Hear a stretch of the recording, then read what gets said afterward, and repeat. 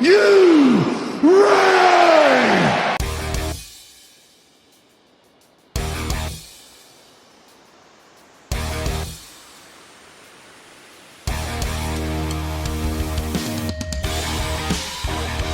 This is the D-Generation Clix podcast with your hosts. Who is Ravage? Ryan Ruffman. Ravage. Hand me that bottle cap. Miles Kane. Hand me that paperclip. Grab that twine. Gun wrapper. Daniel Schwab. We are Best friends. Asgard to mouth. And Pete. 'Cause I'm just me.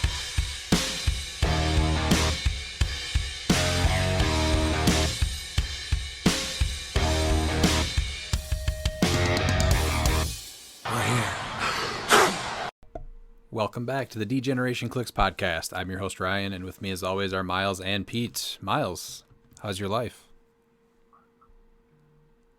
I mean, it's another week. It's been really cold weather. Like, it's not like rainy or snow yet. It's just like extremely foggy and cold, and I don't like that working outside.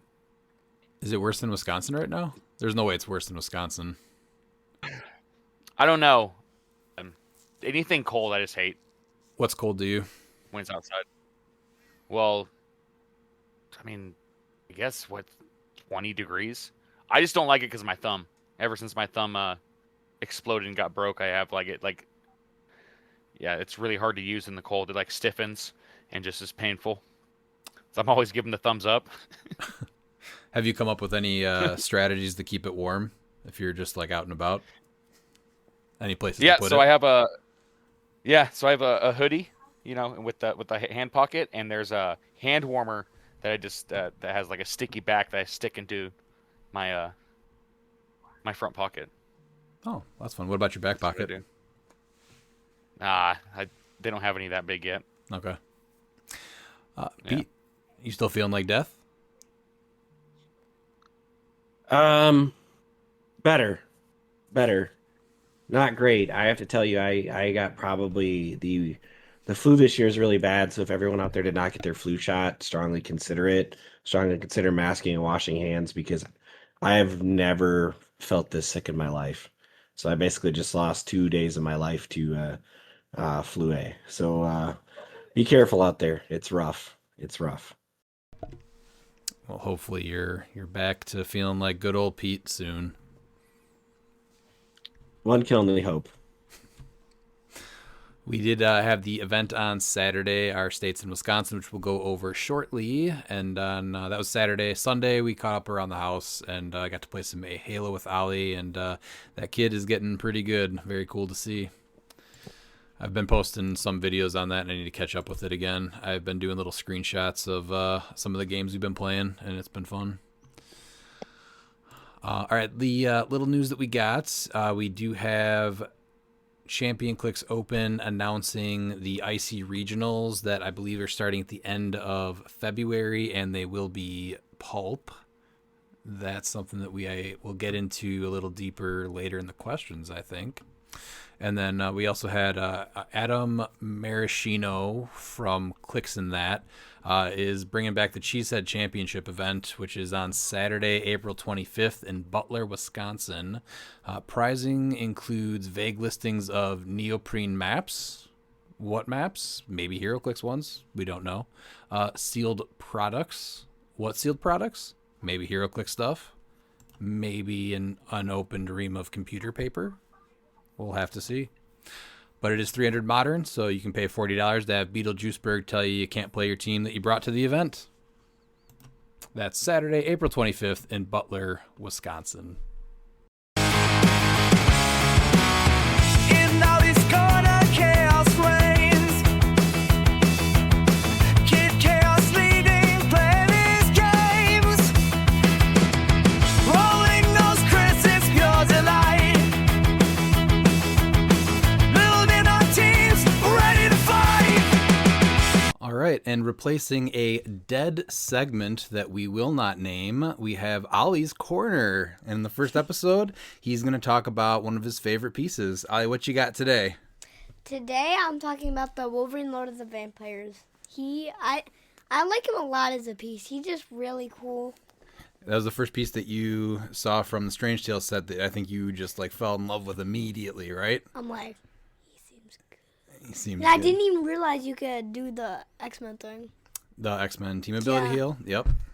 So how'd you get one For Christmas. for Christmas? He was my favorite Christmas present. Out of all of them. Out of every single one. Okay. How was your Christmas? Very good. It was very I good. got and he was so much HeroClix. And he was still the best. Yes. Yeah. Okay. What can you tell us about the X-Men team ability heal with Wolverine, Lord of the Vampires? So he's not like a normal vampire. He doesn't only use steel energy. He can use the X-Men team ability support him up too, kind of. To heal up above Yeah. his starting line, right? Which is a little Yeah. different, but that makes him pretty cool. Mm-hmm. What other combos do you like with that? The X-Men 97 alternate beast card is just really good with him. Because you automatically roll 6 instead of rolling instead of you rolling a die, you just automatically roll 6. You just get a 6, Yeah. so your guys do not take damage then, huh? Yeah, and also that's very big for when you play against the Iconics Magneto. Yeah, because then you don't have to worry about Yeah. rolling a 5, right? Mm-hmm. Because then you would take a damage and... Heal. You would take a damage for healing and a damage for rolling a 5. With the X-Men Magneto. Oh yeah. So what else do you like about Wolverine? He has like a keyword cheat, so he can like cheat people if they have Avengers, X-Men, Monster, or Ruler, and then they gain Vampire Brood. And then people with the Vampire Brood, they get Steel Energy and X-Men, The X-Men team ability, right? yeah. Yeah. which is real good. And then he's the Avengers team, which I thought that's really cool. I don't know why. Well, it's always nice. That's a good one to know. get on your team all the time, right? Yeah, because he just gets a +1 attack. And how about those stats at the top? What is he at the Those top? 11 hypersonic, 13 printed, Yep. precision, 20 invincible, and then a 5 exploit. I love exploit, especially when it's with very high damage. Yes, I know. You love your damage. I love my damage. My damage and my attack are my favorites. Yep, so he's got 5 damage up top, right? Mm-hmm. Yep, and the 13 attacks. So with the Avengers team ability, if you're using that, he's up to a...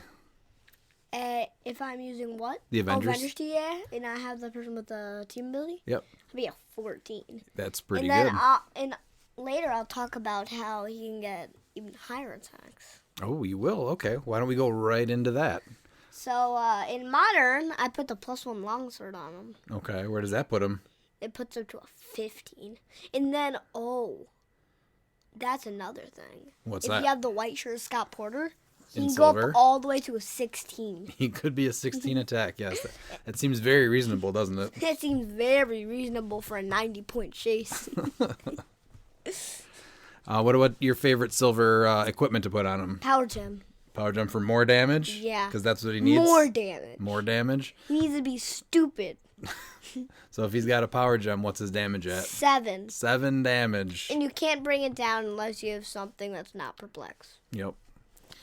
And you actually got to play him in one of our events at Coliseum, right? I think it was for the... I'm pretty sure it was for the Sentinel Strike. Go Might peek be, it. yeah, it might have been for the first week of the Sentinel Strike. Go peek it. No, And you boosted him up so that you were in 8 damage. And even though I put my speckled armor on, you hit No, me it for was, 4. it was a 7. It was a 7. Well, Yeah, because I put 1 by them because he had the longsword. Mm-hmm. So I had 1 empowered by him. So he'd bring him to You- a 7 to make sure he couldn't fortify it. Right, but you had multiple 8. men. Yeah, you had 8, and then you backed it off because you were about to hit me for 8, and you didn't want me to fortify. Yeah. Because you had speckled armor on at the time. Or spectral armor. We're going to call it speckled armor. I like speckled armor. Sounds better. It does. I mean, spectral armor sounds more cosmic, but speckled armor sounds more funny. What else do you like about the Wolverine Lord of the Vampires Like like- that his senses. to roll out? Yeah. Yeah. I don't know why his senses, but Well, it's I think the trait's called Mist Form, so also it like turns into mist. he turns into mist. So he's stealth and super senses. So you get to roll I mean, out like too. if you have like what's a really good range species that can't see through hindering? Oh, there's still a lot out there. Yeah, like any like. Wait, ooh, the common Hawkeye actually is not bad. He has 4 damage. I mean, he could just get destroyed, He could. especially about 1 hit with Wolverine. With his power gem? With Yeah, his power gem. I would say so. He stole from Thanos. He stole it So right out of right his, from the gauntlet. Right from the gauntlet. Fresh out of the gauntlet. Then he gave him a stab through the chest. And he took out Thanos too? Yep. All right. All right. Anything else you want to say about Wolverine, Lord of the Vampires? He looks cool. He just looks cool. He just looks cool. All I right. like that. It looks like he's jumping off he looks like he's jumping off a building or something. Into battle. Yeah, in the battle. Yeah. He just has his claws out, just with his fangs out. I'm gonna murder you. Oh, okay. That's what's up. I also like the trait for when everyone gets a vampire brood. I like the name. Welcome to my kingdom, bub. And then giving him the vampire. That's keyword. just really good. That is really good. Because Makes him even better. it makes it even better because even if you don't have the X-Men team ability like printed on your dial, you can just cheat him onto it. You could. You're right. I think that's all. You think that's all? Yeah. All right. Well, thanks, Ollie, for joining us on wait. the what? A future team that I think of building Uh-huh. is just a ton of Wolverines. Just like a multiverse of Wolverines. Yeah, just the Wolverine multiverse. That sounds Like cool. 2,000 morphs all in one Wolverine. 2,000 morphs. There are just a ton of morphs that are just all Wolverines. Oh, you think? Oh, they're morphs that turned into Wolverine. Yeah. I got you. That's your story. Okay. And it's just a multiverse of Wolverines. Okay. The team name would be Wolverine Multiverse. It's a good team name for that team. Wait, I feel like is there a Blades one shot? I don't think so. There's tarot cards, Tarot cards. but that's about it. Oh, the D6 tarot card. Yep. There's that one. There's also That's blades where you get to roll 2d6s too. Ooh, it's a grass cutter. You could put a sword on them too. A different sword. Yeah. Yeah, the grass cutter. That lets them roll 2d6s. All right. Well, this is Ollie's first Ollie's Corner, and we'll try to make these a regular thing on the podcast. We'll talk to you later, Ollie. Thanks for joining us. Thanks, and Kid Chaos will return. Oh, we'll take you high, take you low. In Ollie's corner, feel the flow. The big focus of tonight's going to be the ROC States events. So after all the year-end festivities, we are back with States results. And there were a lot. We had 8 events, including ours. But let's start with ours. So this was in Kenosha, Wisconsin. We ended up with 28 people. Ours was silver. So why don't we start with our days? So, Pete, do you want to go over your team first? I do. I finished 27th out of 28th. I went 1-3 with 430 points. I played Collector at 200 points with the Black Lantern Ring, Ego Gem, and Soul Gem. I played Carnage Silver Surfer with the Black Symbiote. I played Trelane with Avatar Towerette, who is honestly my MVP for the day. Mr. Oz with the Darkhold, and Dark Phoenix with the Avatar of Khonshu. My sideline was Absissa, Ares, Khonshu, Mimic, Reverse Flash, Samurai from JLU, and Superman from the Iconic set and Towerette. And I had an epically bad day. What are we going to do round by round? Either way, it's going to be pretty short, right? Oh, I'll sum up my day pretty quickly. Okay. I first round I went against Gabriel Escoves. I think I said that correctly. And he played the Iconics Magneto, which is really a great piece in silver. And Gabriel and I had a good game. I lost 140-10. The only role I had good all day was winning like initiative, and then I proceeded not to make any rolls. Second round, I played Thomas Hubert out of Michigan. It was cool to see those guys. Those guys all had really unique builds, to be honest. Thomas played a Mystery Inc. mob team, which could get some wild values once you started interacting with you perplexes and things like that. So he was basically +3 on all of his stats most of the game, and he ended up full wiping me 400 to 60. I played Jay Wyatt Seagrin, another one of people from around here up north. He played an X-Men force. Back and forth game until basically one turn. I just realized I just didn't have the actions to keep up with the amount of revives that the X-Men can do in silver. So I ended up getting wiped in that. 485. And then finally I played one of our local guys, Anthony Boykin, and won 275 to 150. I woke up that morning with a little bit of a sore throat. I came to the event, and progressively my voice got worse and worse and worse over the day. So I made the decision that I was obviously coming down with something, so I did not need to be around a big group of people. And after getting my ass kicked for 3 out of the 4 rounds, decided that was the end of my day. So I will tell you why Trelane was my MVP.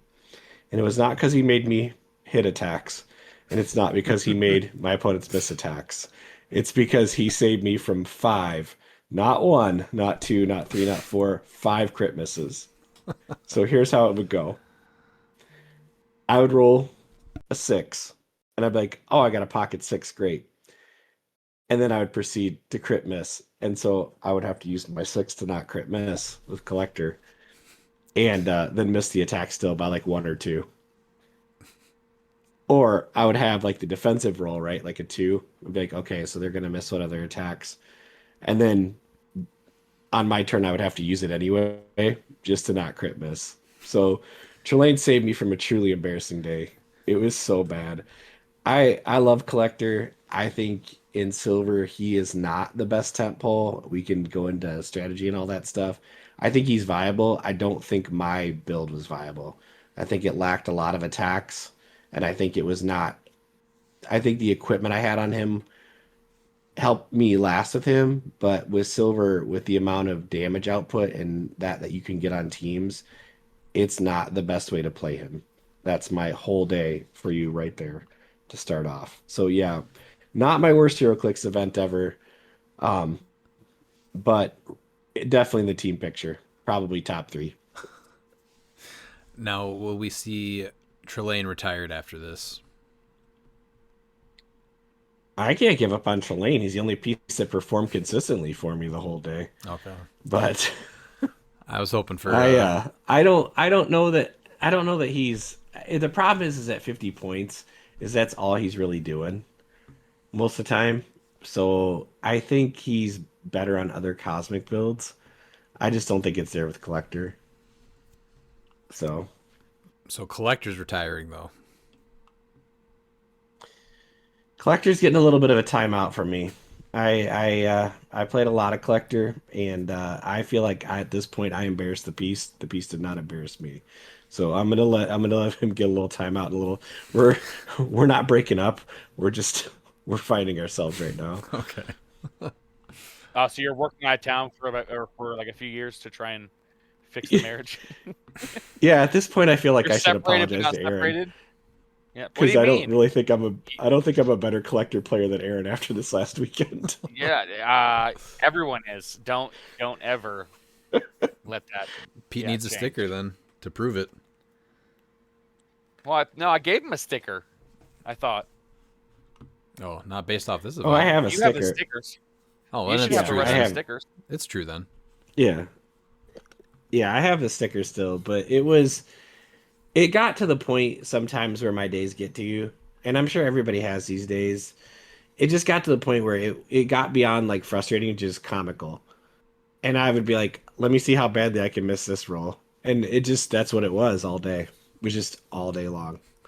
Now, I will say my super senses and shape changes were great. They kept me in a bunch of games, so I can't complain about that. Well, I'm just glad to hear that Collector's going to be taking a timeout. Yeah. Yeah, he is probably too after that. So I played Prime Cable with the Universal Weapon, and I was messing around with my build a lot and made some final changes the night or two before. So I ended up with the House of X Nightcrawler, who can move 12 and then go back to where he started his movement from and place a character. Then the Morph from X-Men 97 with Avatar of Animal Man, Mr. Sinister from the X of Swords OP that has the single one that he can replace in a die roll with the spin ring. The X of Swords Apocalypse with the +1 longsword. Tempo from X-Men Rise and Fall. Her big thing is increasing a speed value by 3. So either putting that into Nightcrawler for a 15 speed or Cable for a 7 speed running shot.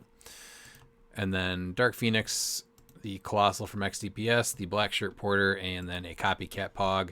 Sideline was practice teamwork to get that extra attack off after Nightcrawler dropped off Cable.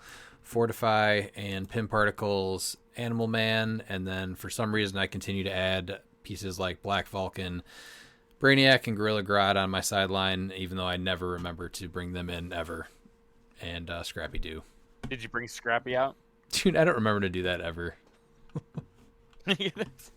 No, the only time I remember to bring out Scrappy is like when he's on there, like if I'm playing White Shirt and killing a construct. Like that's the only time I remember to bring it out, like where I'm actively, it's part of the strategy of the team.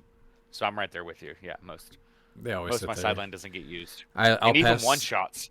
I'll pass my turn and then I'll look at my sideline and I'm like, I could probably have used at least one of those. Yep. So round 1, my opponent was running late, so I ended up getting the win in round 1. So round 2 is my first actual game. Went up against Matt Prignano.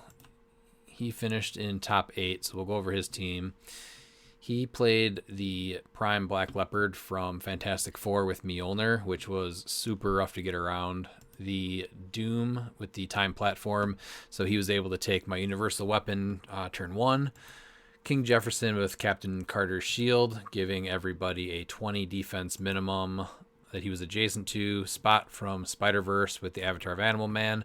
The Aquaman from Batman Team Up with the Team Up card for Rulers, which is what everyone has Dolphin, right? Miles? Yeah, standard characters that share a keyword Have Dolphin. Okay. Which is very important because if he would have put Destroyer on someone, they wouldn't get Dolphin. They would have lost it. Yeah, that's a good point. So that's something that's worth looking at. And being careful of when you're looking at these teams. Aquaman with the +1 longsword, Scott Porter with the Bloodstone, and then Daredevil with Joker Fish, and the Lucas, PJ, and Scott Pog. His sideline was Mind Gem, Halt Mutant, I Must Have It, Animal Man, the Doom, all caps, Robot Doom, the Doom Sorcerer Supreme, and Prisoner of Planet Doom. So he brought me to Monster Island, which I thought was wild, just having a wide open map like that in Silver. But I did not realize he had the team up card, and so I actually gave him the water side, which was unfortunate for me. And so turn 1, he actually he was able to move up and then played Halt Mutant. And so you can't target within 4 and you can't move within 4. Or place, yeah. So there was literally nothing that I could do turn 1. So then turn 2, he came over and got my Scott Porter with Spot, and that was 25 points. I think I used... What else did I use? I'm trying to think what I got from him. I got Daredevil, Lucas, PJ, Scott Pog, Halt Mutant, and the Time Platform for 10 points. That might have been it. Black Leopard was getting weaker, but it all came down to just us kind of fighting in the middle, trying to position, which was really rough. I was able to do, I did have a 1x2 elevated terrain that I tried to use to block some line of fire with Black Leopard because that was about all I had. And I was able to get an attack off on that, and that was about it. But it was going after Spot, and he was able to heal back up with Spot. So I don't think I really did too much there. The big play that messed me up is that I did a running shot with Cable on Black Leopard and did not pick up the Joker Fish that was on the ground after Daredevil got KO'd. And so at the end of the game, it was 40-40, and then I lost in a roll-off on that round. So that one hurts. Then round 3, I played Anthony Barnstable, who did a Wakanda Hulkbuster team. This was Wakanda Hulkbuster with Avatar of Animal Man, Spot with the God Killer Sword, The other spot from SVAC with the Hell Cycle, Jennifer Kale with the Ring of TK, a Cadmus Lab Scientist from JLU, Sinestro Core Ring, Marvella with the Avatar of Khonshu, Copycat, Phoenix, a Bat Paw, Bystander, and then the Lucas PJ Scott Pog, Mind Gem, Fortify, Web Swinging, Animal Man, Black Vulcan, Brainiac, Gorilla Grodd, and Khonshu on the sideline. And we went to King's Tomb, and his most of his offense was the spots, and he was able to get pretty much full map with the spots and moving them back and forth between the Hell Cycle and the Free Place and all that. So the big thing here was I was able to hold off most of the attacks. My Dark Phoenix rolled, I think, 6 or 7 consecutive imperviouses, and I think she was still alive at the end even. That is amazing. It was, yeah. Look at this. that never happens to me. So that was insane. That No. it was like 6 or 7 imperviouses in a row. It was crazy. Do you think that was karma for playing Hulkbuster against you? I mean, it definitely could have been. You're like, you know what? Yeah, you can go. You're playing Hulkbuster. I'm not going to miss an impervious roll. I might not get free actions, but I did get impervious. Yes. Yep. But I really I was able to get one big play on that where I was able to get the speed up on Nightcrawler with tempo, dropped Cable in, and Cable was able to sneak in and I think hit a lot of the support pieces.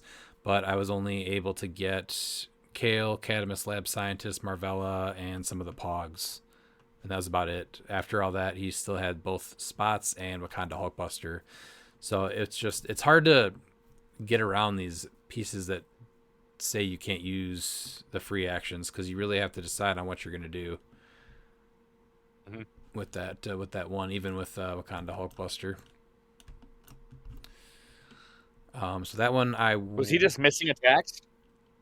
I haven't seen the whole game yet. So he got 60 points. Oh, he got Cable. So that's right. So I did not use Fortify, and I was gonna just have hopefully bring Cable back to Morph. And I think I probably could have saved him if I didn't let him die over on his side. Because the whole idea was I let him die, did not use Fortify so that I could bring him back and heal him back to top, hopefully with support on Blackshirt Porter and copying it with Morph and potentially Copycat. Yeah. And then you have the free heal with Scott Porter too, right? So I was hoping to be able to heal him back to top. And he was actually able to KO him. I brought him back to Morph. And then he was able to actually chase him down with the spot combo because he killed him with Wakanda Hulkbuster. Yeah. So he was just on his last click, and I think he needed like a 10? And I think he hit the 10 or an 11 to KO him again. So that was the 60 points that he got. So that was a little scary. But yeah, the what kept me in it was really the impervious rolls on Phoenix because the final score was 85 to 65. So losing Phoenix then would have put him up by 5. Yeah. So she was resilient. Round 4 was against Bookwood, so this one was rough for Bookwood. This was hard to watch. It was. This is the one. This is the one game where I'm like, this is exactly why the X-Men are stupid. I felt so bad for Bookwood watching it. I couldn't finish the game. I'll be honest. Well, it was rough. It was a rough game. The thing is that he even said after he knew all the ways to counter it and just didn't do it. Yeah. So it was just I just felt so bad. It was such a defeating game to watch. I'm like, okay, I guess I can go do my chores. I know this. And I even misplayed in the beginning because for some reason I was thinking that even if I got was it Batman in the Pulse Wave, that he would still block line of fire with all the other Black Lanterns. So I actually brought over Cable just to Batman and just KO'd Batman first. And then he just basically left with his team down the side of the other map. And then I just chased him down with Cable from one side and then my other team from the other side. So this one was an enjoyable 400 to 20. And it could be the last competitive game against Bookwood. It very might well be. So we've talked about this before, but after this, Superman went up for sale. Swamp Thing I saw was sold. I saw Khonshu for sale. So this might be it. It was the biggest fire sale I've seen. Then my last one was our round 5 in Swiss. This was against Matt Leaner, and man, I was not ready for what Phoenix Force Thor can do in silver.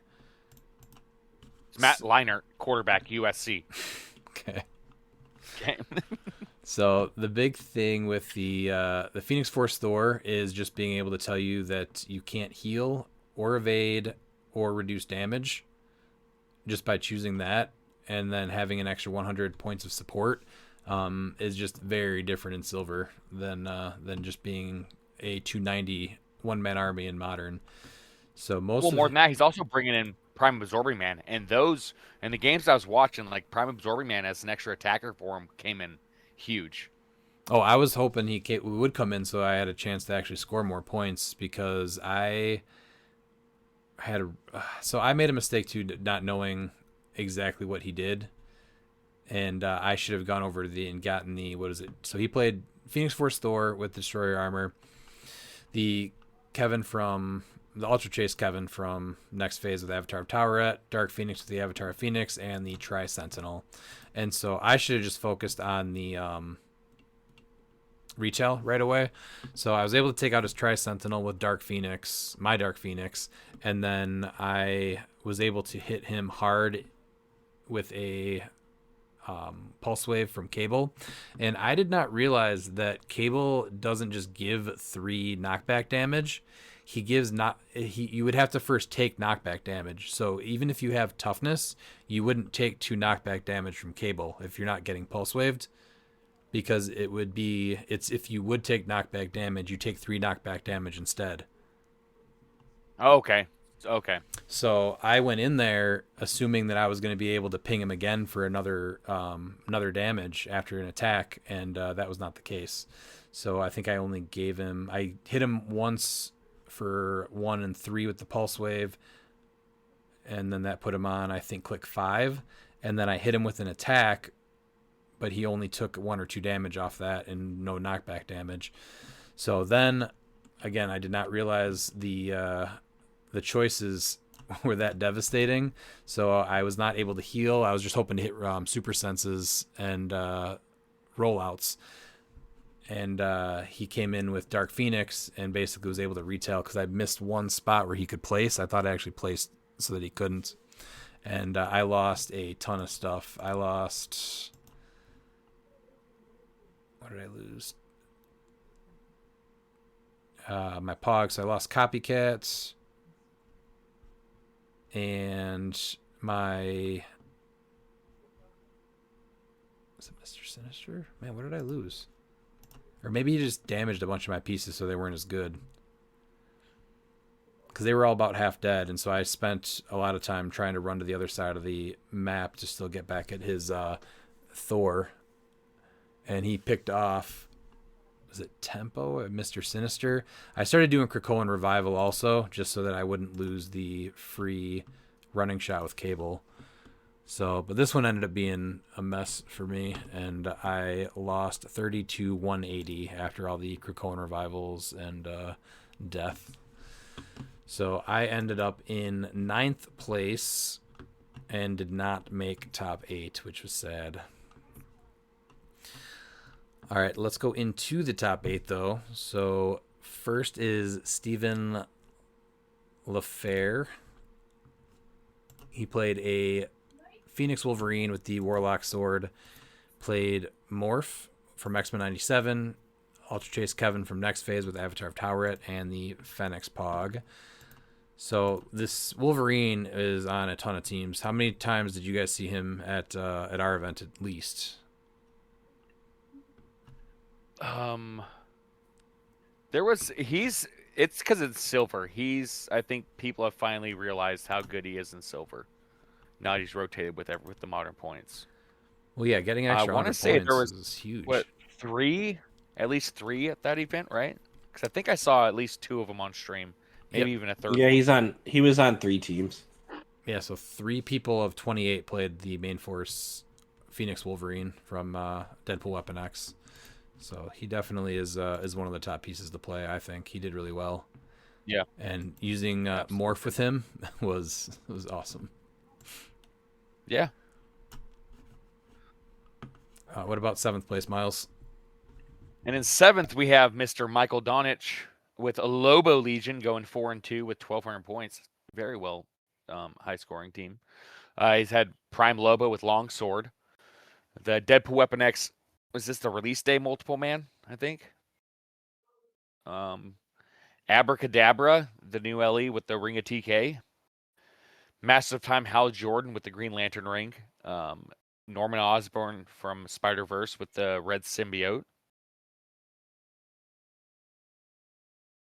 I didn't realize that he had symbiote keyword. Interesting. Owlman, Hydra Agent from Deadpool Weapon X, Mary Jane Watson with the Paparazzi, Crazy Jane, and then 1, 2, 3, 4, 5, 6, 7, 8, 9, 10 Deadpool Weapon X multiple mans at 10 points. With sideline being Abscissa, Amanda Waller, Jersey Devil, She Venom, Case Q's Question, Murder in the City Enduring, Mystery of the Strange Cube, and Unlocking Raven's Spellbook book. So a bunch of mystery cards there. So he was one of the people that was most excited about the new silver rule, where you can play characters with various as their real name, and then certain characters that had the mechanic where you're supposed to be able to play multiples. So this team came back with a vengeance, and he was able to get Jersey Devil off really quick on a lot of games, he said. So really cool. I'm sure, team. I can imagine just loading them up. Well, he's able to. Yeah, I think. What is it? So Paparazzi is 1 to 3 right there, and then he's getting a construct out, so that's 4. He's getting 3 puppets also from Abracadabra, so that's 7. And what do you need? 8? Oh yeah, so that's like happening. No, 13. I'm sorry, you need 13. You need 13, yeah. But that's still fast. And then as the multiple man makes a multiple man bystander too. Yeah. So we're already at 8, and that's just like turn 1 before the other person even goes. Yeah. And what we've noticed, and Lucas showed it too at the Silver Intercontinental Championship, is if you're going to play Lobo in Silver, like Owlman and Crazy Jane are musts. Yeah. Like that needs to be 35 points of your build. Handing out everyone's CSA is really good because you're able to give prob to like essentially everyone to give people tokens. But it's the outsiders. Like that's so he had all 10 of his 10-point multiple mans just had outsiders. Like, yeah, no, you're not modifying. Well, that's huge too for the Magneto teams. The 2 best ways to counter the Iconics Magneto is the Outsiders team ability and Guardians of the Galaxy. Yeah. Yep. So for 10 points, you're getting Outsider from Crazy Jane, and for 25 points, you're getting prob on every single one of your pieces that have team player. Yeah. And that Owlman he's a surprisingly good like attacker that no one really sees coming, with him being able to sidestep potentially twice. Oh, okay. When was he? He was Notorious, so he just rotated out of Modern, right? He didn't really see much play. Yeah. No, he saw play for a little bit with Detective when BTU was still Modern. Yeah, that's right. Even though they weren't Modern together, were they? No. Weren't they? No, it must have just been that Silver States after Worlds. No, they were Modern for a little bit. Notorious and Batman Team Up? Yeah. No. Batman Team Up rotated the year that Notorious was the team sealed. So they weren't Modern together.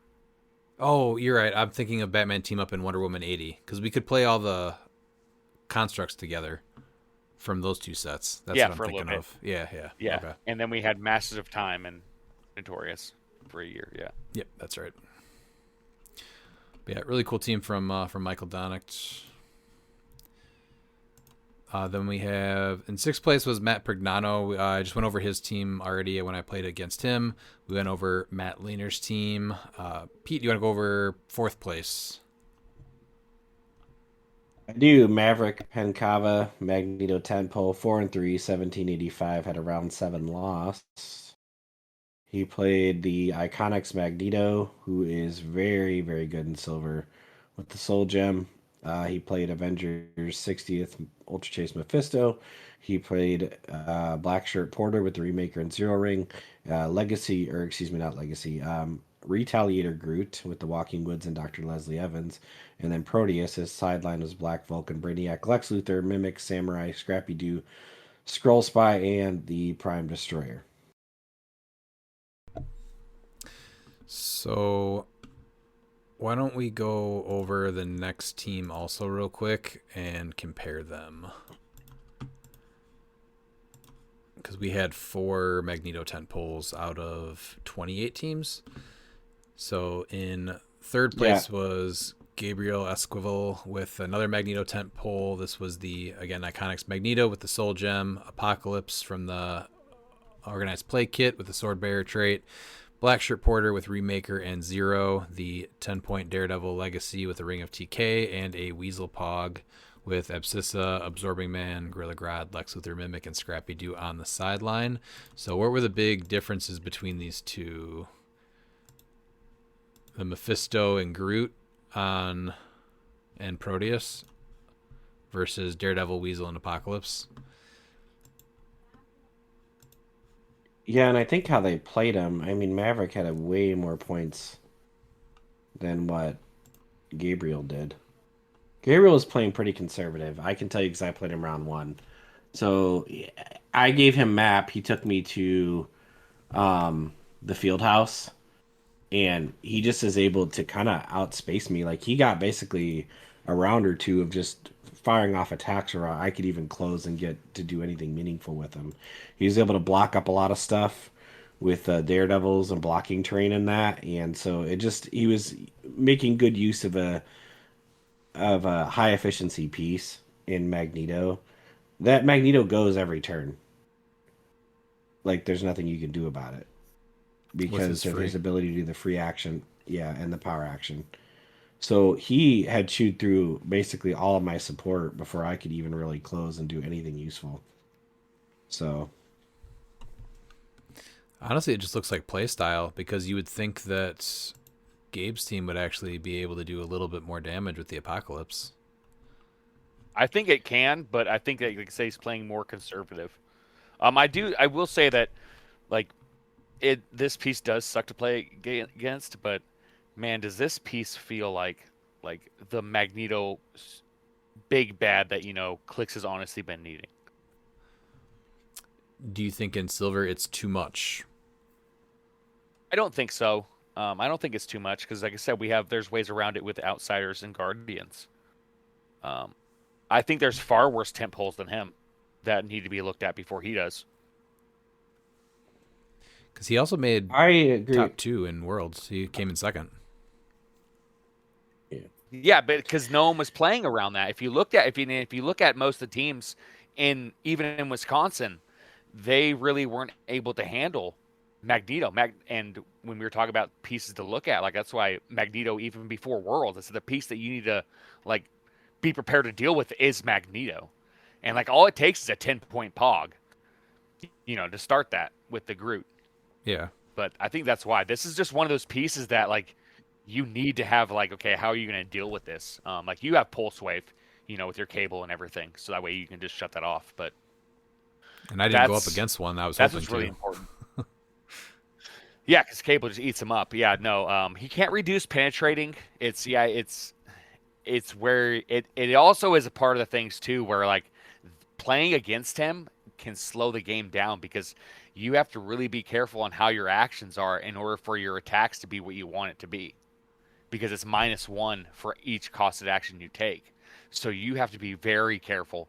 And so this is a piece that almost like you're forced to not slow play, but, like, take longer turns than normal because you're dealing with something like this where you can't do your normal turns because you're going to be, if you have a certain order of actions that you want to do, well, now that's has to change because by the time you get to the fourth action, that's -3 to your combat values, or technically -4 if you for purposes of perplex.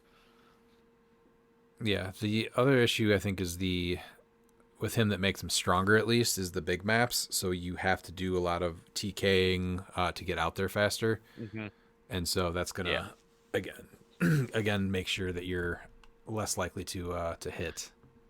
I think it's close, but I mean with the tent pole rolls, like I think that there is something that needs to be looked at again with the tent poles. But I think that there are worse tent poles, and I think we went over with the USC quarterback Matt Leinart. I think Phoenix Force Wolverine is not Wolverine, but Thor, and then Phoenix Wolverine. I think those two figures themselves are actually a far bigger deal than Magneto. Yeah, the board wide effects, and then because when these pieces are made, a lot of times, or I mean, really always, they're made with 300 points in mind. And so when you're getting an extra 100 points with some of these effects, like it's really not as big of a deal when Phoenix Force Thor can say that you can't reduce damage or evade when it's just him making that, attack or two. But when his whole team gets to make an attack, that's a little bit more rough. Yeah, and him. Like with Dark Phoenix. I mean, he just takes that and then he can just free retail. And then attack again. Okay, now you're... and then attack again too, right? Yeah, and there's no evading. She's got 3 bolts, 10 range, so she's she's a good example of that, where that's just impossible to do pretty much in Modern. I do like how he plays like a Magneto just watching him. I haven't played him particularly, but looking at his dial and watching like how he plays, like that feels like a final boss Magneto. And so it's awesome that we finally have that. Yeah, it definitely seems like a really cool Magneto to play. I can't play a single big point piece like that for an entire event, but I think it's a very well done Magneto. Yeah. Do you want to go into second place, Miles? Yes, and in second place, we have the superior Leopard Dolphin team with Mr. Richard Prignano. That's very similar but different. He has a Spot with Avatar of Animal Man, Aquaman with Bloodstone, Black Leopard with Mjolnir. His restricted piece is Killmonger with the Spectral and the Spin. X-Men 97, Professor X with the Carter Shield. Mephisto, no team-up card, with the Ring of TK. Copycat, Daredevil with Jokerfish, and Baby Groot, with his sideline being To Me My Hammer, Halt Mutant, Pym Particles, Animal Man, Black Skull, Doom Supreme, Kid Thanos, and BTAS Superman. Yeah, he got a ton of points. Yeah, this is the Killmonger was a great call for it, and this is why I think that we do need more restricted game elements. Obviously, so that way people are not going to just they're not going to just go with the Scott Porter, like he played his King Killmonger, like that was his. And I think the more options we have for the restricted list, I think the more diverse teams. But this shows you don't need Scott Porter to get to the finals. And the reason why I say is the Baby Groot, because he played against one of those Magnetos in top 4, and so he's like, whatever, I don't care. You're not going to modify my stats. The only person that's able to change that, though, is the Spot, who's the main attacker anyway, so it's fine. Yeah. You can copy. You just copy, Groot. So you don't need him to be he's just copy it. He's adjacent to everyone else. Right. The only person with team player is the Spot, though. No, Daredevil. Daredevil's not attacking. In a few instances, he was attacking with him. But, like, the Baby Groot is very important, so that way when he takes his actions, that you're not getting the -3 to your stats.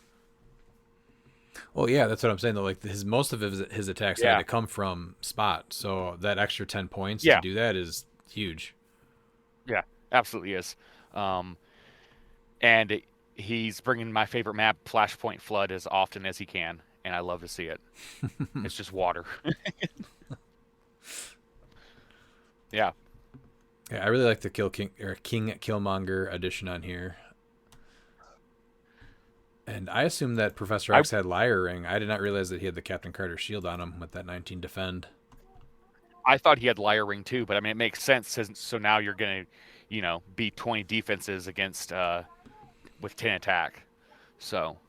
Did you see if he I see why he did that. if he swapped out King Killmonger ever? Yeah, he swapped out sometimes. Not a lot, but I saw him bring out Black Skull.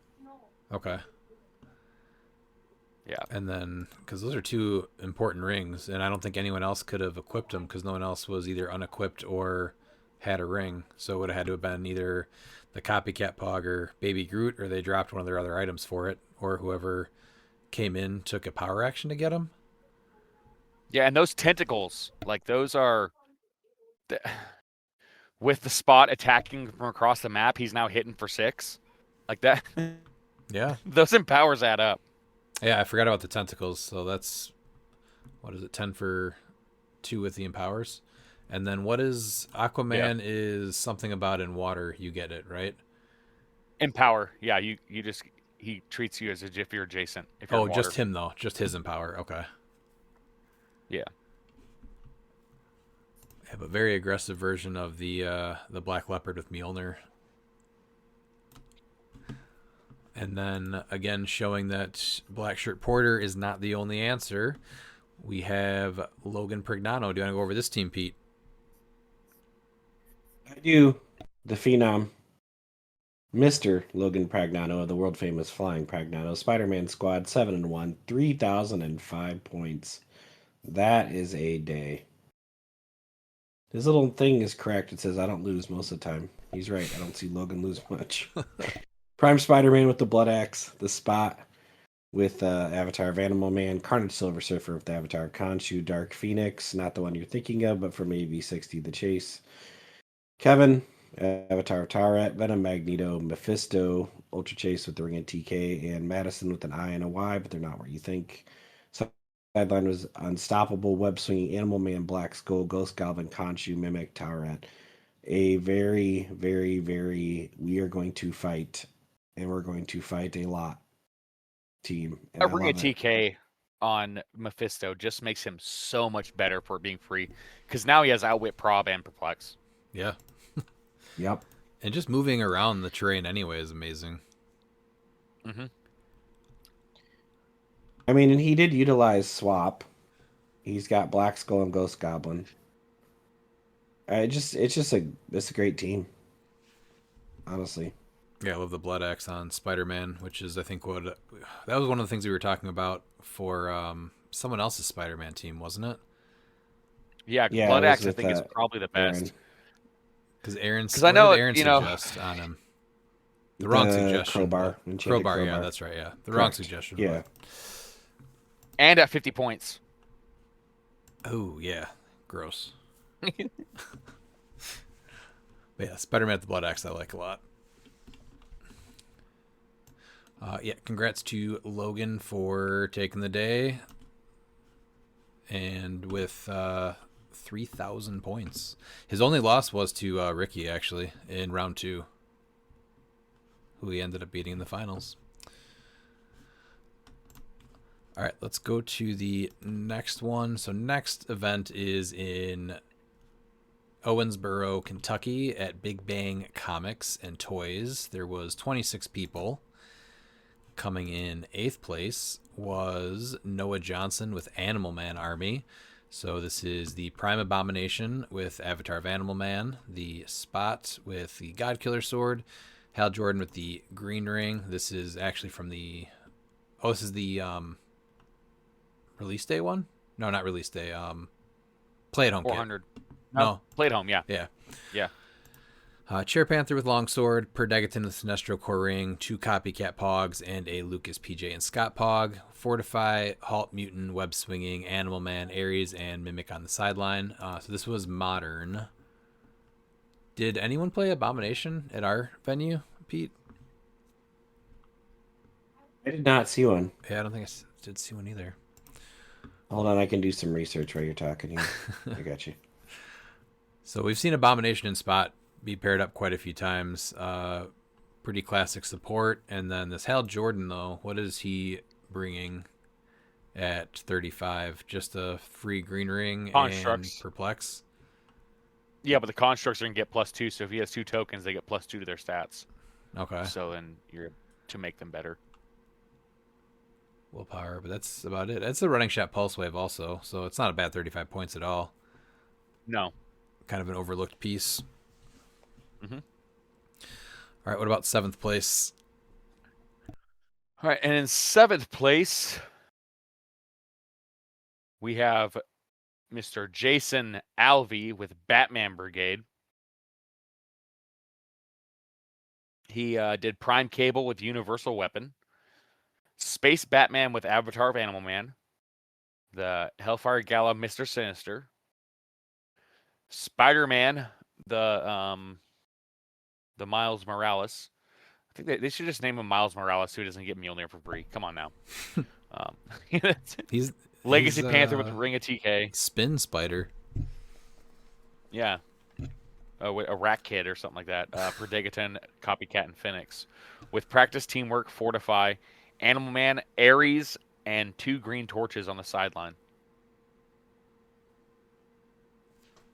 I like seeing the cable with the Universal Weapon, obviously, and then just combining that with the Space Exploration Batman. Yeah. Did he... So the double green torch was there just in case one got Chair Panthered then? Yeah, so they would have to Chair Panther both of them to stop that. Yeah. Is what it's doing. So that way you're protecting Ares and your Fortify and Practice Teamwork. I thought we were going to see a lot more people doing the assist from another world on a lot of these builds, but everyone's been just really playing 2 just so that one doesn't get Chair Panthered. Yeah. Did you ask Jason about the Mr. Sinister from the Hellfire Gala, if he likes him over the Chase after playing him for a full event? I haven't had a chance to ask him that. No, all I know is that he matched up with, I believe it was Alex, who ended up winning it, and he just looked at him and he says, really? So Spoilers. He was not too happy. He's not too happy about the Mr. Juice. Let's go to 6th place, Pete. So I will report that there was no A-bombs at our event. Oh, okay. Yeah, I didn't think so. Going on to 6th place, we had Emma Bradforth, Guy Gardner Gang, 3-3, 1190. They played Juggernaut with the Crimson Gen, Guy Gardner with the Star Sapphire Ring, Reverse Flash with the Avatar of Animal Man, Harley Quinn, Bardley Quinn, we love her, Scarlet Witch from the Kooky Quartet, A with the Ring of TK, Perdegaton, and the sideline was Mind Gem, Fortify, Halt Mutant, Animal Man, Ares, and Mimic. That's a Yeah, ton she's of been damage. doing this in quite a few events, teaming Guy Gardner and Juggernaut up. I think this is like the 4th at least where she's played this. Like, 'cause I know she did quite a few CCOs with this, a team similar. I don't know if it's exact, but I know it had the Guy Gardner. She's been playing Guy Gardner for a while now, and she's putting in work with him, showing how good he is.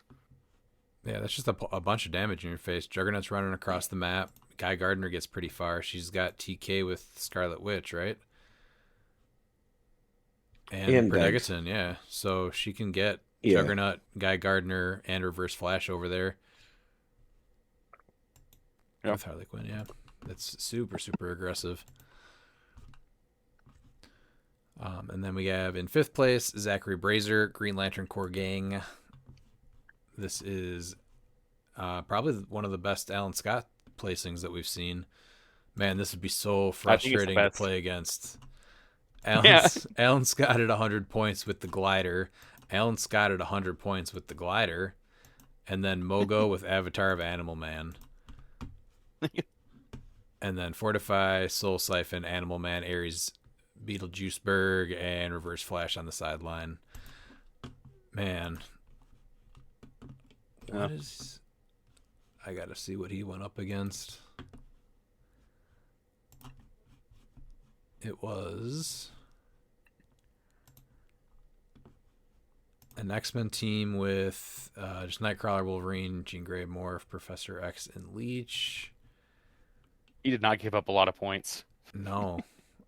So his first game, he won 300-0. Second game, he won 70-0. Third game, he won 300-115. Round 4 was 300-0. Round 5, he did lose 55 to Nick Ballou, the bear. Yes. And then round 6, he lost 10 to 290. But those are some scores. Yeah. Where's all of his damage coming from? To full clear with... Has to be Green Lantern. Well, I mean, guess, they're just, yeah, but... 'cause they have to get close to him, and so they're going to be hit. Mogo's going to have enhancement, and so he's going to be hitting. They're each hitting 12 for 5. I don't know. I think he had some favorable okay. matchups, too. He did, yeah, but it's I'm sure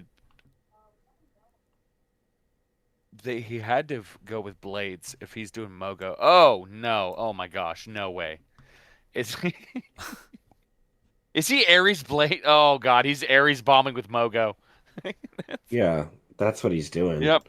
Yeah.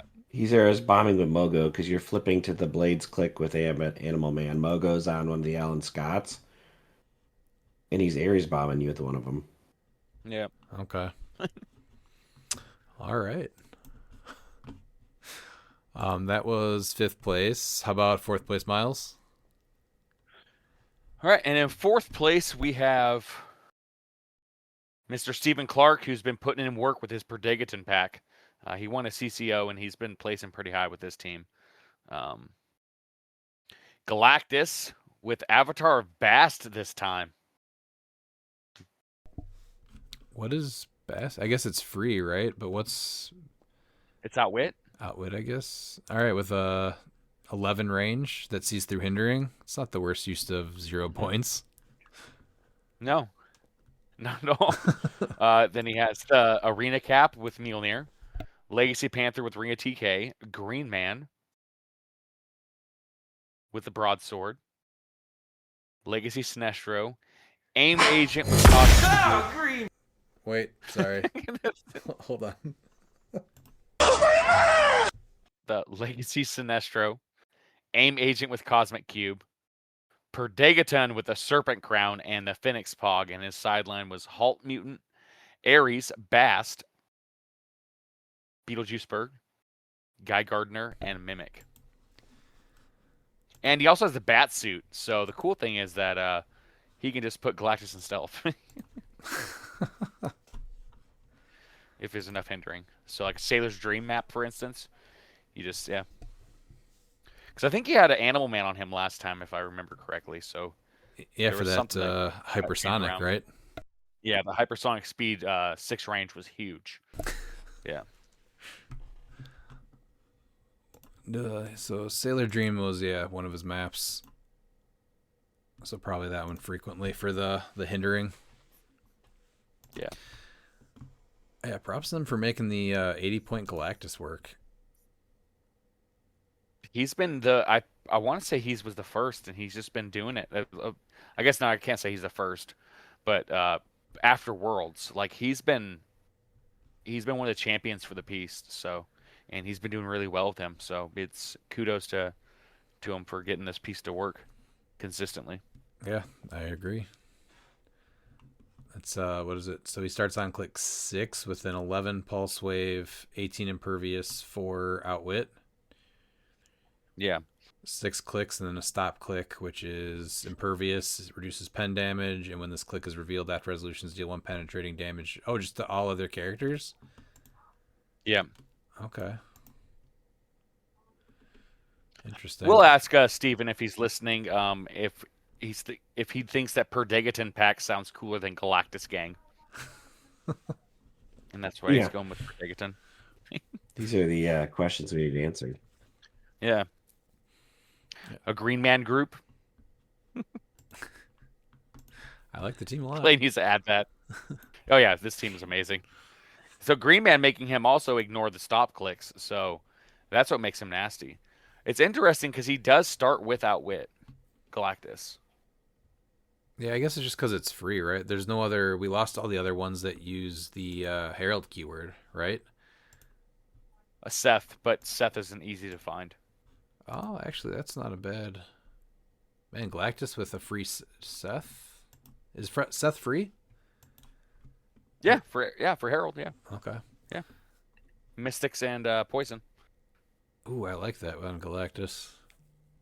So if Galactus, like, your one turn you power and just destroy, them, and the next turn you just take your action to poison and then power action to bring him back to the starting area. Not bad. Yeah. Yeah, really cool team. And he has Mystics. Yeah, I like the Mystics a lot on him. All right, let's go to number 3, which was Nick Ballou, who chose evil this day. So unfortunately for Nick, I'm not really sure what he was thinking, but he went ahead and played Beetlejuice Bird.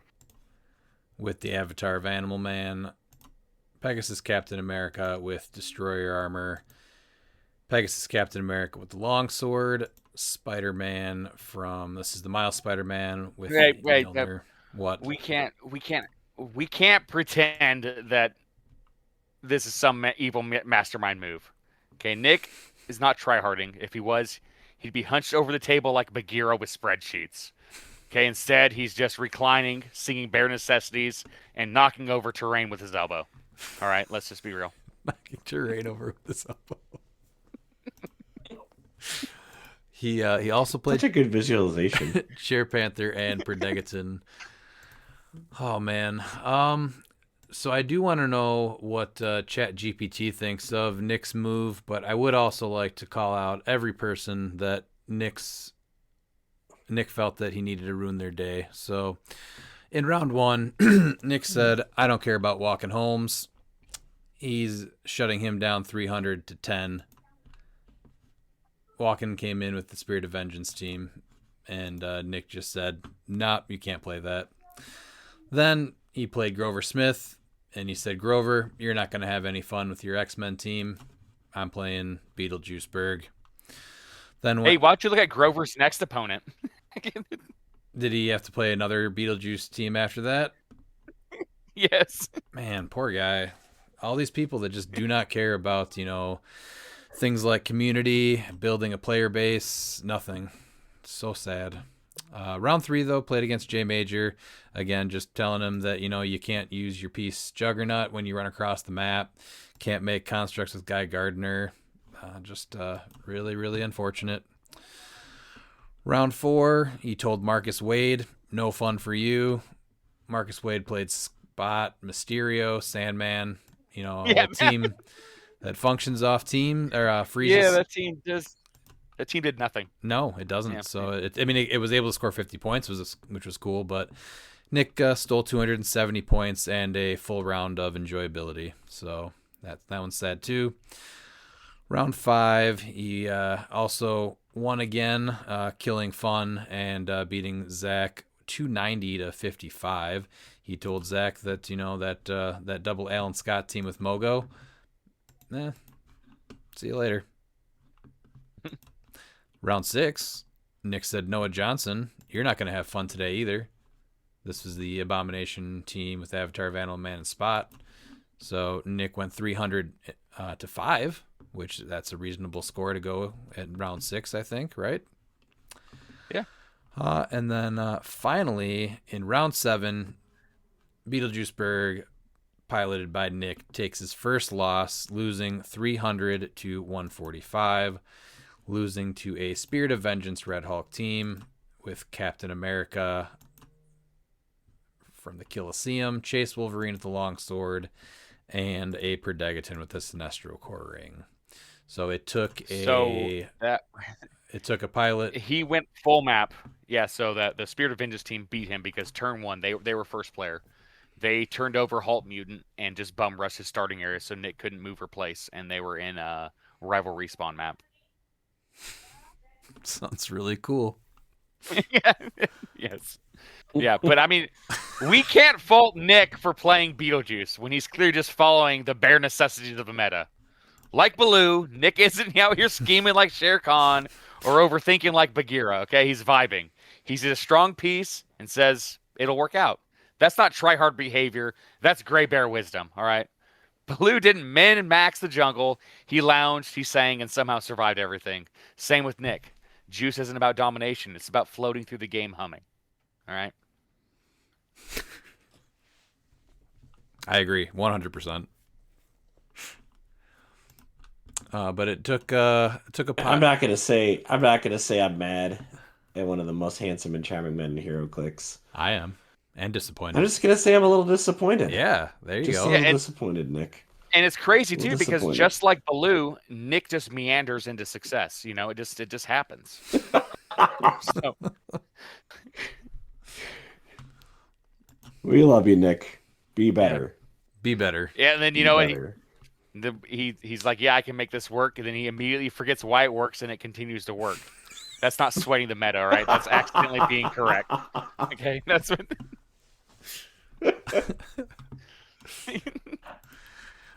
All right, let's go into second place. This was actually the team that I just read that Nick killed their fun, but still lost. This was the Spirit of Vengeance Red Hulk team with the Wrecking Ball, Kilseum, Captain America with Mjolnir, the Chase Common Wolverine from X-Men 97 with the Longsword, Protected in the Sinestro Core Ring, Evil Entwinement, Hulk Mutant, Odin Ravens, Prime Rogue, Thanos, and Ultimate Hulk on the sideline to just come out so that there's 2,000 points worth of pieces on the board all at once, because you take your 125 point piece and just damage it to get all that stuff out. And now we have the super cool Hulk Mutant one shot that just says you can't move. Does that sum that up? Yeah. I will be on record and say that, you know, despite our disdain for Juice, the one shots, I will say, after watching the games in Silver and Modern, the one shots are honestly worse than him. Hulk Mutant is right up there with Canon Event, and I think in some instances is actually worse. It's Breaking first turn immunity should be like hurt, but the fact that you can go, you know, because every figure almost has, you know, these special powers. You just break first turn immunity, especially on an indoor map, and there's like, sorry, you can't move or place. So hopefully you have range and it's not blocked. And I feel like, do you think this one shot was made so that people are like, oh, to counter this 5-point one shot, I'm just going to play a lot of bad pieces that don't have special powers at this competitive event? So I think when these one shots are being made, I think they're really thinking of it like how to protect like the second player, not realizing it enables first player. Like that's the entire problem with these one shots is that yes, they do protect second player, but they enable first player, and like the only counter is that, so in order to stop them, you're like, okay, I have to drop my own Hulk Mutant. So now you have to have that on there to stop this Hulk Mutant. Or, God forbid, you have to buy the Chair Panther. This figure is going for $75. Recently sold legacy card was $200. So almost $300 to counter these $20 things. It's insane. Why isn't this at least like within line of fire?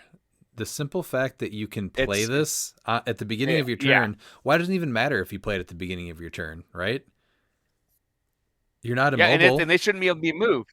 Right. No, yeah, that's what's horrendous about it. If you were that character was immobile, that would be something. But the fact that you trigger this and then like break first turn immunity and you don't even have to care because your opponent can't even do anything anyway, and so you're going to be able to play these pieces that normally, you know, you can't. There's really no deployment for an alpha. And this one shot, just like, okay, now I can alpha because they can't move or place. Or like line of fire, Especially also, in indoor maps. You don't need line of fire either. Yeah, line of fire. This Yeah, that's yeah. one shot makes absolutely no sense. It's Hulk Mutant. It says, and you should choose a character with the X-Men or Brotherhood keyword. Just one. It shouldn't be every character. Yeah, that's true too. Like this is a one shot that's obviously meant to, you know, it's X-Men. Okay, so, and we know like X-Men strong. So like this one shot would be really good. Like if it just stopped an X-Men, you know, or just even just one figure, one character. The fact that it's everybody within 4 is just insane. They should just choose a character and they can't place. What is the point of it being at the beginning of your turn though? Because one shots are, I guess. I don't know. No, there's plenty of the ones that are just, you know, they that's give true. you the ability to power free later on in the turn. Yeah, because it's a free. Because if they did a free, then this is the way they want it to get around juice. Maybe I don't know. Oh, okay. So this is the anti-juice thing where you just hold them down and you pin them down. Yeah, I don't. Yeah, I don't. It's just So if you look at Nick's team, like obviously he's Nah, I don't want to he's again. just doing the bare necessity of the Stupid meta. team. Get your But team out of here, Nick. the the only figure that could move, I think, was no one. He couldn't move or place with anyone. That's got to Because be. he had both Caps who have a special power, Beetlejuice, the Spider-Man has a special damage power, Legacy Panther has a special damage power, and then is it Predagiton? Oh, Predagiton. He could move in place with Predagiton. So what does that cost a team to be able to say that no one on your entire team can move at all? This is what's great about it. It only costs your team 5 points. Oh, that's super reasonable. Yeah. Super reasonable. Listen, with some of the recent terrain markers and the things that they're doing for no points, I feel like 5's an improvement. I still don't understand. I still don't understand how this gets anywhere near this game. Yeah, like the first time I read it, and I think you messaged me about it. You're like, "Have you read Halt Mutant?" And I'm like, "Yeah." And Miles is immediately like, "This is the dumbest one shot since the last really dumb one shot because it basically just holds a whole team down turn one." And I was like, "Oh my god, you're right." Because you're thinking of it as like, well, clearly they want this to be a defensive thing. Mm-hmm. And I will say that Nick, the best defense is a good offense, baby. Your team sits.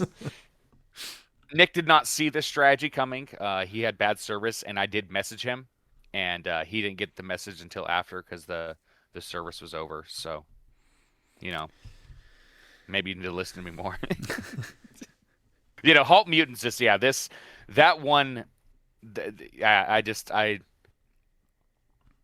I want to hear someone defend like why they think that like this is totally fine and the game needs this for 5 points. Like it's the one shots are just getting out of hand. I think that's what they like. One shots I think have a great like chance to be something great, and they're just so practice teamwork is 10 points and this is 5. Is it 5 because it's from an OP kit? Like this just feels like 15 points. It's just, I mean, with what it does, well, then it won't see play. Well, okay. When you have these, if you have overpowered, I'm sorry, with how overpowered this is, you will make 15 points. You'll find 15 points for it. Yeah. Dude, this gives you a whole turn. It does. It really buys does. you a turn. Did you have to go up, or did anyone play this one on you, Pete, this weekend? No, they're beating me so thoroughly they need to use all this stuff on me. It's so bad. All right, well, let's go to the eventual winner. It looks like this was Alex Kuz. He usually makes some good teams with some unique pieces and follows through with that, right? What did he play, Miles? He in 1998. I'm going to talk a little bit of history about Alex Kuz. Okay. Okay. 1998. He was just getting into wrestling. He wasn't sure what to watch, but he's down there in the South, and so that's where WCW is really big. He really didn't have a favorite wrestler, but it seems that like his choice for his favorite wrestler is what he's doing here is the Georgia Dome. We're already at like 108-0 with Bill Goldberg, and Kuz goes there, and he becomes a Goldberg stan. He argues about how great he is in the ring, how he's one of the most technical wrestlers, how Bret Hart deserved the kick to the face. All right, that's kind of wrestling fan Alex Kuz is.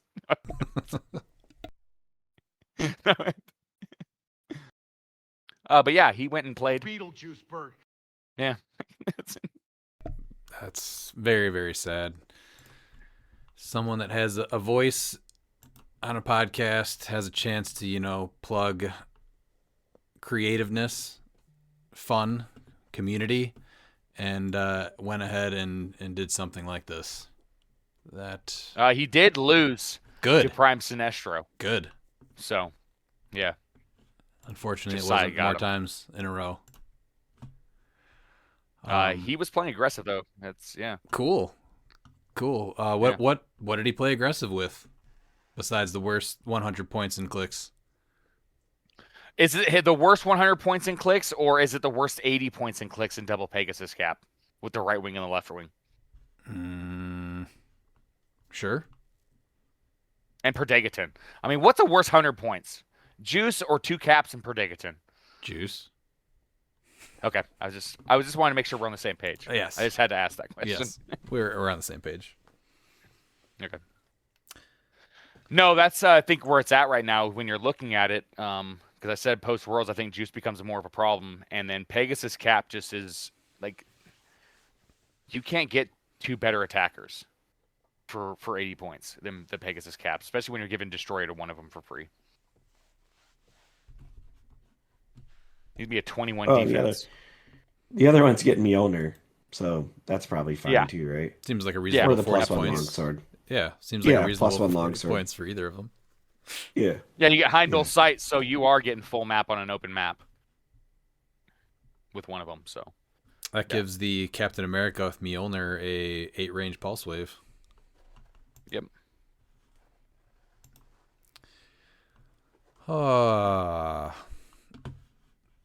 Let's see how many people Alex said you're not going to have a good time today.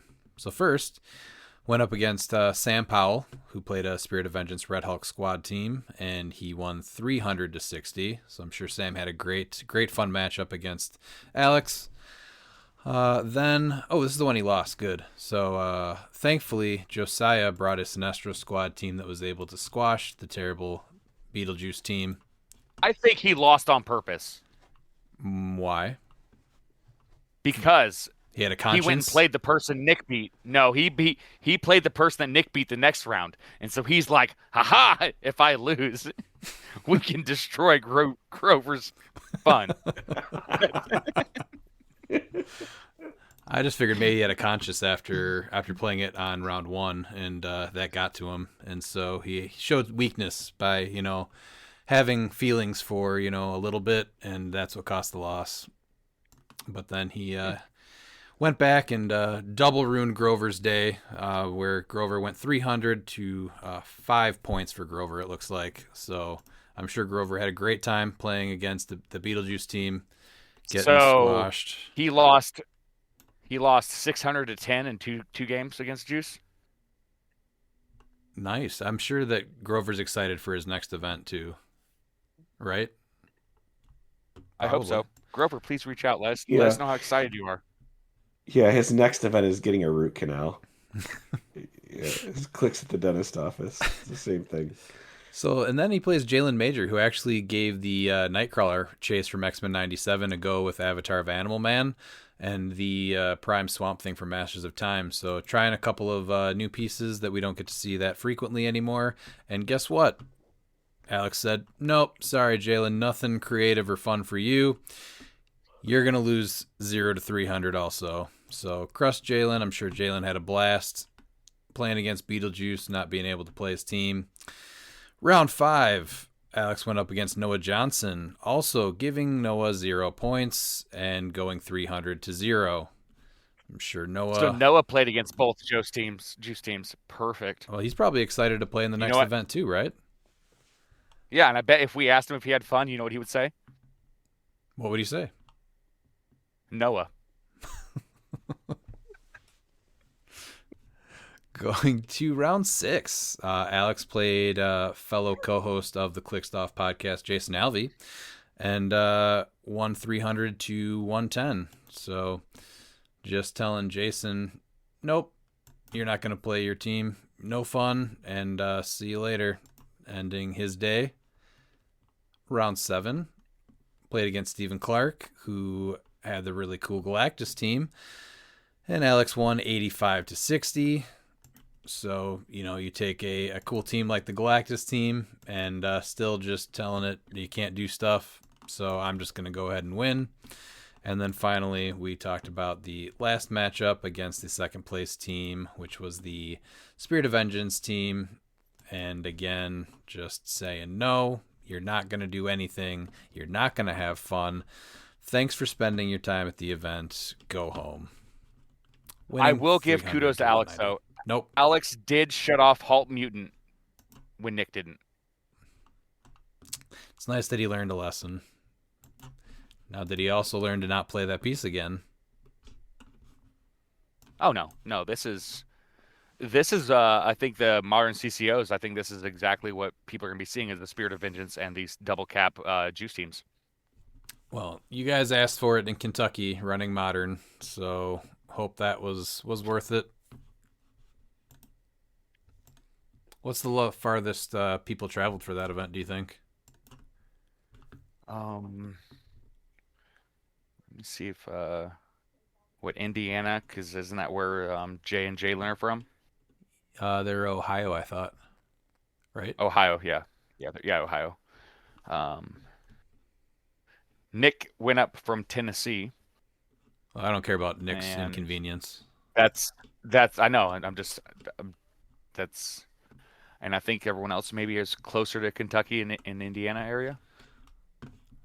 Well, hope you guys liked your modern.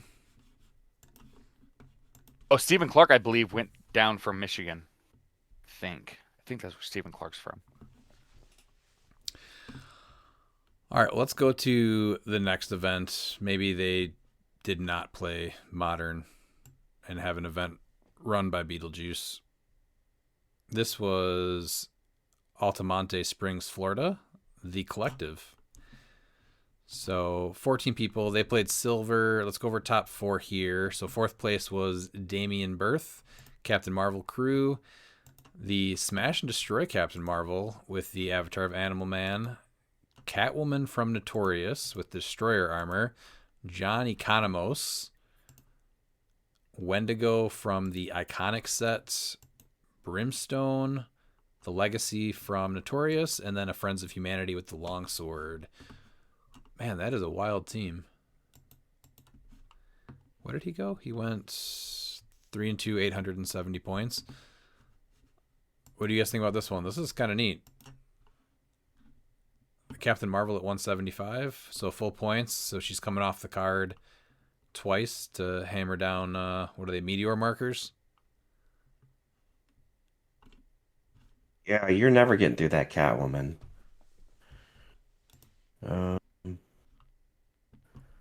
This is really a unique team.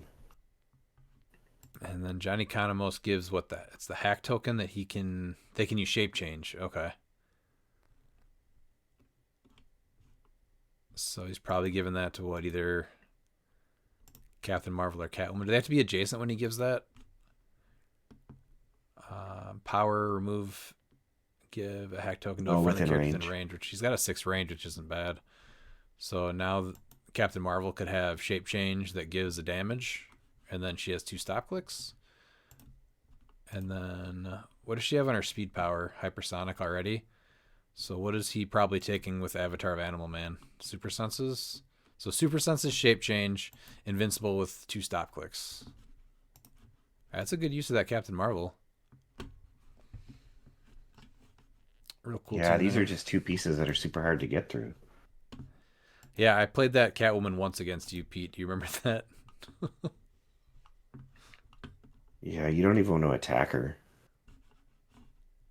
Yeah, really cool team. All right, Miles, going to go over the third team. Third place. Yeah, and in third place, we have David Nelson with our third sighting of a top 4 Magneto tent pole. Magneto with Soul Gem.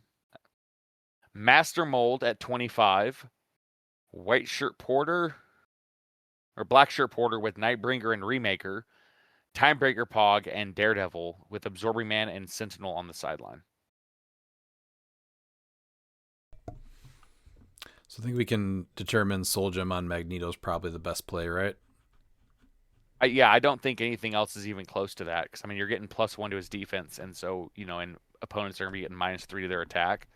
So, I mean, if they are printed 13, it's going to be a 10 on a 20. Plus Steel Energy. He's got a free. He's attacking at least every turn. So I think Soul Gem is the play. Yeah. And then I like the Master Mold. Ollie played this too at ours. He went 2-2 and then had to run. But he had Master Mold. We put Master Mold on his and Black Shirt Porter. And then the only difference is instead of Timebreaker and Daredevil, it was the Colossal Groot. And then I Yeah. think we maybe put a spin. Oh, we put spin ring on Scott Porter, I think, so that the master mold could move a little bit. Oh, and then Conchu on master mold. That was the other 10 points. Yeah, so super close to the team that Oliver played. Yeah, the timebreaker's nice because I mean you're able to, just move Magneto up or even Master Mold. Well, master mold you can't because he's not a single base. Oh yeah, I forgot they changed They that. made Never that mind. errata, yeah. Yeah. So that's why I like So- the spin ring. And the Conchu gives him stealth and prob with a 8 range, so I like that play on there. But Well, the spin ring's insane because now you can just. I mean, he's he's the big boy. flip him. Was Yeah, it the 3x6? he's So you a just flip him. Yeah. 2 by. Is he 6 or 2 by 8? 4. 2 by. No, he's just 2 by 6 at least. Oh, it says 2x4 on here. But yeah, it has to be at least 6, huh? No, it's at least 6 for sure. Yeah. Right? Yeah, it says 2x4 on here when you click his picture, but Oh yeah. It is. It's 2 by 4. Yeah, it's 8. It takes up 8 squares. Yeah. Yeah. Okay. yeah, so you can just spin him and just flip him, and now he has full map reach. Pretty close. Pretty Yeah. decently because he has sidestep. So And that gets you a ruler theme team. So. Yeah. never mind, he doesn't have sidestep at 25. Yeah. Oh, No, Magneto is showing it though. what about second place, Pete? We have Logan Growney with the Monster Mob. They went 4-2 with 1845 points. And they played Prime Swamp Thing with the Avatar of Animal Man, Black Skull from AV60 with the Bucky's Arm, Carnage Silver Surfer with the Avatar of Khonshu, Sky Tyrant with the Crimson Gem, Necron with the Avatar of Taweret, Mephisto with the Ring of TK, White Shirt Porter with the Sinestro Core Ring, Copycat, Carnage, the Retaliator Legacy, and Phoenix Pog. And then Cylon was Fortify, Resolve of the Green, Web Swinging Animal Man, Dark Phoenix, Khonshu, Kid Thanos, and Taweret. Hyper aggressive team, monster theme. It's good to see monster. Honestly, very cool. Yeah, I'm surprised we didn't see as much as we normally do this silver season so far, because that used to be a top build or top keyword. What is he probably coming in for frequently? Because he only has Kid Thanos and Dark Phoenix on the sideline. So swapping out Dark Phoenix, how many brutes does he have? Sky Tyrant, is that it? Yeah. Porter and Porter. Yeah, I guess you can get a little bit of an extra move and then a sidestep, and then he can pulse wave. Yeah. Yeah. So probably Dark Phoenix quite a few times. That Kid Thanos was awesome. He was a star piece when he was modern on my team. I loved him.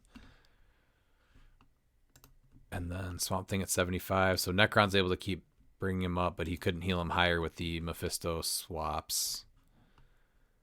So the interesting thing with Sky Tyrant and Dark Phoenix is that you actually get the third attack, and you can actually make him move after, which is nice.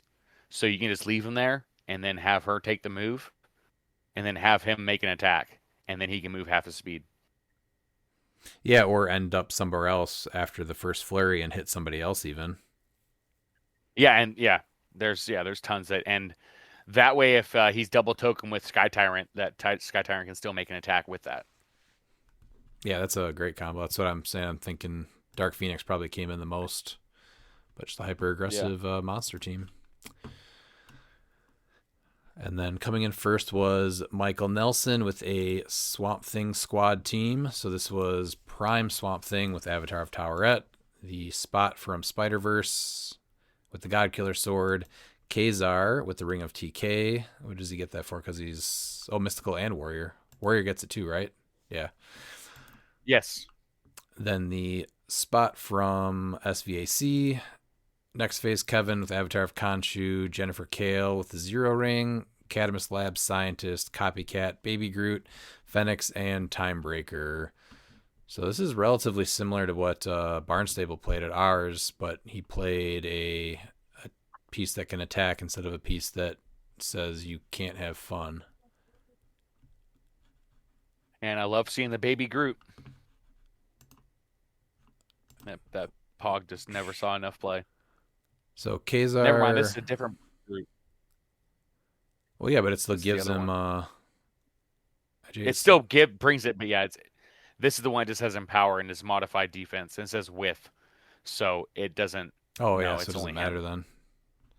Yeah. It's empower though too. So carry this baby Groot up. So copy it with Swamp Thing, and then carry him up, and now he's got Yeah, a 5 damage. you're still getting the Guardians, which Yeah. is very important. And now it's got empower especially against for. Look at all of his close attacks. He's got both spots and Swamp Yeah. Thing. Yeah, and then you the one spot won't be able to take it. But I mean, his dad was the one that played Magneto, so it makes sense for him to get Guardians. I think Guardians is just almost a must-have in Silver. Did he put it on there just to counter build his dad? He had to have. I like it. Come on, you're not. You're playtesting your dad. Your dad's bringing Magneto. Yep, You're not gonna not bring Guardians. I agree. That's a benefit to playing with family. Yeah, congrats to Mike though for taking Florida States. Then we have the next one at Weekend Anime and Games in Westbrook, Maine. So this was 15 people. So again, top 4. We'll go over this one. This was silver. Coming in 4th place was Steve V. For Vendetta. Mm-hmm. That is what it is for V sure. Vendetta. Yep. That's how names work. That is how names work in this case for sure. So he actually played Lady Phoenix, the LE that didn't really ever see play, and then once events started back up, she was way overcosted at 125. But put the motorcycle on her. Then the Kooky Quartet Captain America with the Mjolnir from Collector's Trove. Wong from Next Phase that has that flurry after you phase with the Miramasa. Quicksilver from Kooky Quartet with the Universal Weapon. Scarlet Witch from Kooky Quartet with the Bloodstone and a Copycat Pog. So this was... Oh, that's right. Who told me about this where they did the crazy Heimdall John Psych Hafford? Pulse Wave? Yes. Yeah. So the good thing too is I think she's actually he's picking the running shot for Lady Phoenix, and the reason why I say that is because she's getting +2 speed from Quicksilver already, and she needs running shot after she takes 1 damage. And then he's using what Diabolical Bargain to obviously get there. Yeah. Yeah, so you can use Heimdall's Sight, but you can also get her pretty much full map because you sidestep, and then she's able to running shot for 5, 6, 7, 8. So 10, 14. With a TK, she gets 18. So she gets full map on a small map. So Heimdall's Sight is probably there on a big map, and she will miss her team as long as they're in the starting area, which is insane. An 8 range Pulse Wave that does 4 damage. 4? Yep. What is... Yep. Yeah, I guess the getting running shot is pretty important. I'm just trying to think of what else could be, like, Destroyer Armor would get her to be a giant to see over more things. Yeah, but she just wouldn't get the running shot, and so that would put her So I'm in not the sure, range like, of her team. what else would you be able to do then? So there's nothing else that gives running shot, right? For 8 points, What's the that? Goblin Glider. Ah, okay. But it's not giving you anything else, though. You really want the... If she already has flight, you give her hypersonic speed. So... Yeah. Yeah, I don't know what else you can play besides the motorcycle. But, yeah, that's very devastating to take that. Yes. But cool combo. I would not be surprised if we see more of that now. All right, what about the third place, Miles? Yeah, and third we have A.E. Ron. Instead of A.A. Ron, it's A.E. Ron Roberts, Banana Man, with Black Lantern Corps Brigade. Oh, look, someone that did good with Black Lantern Corps, not named Bookwood, went 4-2 with 1,000 points. Oh, and not only that, Superman. We have the best Black Lantern Superman player right here. So, Black Lantern Superman with octopus arms. Prime Swamp Thing with Khonshu. The Legacy Lysa Drake with the Sinestro Ring. Necron. The Black Power Battery with the ring. Scott Porter, Black Shirt, and Gwenpool with the Mind Gem, Power Gem, Soul Siphon, Khonshu, and Samurai on the sideline. Is Gwenpool just a 20-point prob that is not necessarily dying? Yeah. Against Avengers too, so Swamp Thing can get a +1 attack. It's pretty Okay. good. Yeah, that's not bad for 20. And he's got 2 probs. Superman with octopus arms, even though he's got, I guess he's just getting giant reach. Well, so when he hypersonic speed, he can use closest free instead of making an attack. So he just hypersonic speed, so it's full movement charge. That's right. And then he can also do his closest free. So the first attack, he can move like 6 or whatever, and then move away. So I guess I forget what this With Superman can do because I usually only play against it when it's Bookwood and he just dies.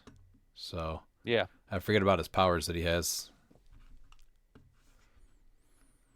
But yeah, this is probably the best Black Lantern Corps theme team I think we've seen, and he was able to get definitely the best Superman, like definitely. easily. Superman doesn't make the top cut very often. No.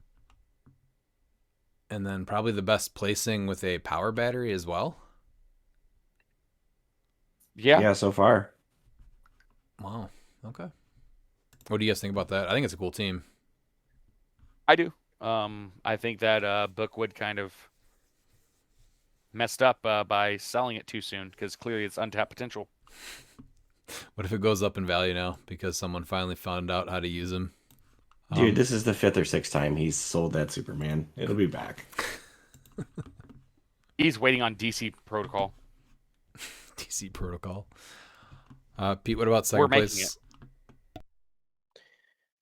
Chris French, Wolverine 10 pole, 5-2, 2355. They played the Phoenix Wolverine with Avatar of Animal Man, Vox Ignis, very cool, Avatar of Khonshu, Daredevil with the Bloodstone, that's the Legacy, and then Fortify, Abscissa, Animal Man, Ares, Gorilla God, Khonshu, and the Flash. So just supercharging Wolverine even more, huh? So how much is he getting? Because he gets a range too. Yeah, minimum range of 4. So he's getting hypersonic. Yes, He's got Battle Fury on the top though, so he's not really able to use that. But it does give Wolverine Mystics. Yep. And then he already ignores characters, doesn't he? Yeah, so he's just getting the targeting through characters, which probably won't be a big deal. Targeting through hindering. What's the big benefit? Really just giving him Mystics? Well, when this character attacks a single character, any positive modifiers of the that's target's right. defense value become negative. I played him too. I totally forgot about that. Yeah. I should probably scroll down on the piece. Well, it's also point denial too, because like sometimes when you see a tent pole, I always think, well, I got to get rid of the support before I even mess with the tent pole, because if not, they're just gonna heal it back up or something else. So And now you're getting 10 points. yeah, well, yeah. The point denial part of it is that you just don't give them an option. Like you got to come fight the big boy. And it's cool to see that Vox actually does have a place still, because this was, what, second place? Yeah. When Perdegaton released, when this set was still legal, that basically made him unplayable, because all you do is say that he's got to go on the other side of the map, and now you can't put him on whoever you wanted to. That was one weird thing. Yeah, you said a rare that just completely shut down the Prime. Yes. Super rare Prime at that. So I've looked at this guy Well, plenty of times. I really like this Prime. Yeah, this is actually a Prime that I've honestly wanted. I think I actually might have that. I don't know. I have like a semi-sealed brick of Deadpool Weapon X that I opened once, and I don't remember what's inside of it. Maybe I gotta dig through there and see if I think I pulled him actually. He's Mystical Herald, Police, X-Men, Horseman. All right, what about the first place here? So this is Cam G. Miles, what does G stand for? G Unit, Gangsta, probably G Unit, Gorilla. It's Glue. It's probably G Unit. Whatever he wants. All right. So this was Latveria Legion. So this is Capwolf with the Avatar of Animal Man, Doom the Annihilating Conqueror, Cable Prime with the Universal Weapon, Mr. Sinister, the new chase from X-Men 97, Sky Tyrant with the Power Gem, and a Major Logan utilizing that chase Mr. Sinister clone, being able to for sure get a character that shares a name. Yep. This is a great way to utilize Capwolf too. Bringing in Thanos as his pilot. Yeah. Yeah, Ollie really likes Capwolf, and we've been using that Collector's Trove Thanos chase for a while now. And so Pete didn't do spoilers. It wasn't a prediction. It was a spoiler. Pete did say Latveria is going to be winning in silver, and it just so happens that Latveria won in silver. Well, now Latveria gets even better, adding on. You now got cable on Yeah, you have Prime Cable. Yeah, that's what they needed, was to be more destructive. And there's just so many ways you can build this team. So I'm happy to see it. I looked up this team when I saw the event finals, and I was like, oh, that's really cool. So, yeah. Yep, and I think Major Logan, this will show that Major Logan will see an uptick in play, I think. Well, we were talking about this combo for a bit, so I think it just proves that it's a great combo. Yeah. And one that's obviously going to work. But Yep. we've seen Capwolf do really well in events, but never, I don't think, ever take an event, right? So to see him actually win an event was cool. Because now you have him, he's now silver points, and getting Prime Cable to be like his protector essentially, it's like, yeah, that's his backup. Major Logan's going to be even better because Major Logan now makes sure that he's a 4 through 6 senses. His leadership's now 4 through 6. Frequently has shape change. Yeah. Yeah, 4 through 6 shape change. Yep. What's his? It's ESD, invulnerability, and super senses. So what is he probably picking with Animal Man? He's got running shot on the top dial. Hypersonic speed. With a precision strike. That's fine if he has 2 range. Or 4 range. Yeah, but he has 2 range, but that now turns his 9 into a 12. So it gives him 3 extra reach. Yeah. Well, You can go defensive too. You can give him invincible.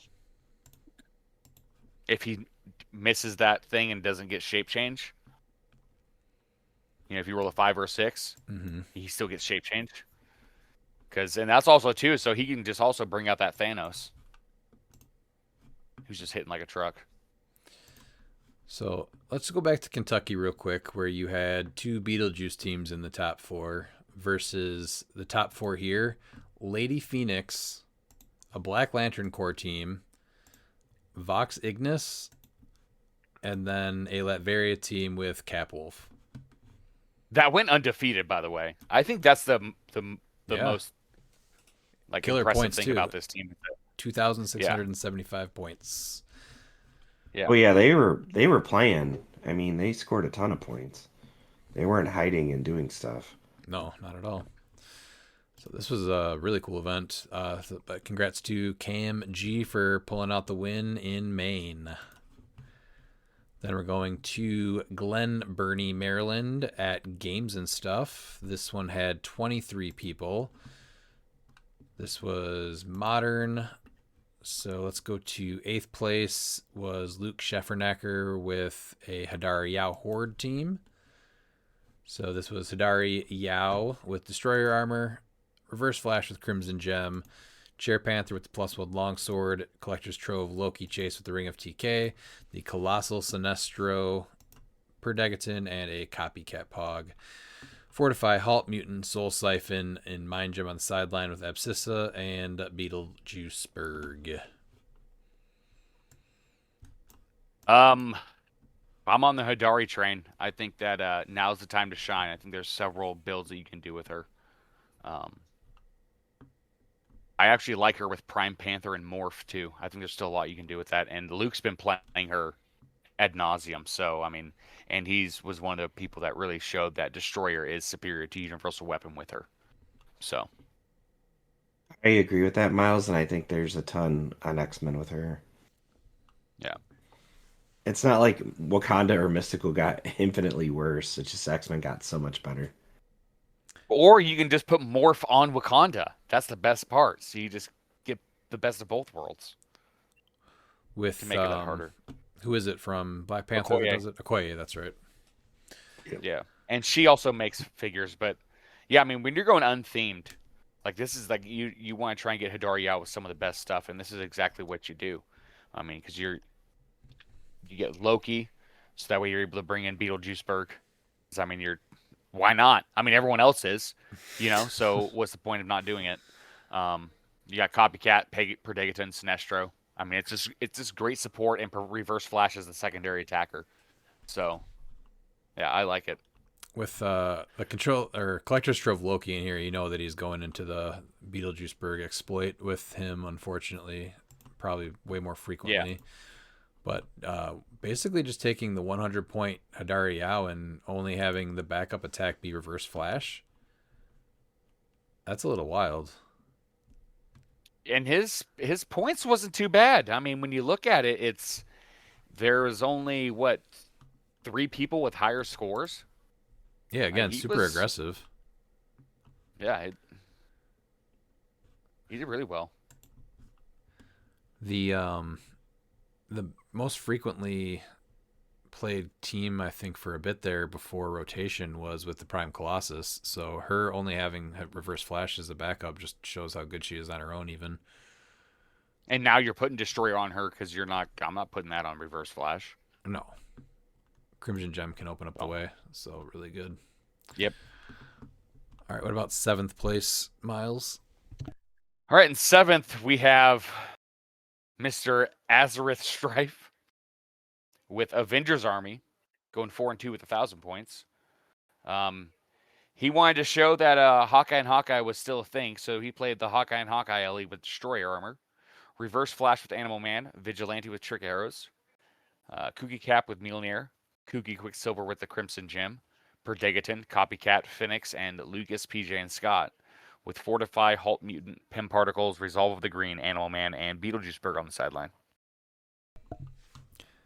I think he's one of the only people that's still playing Vigilante, which is a little crazy. Free Trick Arrows. He's making cut. And He's an amazing piece, and he's sticking with him.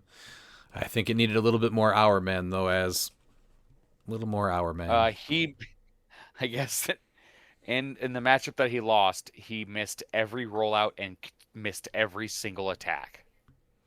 That's a rough way to end the day. Yeah, and because it sucks too, because he beat him round 5. Just and then lost to him in the matchup.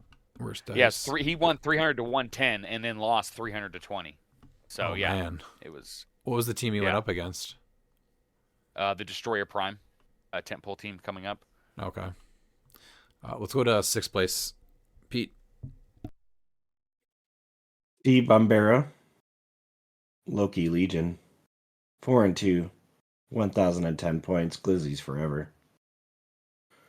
Prime A-Bomb, you know him, you love him. He's got no pants. Avatar of Animal Man. Solid Jor-El with the God Killer Sword. Jubilee, the Chase of the Trick Arrows. I like that. Black Panther, Legacy Chair Panther with the Ring of TK. Loki with the Destroyer Armor. Perdegaton with the Crimson Gem and the Phoenix. And then his sideline was Halt Mutant, Mind Gem, Abscissa, Animal Man, Ares, and Beetlejuice. Gonna have to ask him if he's using Loki as the battery. So that's what he is. People are probably. He is.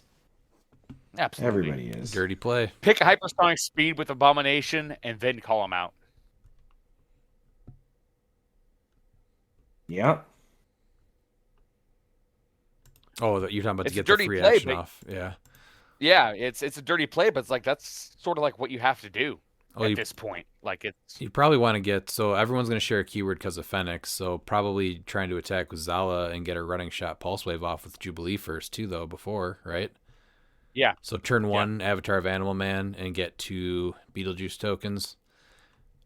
Turn 2, attack with Zala, get a Jubilee off, use your trick arrows, and then call them in, and then slow the game But you down. also look at that as a defensive option too, because we're seeing main force juice see an uptick in play.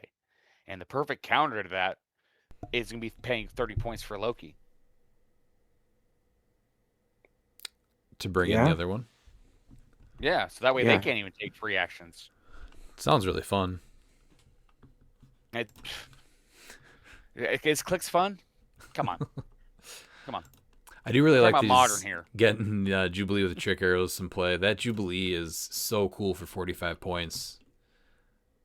And the only thing that hurts her is the keywords. But, using Fenix to still be able to carry her or place her with Zala is neat. Yeah. So good combo there. All right, let's go to... Lou doesn't think A-Bomb is overrated. Redman. I was just I asking. believe you've... Mhm. He's obviously good, but I don't see him winning, though. He's still not at that top spot. Yeah, but he's Except he he's does win this placing- well- event. But he does win this event. but he also getting did there. win I with was Pat saying. Frazier. The Alan Scott making cut surprised me. That's I Yeah. still think he's overrated. Because they were talking about how he's gonna be the new meta. Yeah, everyone was scared of that. Let's go to Isaac AB in 5th place, who played the Destroyer Prime team at 150 with Avatar of Animal Man, the Apocalypse Planet from the... is that an iconic set or just a set? I do not know. 40-point Pegasus Cap with the Destroyer Armor, Cherry Panther with the Ring of TK, and a Parademon. So what is the main thing that Apocalypse Planet is doing on this map? Oh, Fortify, Halt, Mutant, Resolve of the Green, Animal Man, and 2 Phoenix Force Thors on the sideline for Destroyer. Man, so Destroyer goes down, 2 Phoenix Thors come in at 10, 12, 25. Is this the new Spirit of Vengeance? Just a better attacker? I guess, but yeah, Spirit of Vengeance just popped them out. This is I did ask Lou about why he played Destroyer, because this felt like the least Isaac team for sure. Yeah. But I guess he just really wanted to play Apocalypse. And then looking at it, you're like, but he's only making the Parademon, so Apocalypse will get scored. Not really, because he can make those Pogs. So he is bringing in a lot of the support pieces. So what is it? What exactly is it doing? Well, you're probbing through those Pogs or Parademons or whatever. Poison, Force Blast. I don't know. He just wanted to play him, I guess. So it's really just for the props. Yeah, it has to be, yeah. Making boob tubes. You're getting those Pogs. So. Well, because most of the stuff, or I guess really is just if you have the Apocalypse keyword. Yeah, so it'd be the Pogs that he brings in. The Pogs aren't too bad at all. So at the beginning of turn, yeah, once you generate one of those, you can just send them out. You can even send Parademon across the map, because why not? He'll just turn to another Parademon.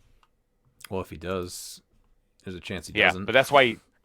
Yeah, and this is where it sucks. Is like this is where he's really taking a chance. Is because if there is a juice he's playing against, like he can't make the Pogs with Apocalypse.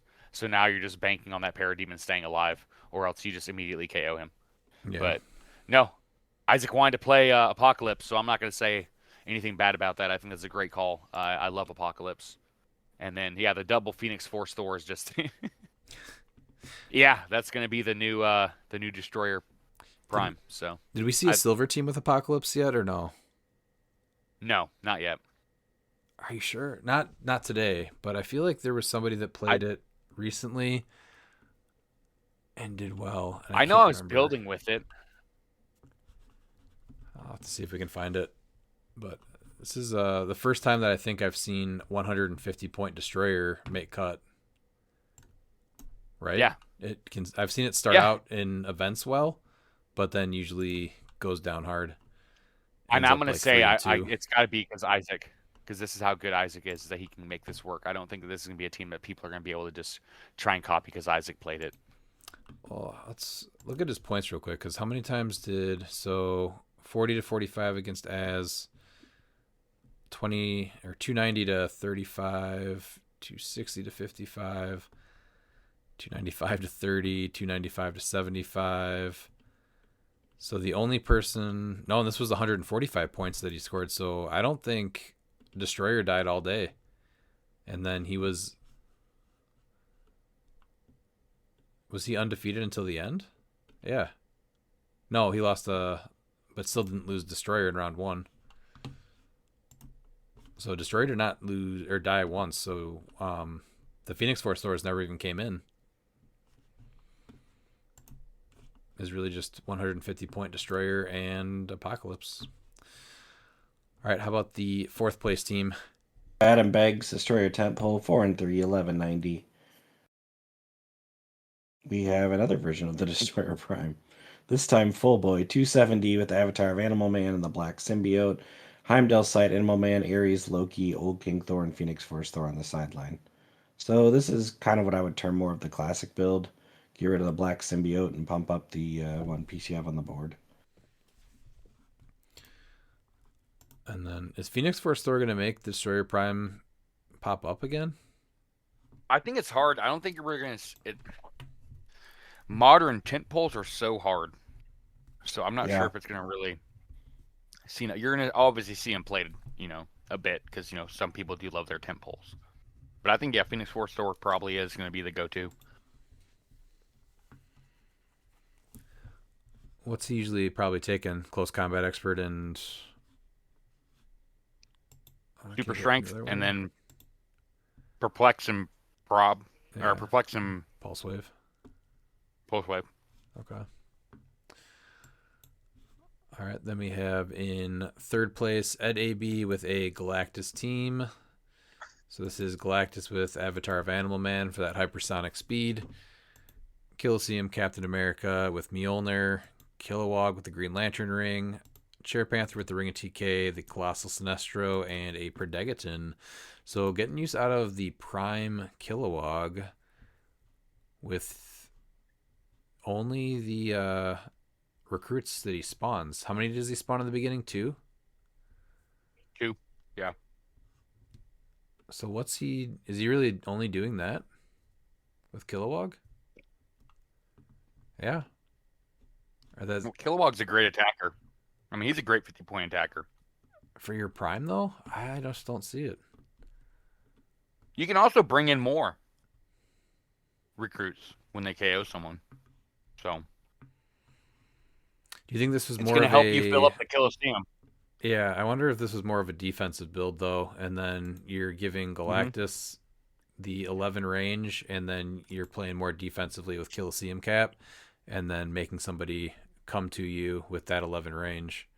And then while you're doing that, you're just hoping to hit leadership on Kilowog, probably. Yeah. And then, the Colossal Sinestro making Colosseum Cap even harder to hit. I'm going to guess relatively low scoring games. Yeah. Yeah, Colosseum Caps usually are.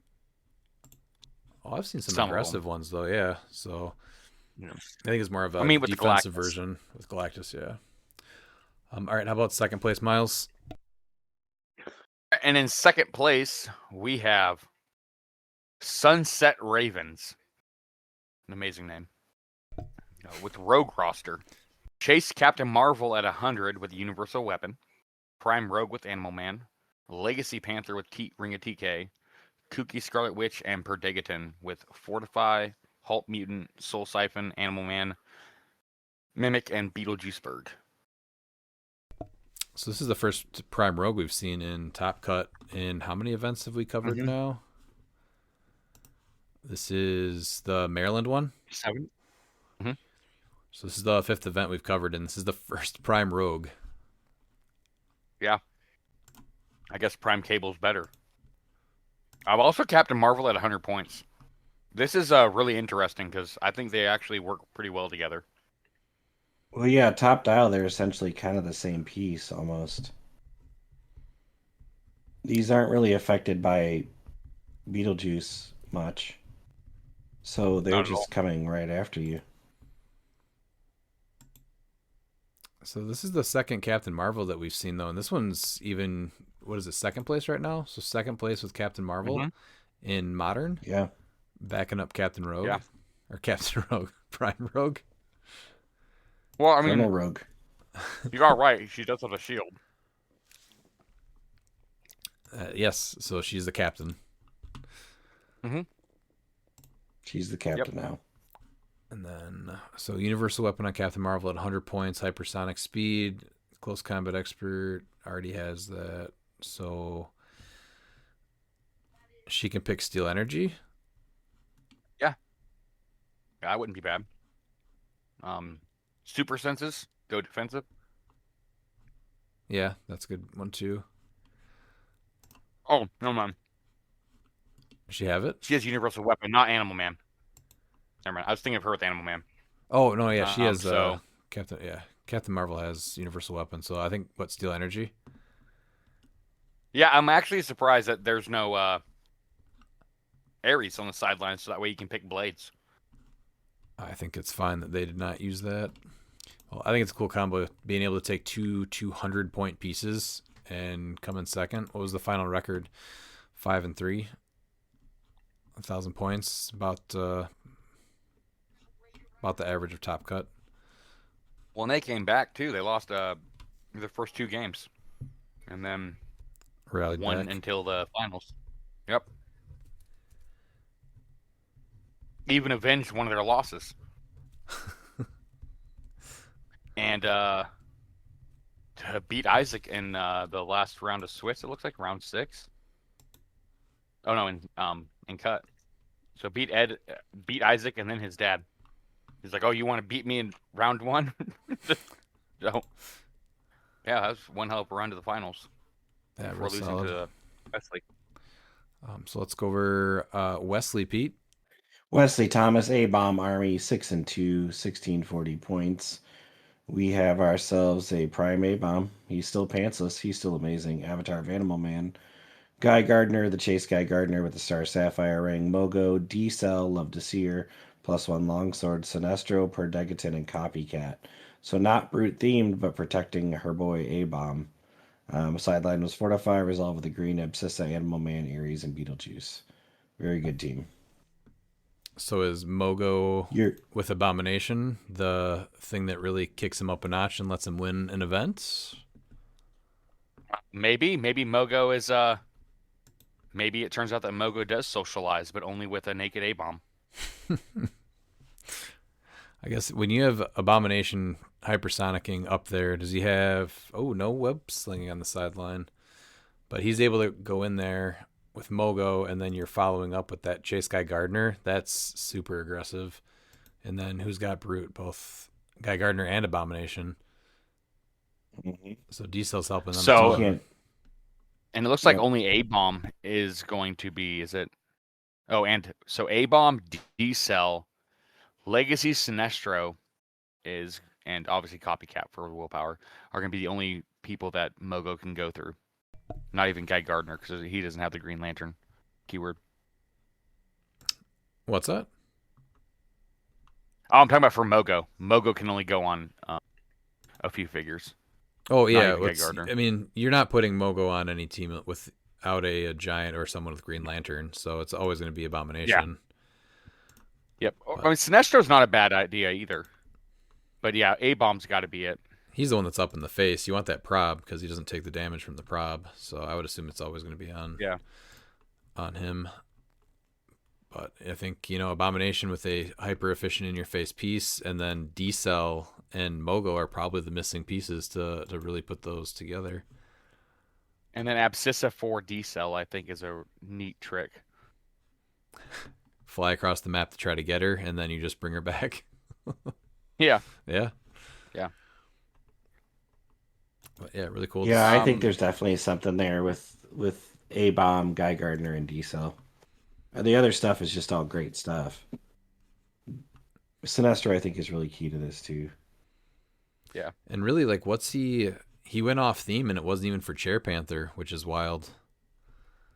Yeah, it was Just Perdegaton for the Mogo. leadership. Well, Perdegaton for leadership, I guess. Perdegaton and Mogo. But yeah.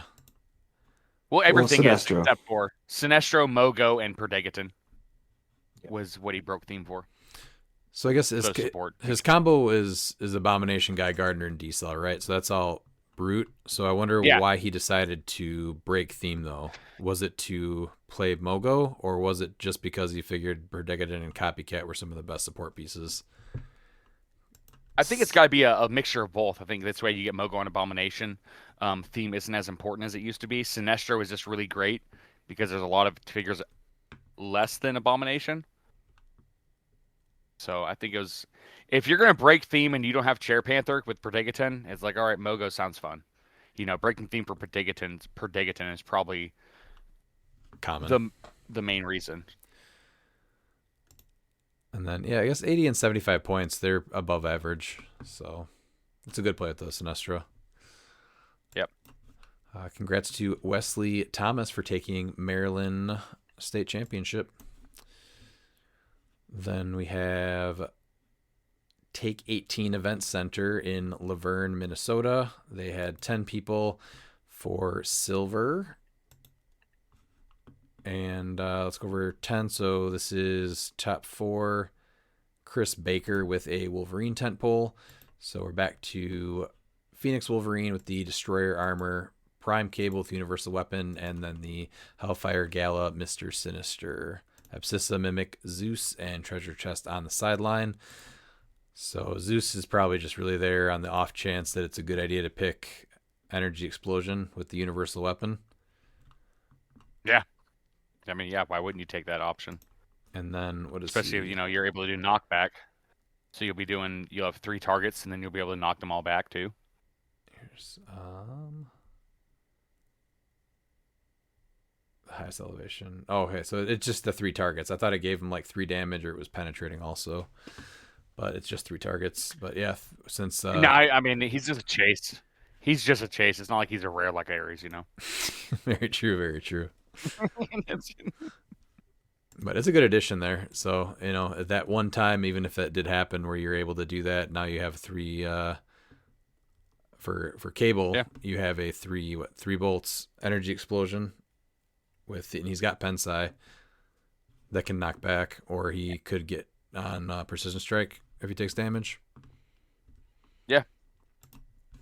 I was actually surprised not to see the Ultron's lair, because that has only 1 elevation. So that way you're always on the highest elevation. Oh, yeah. I always forget it's the highest elevation, not higher elevation than your target. Yeah.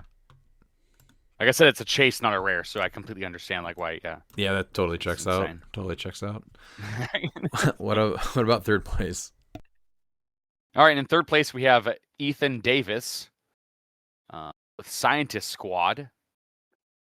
He had Doom Swap with Prisoner of Planet Doom with the Ring of TK. He was Scientist theme, obviously.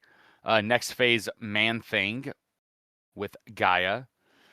Both spots, the Spider-Verse spot with Animal Man and the SVAC with God Killer.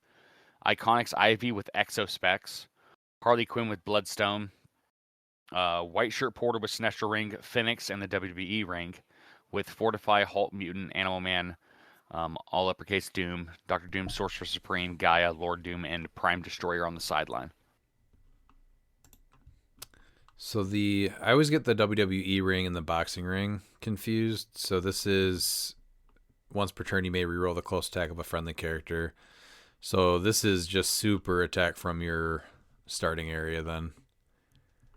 Yeah, and you can also just reroll in a range attack of an opposing character outside the ring that's targeting you. Yeah. That sounds rough. And it's sort of like the arena cap where you can just place it and just, destroy the blocking and everything underneath it. Yeah, clear it out. Yeah.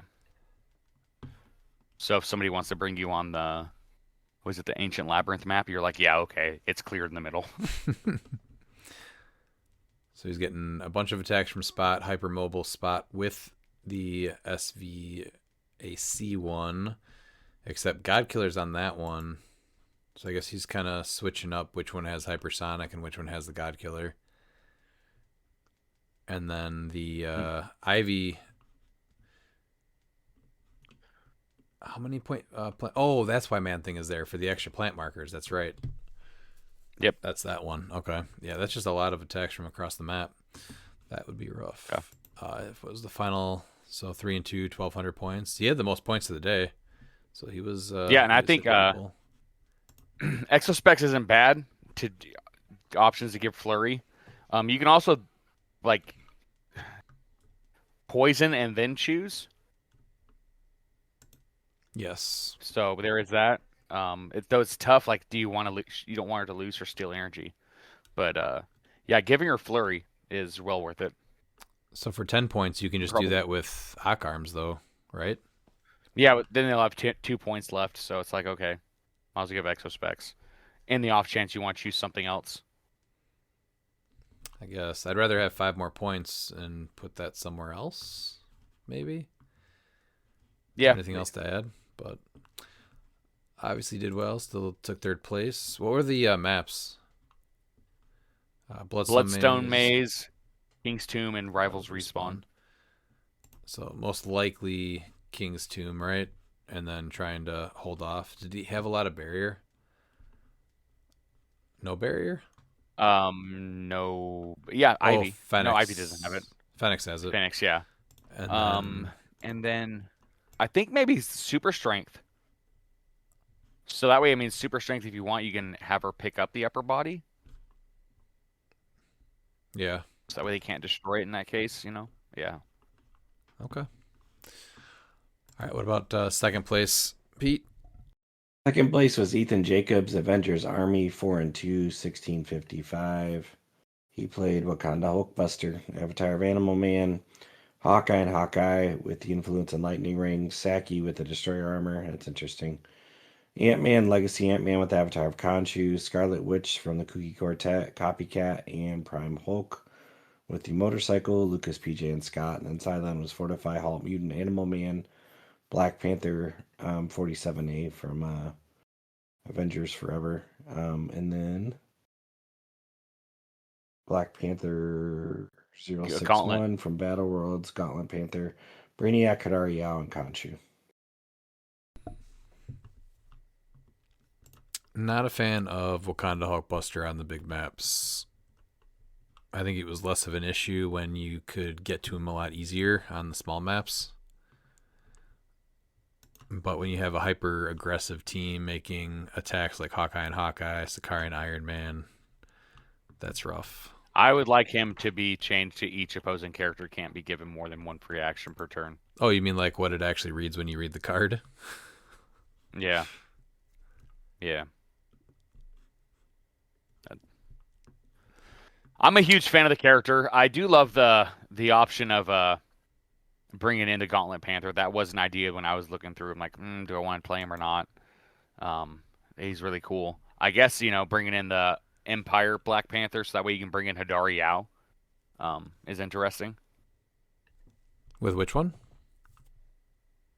It's the Recruiter. That's the Empire Black Panther for a pilot for Wakanda. Oh, okay. But they have to be in your KO area. No, if you choose a character with the Wakanda keyword if you do generate a character from the Wakanda key with the Wakanda keyword from your sideline that has lower points. So he would pick Wakanda Hulkbuster and bring out Yao at 100. Because you choose someone in your KO area. So he would choose Wakanda Hulkbuster and then bring someone in of lower points from his sideline. So Wakanda Hulkbuster gets KO'd. The only scary thing is that you just gave him another 100 points. So hopefully yeah, that's what's scary about it. Yeah, she can totally change the game though, so you probably know what you're doing if you're choosing that, but I like that. Recruiter was never really fleshed out though. She would start on her top click, right? And you just give up the 100 points right away. Yeah, that was another thing that I think that they were so close to trying to fix and finagle, and they just did it once and said, all right, we're done with it. I would really like them to come back and see if they can try and fix Recruiter. It wasn't in more than 2 sets, right? Maybe 1? Yeah. I think it was it was in 2 because I think X-Men had it in, oh man, was it Rise and Fall? No. Was it? Was it Empire? Maybe there was X-Men and Empire with it. There was X-Men and Empire. I want to say, I'm checking it right now. I think it was like 3 sets with the Recruiter. Was it always maxed? Just not worth the points though to do it, or they just weren't good enough? Well, no, because you have to pay the points. So like, you lose a big boy like bringing Hadari out. So he lost 125 points. Now he's gonna lose another 100. So now his opponent's gonna have 225 points. Like that's what makes it hard. Recruiter was only good when you're bringing in the little things. Avengers Forever, X of Swords, War of the Realms, Empire, and Superior Foes of Spider-Man. I think There's no way that's Superior no, Foes. No. that's just the name of a trait. No. Yeah, so Recruiter was in Empire. Started in Empire. Then it was in X of Swords, War of the Realms, and then Star-Lord also had it. So yeah, Avengers Forever brought it with one more person. So yeah, 4 sets with only a few figures. Yeah, but the majority It's something of though I'd these- like to see, but look at the people it's- you had to pay for or play it though. Like usually you're not doing that. I think the best one was that Doctor Strange. yeah, because it was mystical. Yeah. That's exactly why, and it was because bringing in the 15-point like Wendigo and stuff, like that's where it was. I think if they would have brought this back and try and tinker with it, where it's like once per game, they can do it, and it can't be a character of more than 50 points or something like that, and they don't score them. I think that would have been a better way to do it, where you're able to just bring something from your sideline Right. after something's been KO'd. Of course, you want that, like when a friendly character's been KO'd, power once per game. I think would be totally fine. Because it's something that I wish that they would keep going. And the same thing with the captain and the sidekick. I think that's untapped potential there still. Yeah, I think revisiting a lot of that old stuff would be good. All right, who won the event? Oh my gosh, really? This thing won the event? Are you shitting me? Why You is shitting me? Oh, man, Superman making top cut and now winning? Look what he won with. Black Look at Lantern his- Superman. Look at his BFF. Avatar of Khonshu. So Spider-Man with the Infinity Gauntlet. Oh, the Gauntlet Spider-Man. That's Gauntlet Spidey. Yeah. Despero, Necron, Reverse Flash, Black Shirt Porter, Star Sapphire. From Wonder Woman 80, the rare with Avatar Yeah. of Bast, Copycat, and Phoenix. Yeah. Mater is a monster for this. He's getting rid of all equipment and sidelines, and now he's bringing in Superman. Like, all right, now you got to deal with a 260-point Superman with no equipment or sideline. Oh, because he's healing him So up. evil. Mm-hmm. Yeah, and even if he loses Khonshu, whatever, it's free. All 3 of those on his sideline are free, so it's whatever. Yeah. So he's throwing 125 points then into that trick, right? Yeah. Yeah. And this is when I said I think this is why I think Spider-Man's like worse than Silver because of this. Mm-hmm. Because you just Yeah, because you're scoring so many points right away. yeah, and he has Superman to back him up. It's kind of scary. And it's really, it is really just Superman with Reverse Flash coming out, isn't it? And then Necron. It worked to the tune of 6-0 and 11:35 on the day. It worked perfectly fine. Worked good. All right, well, congrats Congrats, to Alex. Alex for taking Minnesota. And then we Now try to take it to Big Apple. Yeah, that's sorry. Old Town Hobbies and Games in Albuquerque, New Mexico. So let's go to 8th place, Gregory Sherman, Magneto Tent Pole. So we're looking, this is what, silver then, right? No, this is modern standard. So he played it's the new the one. X-Men 97 chase. So 250-point Magneto with the Destroyer armor, and then the Harley Quinn from Masters of Time for a celebrity theme. Resolve of the Green, Abscissa, Beetlejuiceburg, Mimic, and Reverse Flash on the sideline. And I'm looking for his record. 3-3. 3-3 with how many points? 375. Oh man, so he really just like slowed everything down. So I'm looking at this. It looks like he made cut because it looks like Dylan Ghost Realm Gang dropped. Is the only thing I can think of because he's 3-2 in 9th place with 1,015 points, Okay. and he played the Sandworm. So I think he just probably couldn't make it past cut. Mm-hmm. And so Gregory Sherman, Hercules, got in with a Sherman Clump from the Clumps from Nutty Professor. So I just I think he got in because he's the only other 3 and 2. Gotcha. Yeah, because that wouldn't have made. There's no other way that would have worked out, right? Yeah. Man, I would have liked to see There's no Sandworm way. in the top. Yeah. All right. He has well, 375. I'm like, wow. They're slowing because his opponents can't do anything if they have action tokens. Yeah, because he won 55 to 35, lost 30 to 0, lost 55 to 5, won 25 to 0, and then won 250 to 35, and then he ended up losing to the eventual winner 300 to 40. So, yeah, it looks like Magneto died once. He's really weak to outwit, but the man, it's rough when he just says you can't move or take an action. Yeah. All right, how about 7th place, Miles? In 7th place, we have Angel Estrada, X-Men Force, with Prime Cable with Universal Weapon and Hidari Yao at 60 with Avatar of Animal Man. The Chase Common Wolverine with Avatar of Phoenix Force, Jubilee, and Gambit from Hellfire Gala with Resolve of the Green, Abscissa, Animal Man, Ares, and Phoenix Force. I think once again we're proving that you are just not a true Gambit fan. This is the second person that's made the Hellfire Gala Gambit make cut. With Cable, nonetheless. Yes, so, it's not Cable or Hidari Yao that made cut. It was Hellfire Club Gala, or yeah. It doesn't matter. It doesn't matter. The point is that he was able to make it. He spent points on a piece that really made the team worse, and he didn't care. He still made cut. You have no excuses. You can't tell me that. This is Angel LeBeau. I'm telling you. No. So drop Gambit, add the Mr. Sinister instead, so that Cable for sure gets his free running shot. Animal Man on Wolverine instead, so he can hypersonic. And then I like Avatar of Animal Man on Yao. If you play her at 60, I think you give her Yao. she's got Animal 60. Man. Yeah, 60 points. Okay, that's fine. But there you go, right there. You take off Gambit and put a player at 100. You can take out Jubilee and play her at 100, and then Yeah, you I want think you Mr. take out Sinister. Jubilee and do that. Yeah, I think you drop Jubilee. I don't know what the Avatar of Phoenix Force. Oh, is they didn't doing have. either. Oh no, just switch Gambit for the Hellfire Gala Sinister. Sinister. Is he? That's what I said. Isn't he 40? Yeah. Yeah.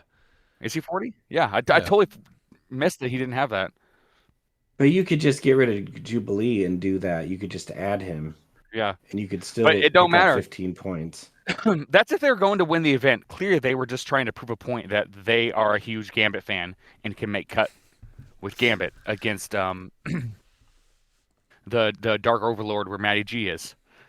Order 66 didn't stop him from playing Gambit and making cut. So I'm gonna say Angel knows what they're doing.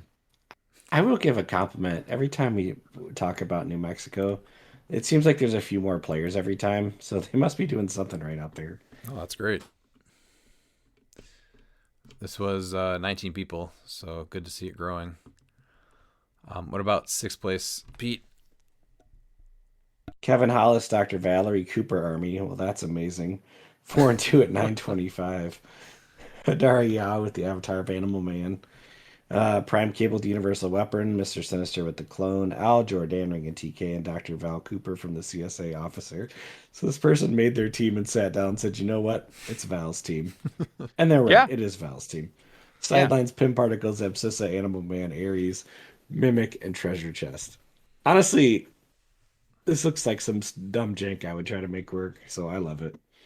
Good for you, Val Cooper. We were just talking about this full 100 point Hidari Yao with Cable, and then he needs a Mr. Sinister to maximize him, and so now he's just playing a different support. Yeah, but Gambit just got him one less placement.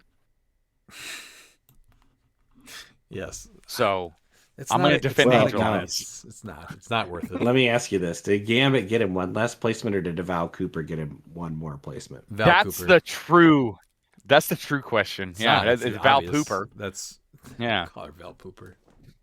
All right, we're going to number 5. No, Kevin is a great guy.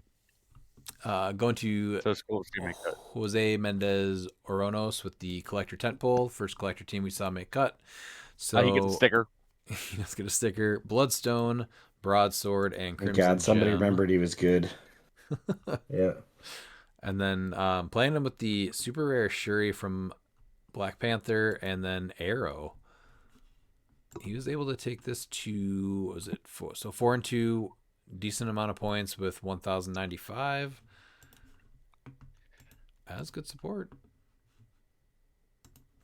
How was his points versus his what he gave up? Well, So, he made Arrow work. Second person. ever. Yeah. With collector. You know what? I will Too say, big. First round was 300 nothing. Second was 265 to 140. Third round he lost to Matty G from Order 66, 40 to 300. Then he won himself again, 140 to 100. Then he won again 395, and then he lost 50 to 300. So, scientist is really, honestly, I think that's probably your best keyword for a collector. As much as I don't build into it that much, which explains why I suck with the piece so much. But there you go. Prime ham, yeah. Yeah. I think Shuri's an interesting call. I think Prime Ham would have been better, but I will say Oh, that maybe he didn't have them. you look at already, so we're going up the top 8 here, right? We're having a decent turnout and decent different teams. And what is the one common denominator that you've noticed so far? there's no Beetlejuice. No main force Beetlejuice, so a much healthier community But- and location. It's a perfect segue. In fourth place, we have a David Juice. It's not a perfect segue. No, no, it's not. All right, I think it's David Gist. who came in fourth? David Geis with Hulk Horde. Yeah, Chase Hulk at 150 with Avatar of Animal Man, Prime Rogue, another Prime Rogue sighting with the longsword, and Al Jordan with the Ring of TK with Animal Man and Mimic on the sideline. With the head, the school bus, and the upper body. As one hell of a sentinel. So taking Chase Hulk from Smash and Destroy to a top 4 finish. Yeah, I also think it's important that he has a sentinel school bus centaur for his terrain. Are you talking about the I school think bus that's has the head of a sentinel and then God damn it. And the upper body. Yeah. I can picture that. Yeah, this is I'm just picturing that now. It's just Oh, a sentinel. now, School now bus we have centaur. now, damn it, I'm still laughing. Hold on. Well, now we have the art for this episode. There we go. Thanks, Miles. Yes. All right, and then in third place we have Luke Fitz with Captain America Crew. This is Killiseum Cap with Avatar of Animal Man, the Black Panther super rare Captain America, Caveman Wally West. Who is this? The first Caveman Wally West we've seen in all the top cuts? Since Yep. I want to say since Worlds, honestly. Oh, I just meant tonight, but yeah, Close that's to it. potentially, yeah. Meant so- tonight yet. No, I won't say since Worlds, but yeah, it's tonight for sure, and it's been a while since we've said his name. But he's got the +1 longsword, Freya with the destroyer armor, the Valken and Red Wing super rare with Stormbreaker, and then a swarm of ants, evil entwinement, fortify, Animal Man, Ares, Mimic, and reverse flash. So the Falcon and Red Wing is interesting because it's not themed, so you don't get the roll. Yeah. So is it really just for the perplexes? That's the only thing I can think of, and to just get a bystander. Unless he didn't realize that that was a thing. It could be. Yeah, that could be too. Yeah. Because he's got 2 different Red Wing bystanders and that Devil Dinosaur. To be able to mastermind to him and then bring him back, that would be huge. So Yeah. I wonder if he didn't realize that you have to be a theme. Yeah, because he broke theme. It looks like with Captain America and Freya. Yeah. because the rest are animal. But still taking 2 different super rare Captain Americas that we don't normally see to top. Or not, sorry, a Falcon and Red Wing, and then a Captain America. Yeah, 2 Sam Wilsons. Yeah. To 3rd place. That's, yeah. With and actually he scored the second most points too, 1330. What about 2nd place? Pete, this is definitely you. Ricardo Mendez Juggernaut outfit, 5-3, 1320 on the day. Got himself a Juggernaut with a Crimson Gem. Nightcrawler, that's the chase with the +1 longsword. Then he's got Pegcap with the Mjolnir. Sinestro with the Avatar of Bast. It's interesting you paid for that. Prodegaton with a Biogram image. Copycat, Lucas, PJ, and Scott. Sideline was Fortified, Pim Particles, Abscissa, Ares, Bast, and Reverse Flash. Why are you giving Sinestro Bast? 10 range outwit. It's not free, but 10 range outwit is not bad, right? It's 10? Yeah, 10. Yeah. Yeah, so yeah, Perplexity and outwit. Yeah, that's not terrible. But this is a rare no, it's not rare. Chase Nightcrawler making 2nd place. Yeah, I mean, so Jalen and Ricardo showing that, guess what, Nick? You're just not good. Well, the biggest thing is that you have a bunch of players that want to actually have fun and enjoy the game at this location, and they had way, way better teams that were more enjoyable. Did they just ban Juice from this event because he's not even on the sidelines? There were 5 on the sidelines, but I didn't see any people leaning into the Loki trick to keep him on there and cheat him on without having to worry about taking damage. Are you sure about that? You sure about that? No, I just did not see that in the top 8. Maybe someone tried that earlier, did they? No, just wait. All right. All right, in first place, we got Mr. Order 66 himself, Matty G. Actually, a great dude, even if he has questionable tactics. SOV with Avatar of Animal Man, Legacy Panther with the Long Sword, Green Man with the Green Lantern Ring, Prove Loki with Destroyer, Prove Scarlet Witch with the Ring of TK, Perdegaton with Ring of TK, or Biogram Image, and Copycat. And the sideline is Diabolic Bargain, Occult Retribution, Soul Siphon, Animal Man, Beholder, Beetlejuiceberg, Odin and Ravens, Thanos, and Ultimate Hulk. So, blowing the competition out of the water and points, going 8-0. Yes, that's what he does. It's brutal.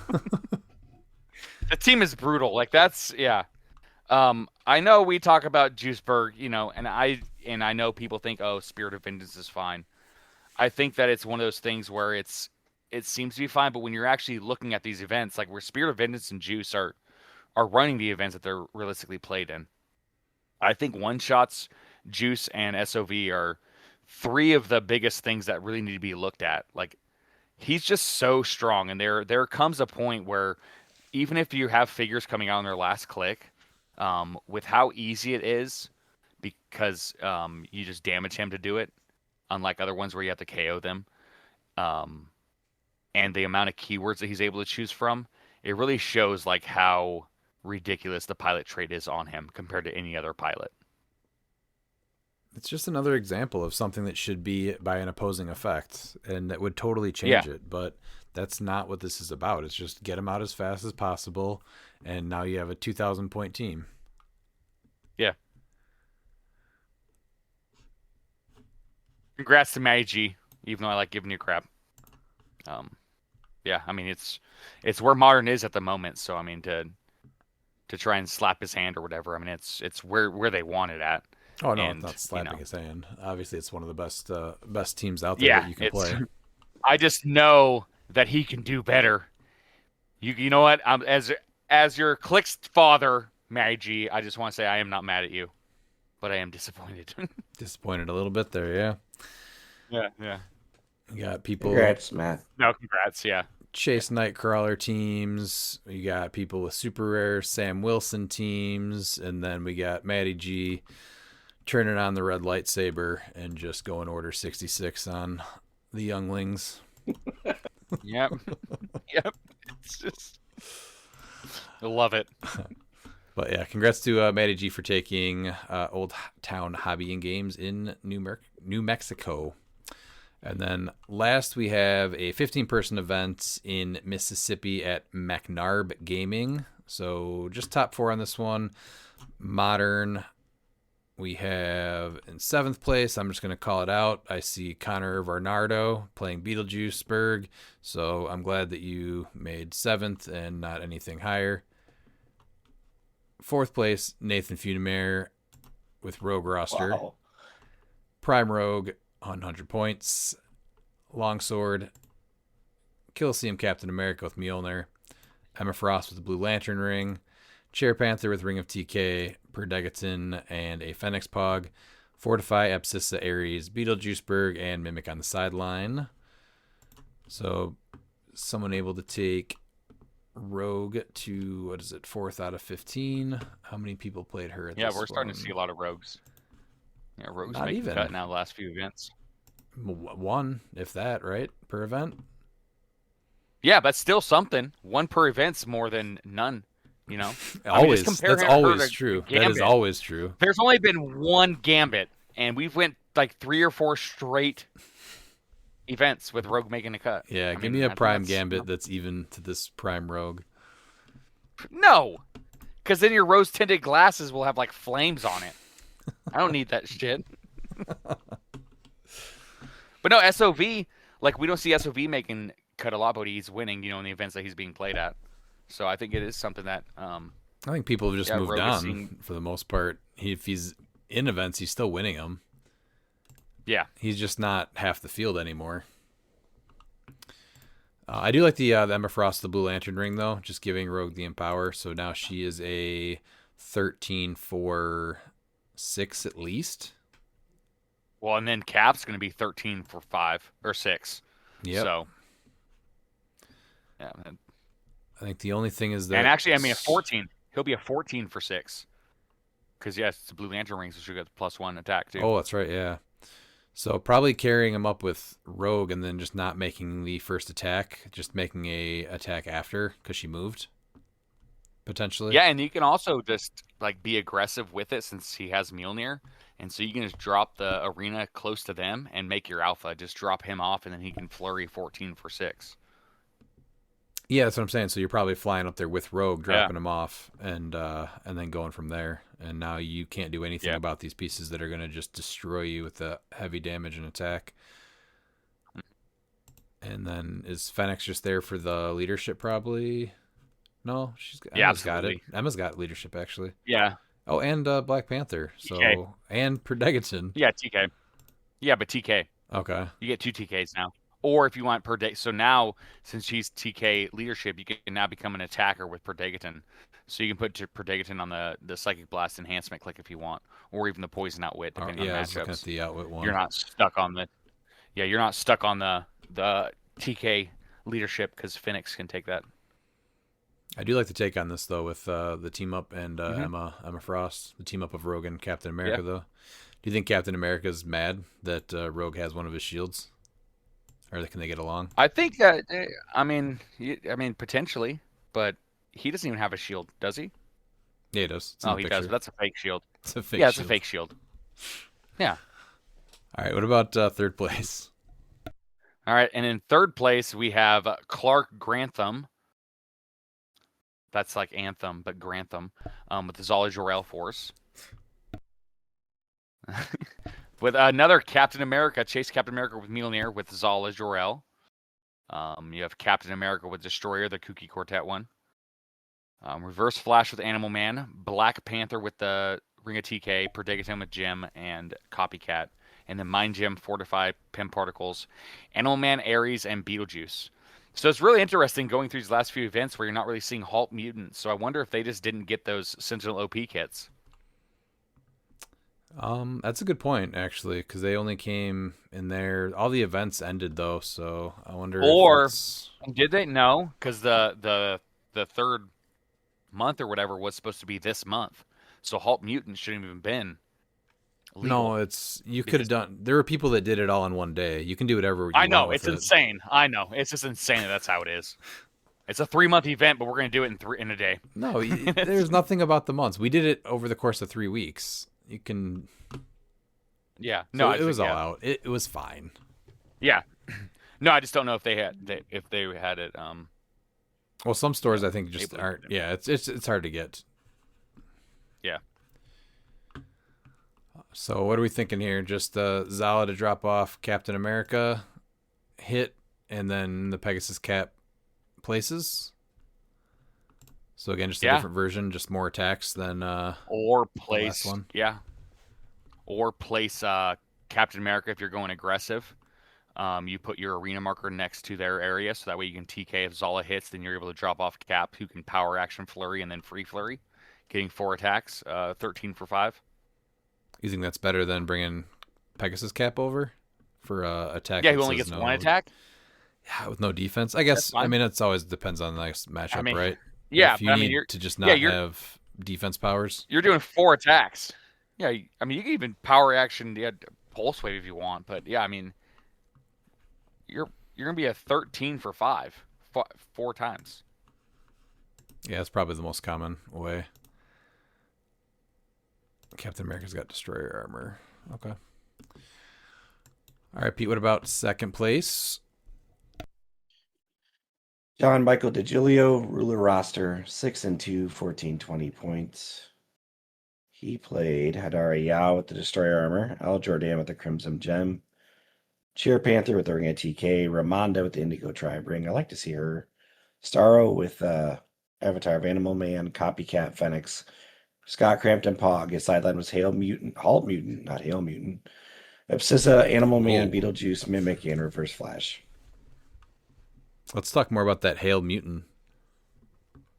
No, I'm good. Okay. Very It's different team something for Magneto JM. would say. It does sound like Yeah, something if they Magneto w- would say. Yeah. Really a different team for JM to play. No Zala Jor-El. No Harley. Well, because he's jumping on the train. I already asked him. What I did he just need say? permission from Luke. Yeah, there's room on the train. So if you want to jump on the bandwagon with the Yao, it's Luke, me, and JM. So jump on it before it's too late.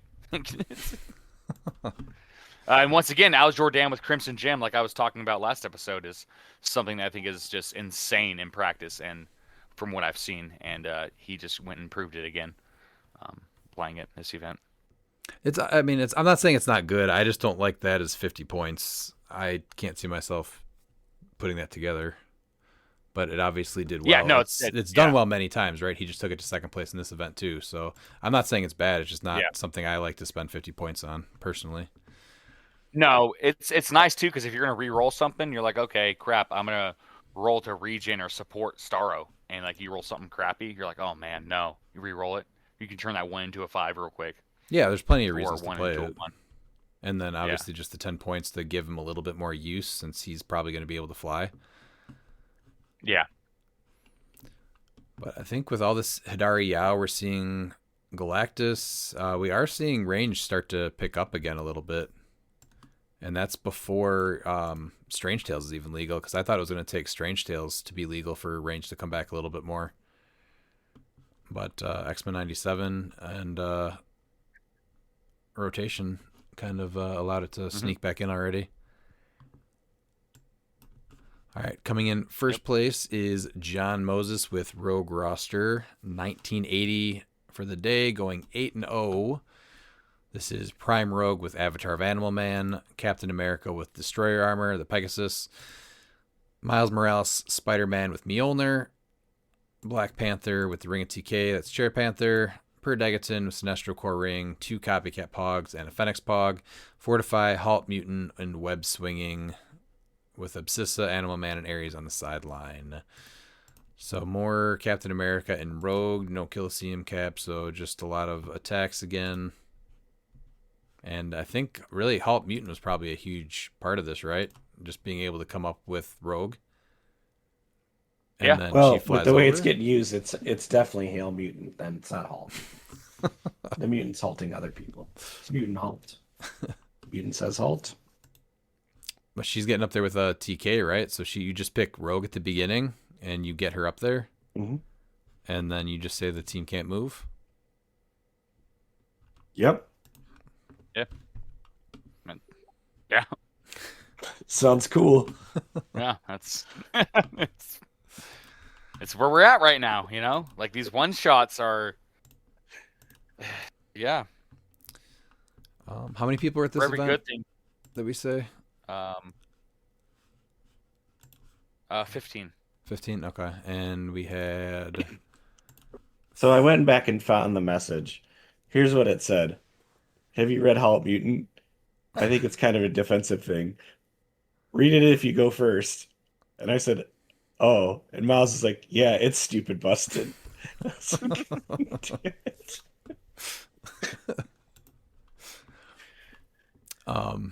Then, yeah, Prime Rogue went 3 teams out of the 15. I sent you the message first, though, right? The actual one shot, right? The whole conversation that day was just strange because I was like, well, I think it seems fine, right?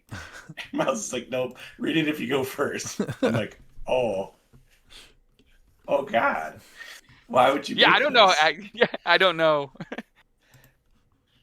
I don't understand how you could just like, yeah, this is going to be helping second player so much, and like, there's not that voice in your head, but like, this makes first player just that much better. I'm just trying to look at this team, though, and compare it to, like, what was the other ones that we saw? Was it Clark's? No. Nathan's team. I don't understand how that team beats it except for using Halt Mutant, right?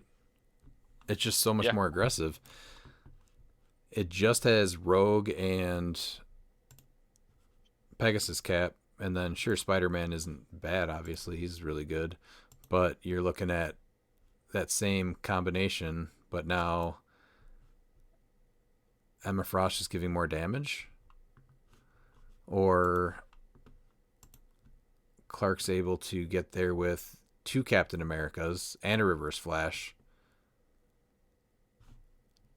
Is it Rogue or is it Halt? You don't have the damage output against this team that you think because you have Fortify still, you have Web Sending still, and you have the upper body. So the upper body is basically a free Fortify. I think he honestly just built a better defense and has good offense. So I think that's really what the deciding factor was in all of his games because he went 8-0, right? Yeah, and still scored a ton of points. So it's not like he was playing passively.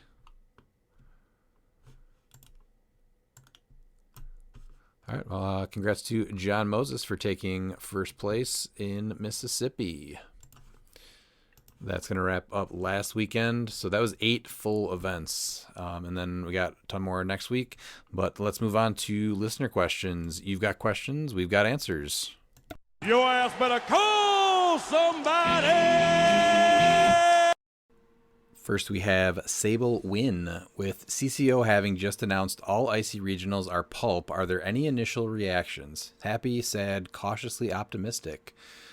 So I had a lot of thoughts about this one, and I know we got quite a few questions about this too, so we'll probably reference our answers back here a few times later in the episode. But I think the biggest thing is it's a little rough to have a store have to order a kit for a format that probably won't draw as much as any other format.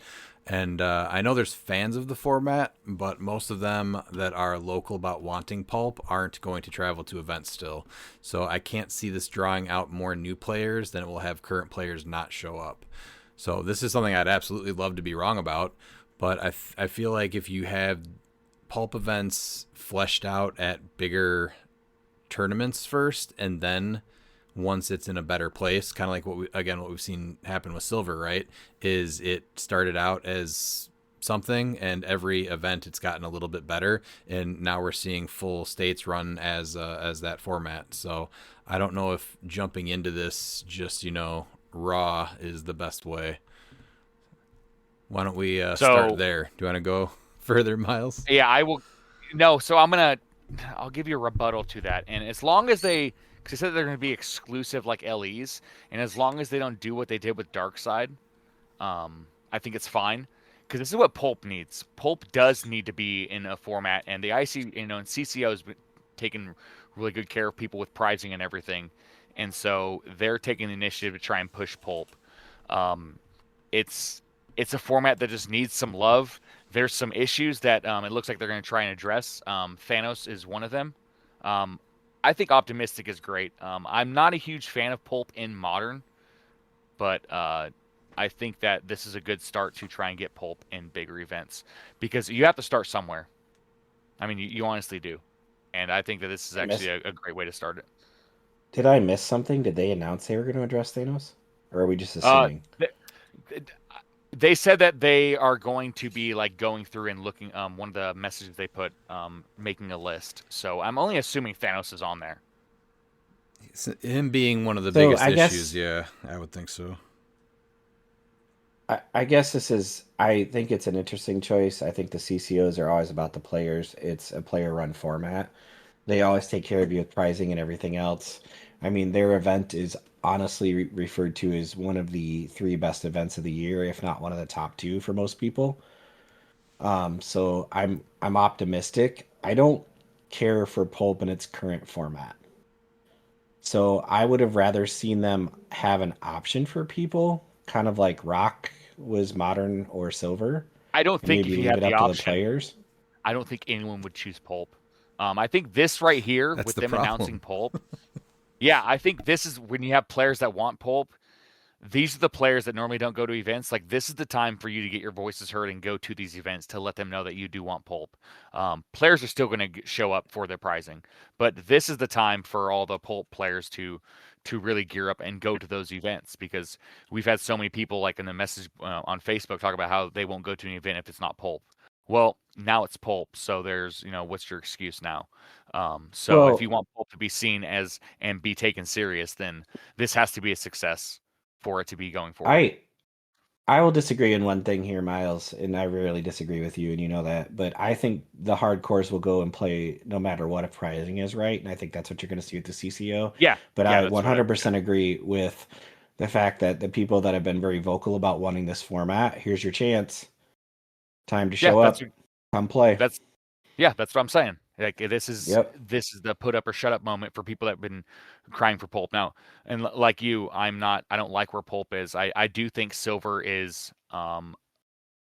allows more diversity for Pulp, because like the Kerr it's very limited even in Modern, and there's still some figures in Silver that just could see play, and I think that's still where the format can shine.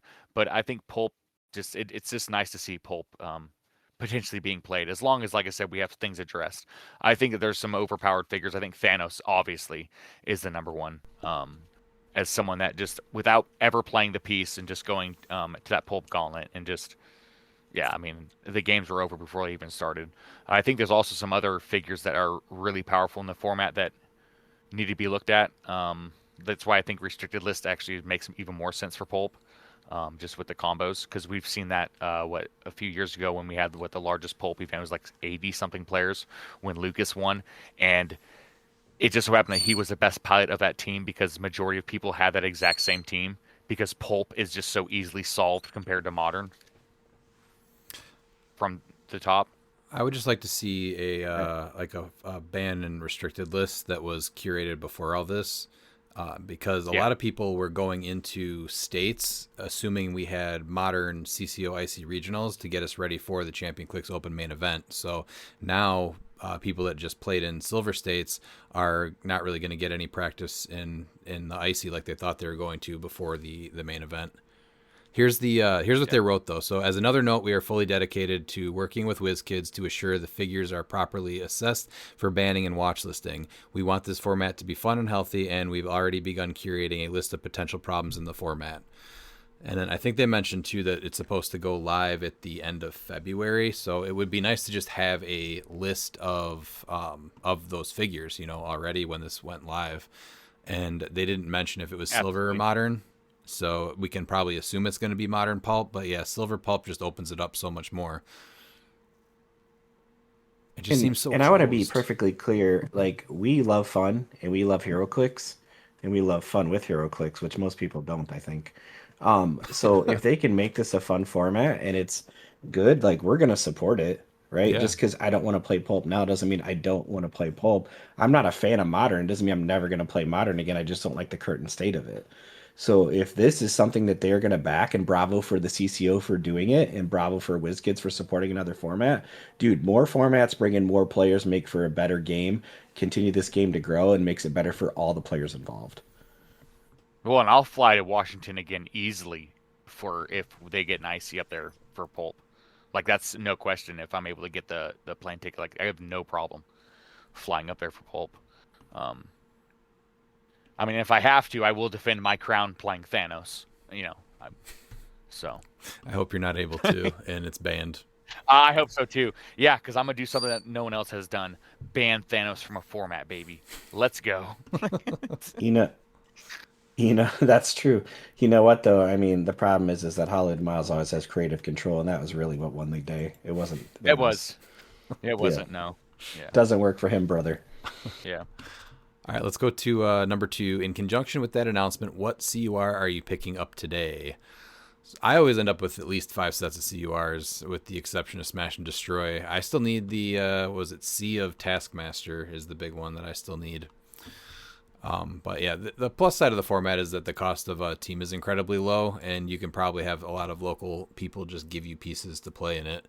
If anyone's looking for CURs, though, I do have quite a few to sell. Well, yeah. I mean, complete curs are like $40. Yeah, for sets. Like, it's a obviously deal. there's gonna be some outliers with some figures, but I mean, yeah, even then though, it's you put $50 for a complete cur, and then if you're able to actually consistently use them with Pulp, like, that makes it better.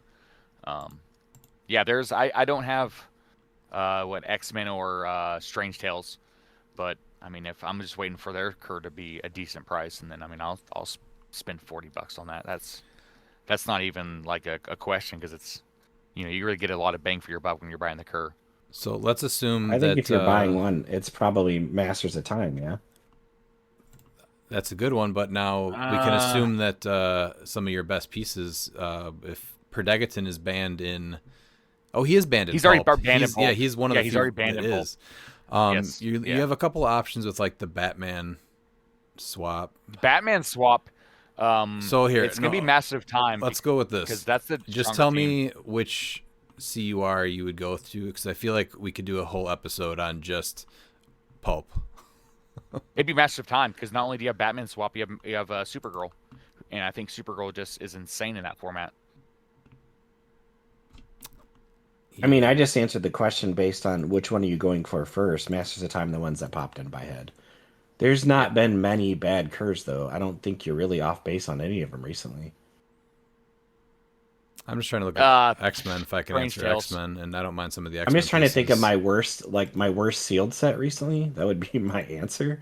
But I haven't even had bad sealed runs in any of the most recent sets. Bastion. So one Well, thing that's Bastion's always... dog crap, but X-Men was still fun. One thing that's really rough in Sealed, and I think that there's a very... You can compare Sealed and Pulp in a lot of ways, and Mystics tends to be incredibly overpowered just because there's a lot less reducers and ways to deal with it. So I think Strange Tales might honestly be the way to go with the strongest set moving into Pulp. You have a ton of ways to deal it out and protect yourself from it. Even that Doctor Strange 001, and you build an Avengers team. Now, if you get probbed, outwitted, or perplexed, you just take penetrating damage, and you got Mystics on everyone with the Avengers keyword. That seems once again, though, insane. Batman swap, safeguard Mystics, and he has 19 defend. I think that's one of the top gimmicks going into modern Pulp. So, but I don't want to turn this into modern Pulp. No, but I think that's episode. you're right there. Either play Mystics or have an answer to Mystics.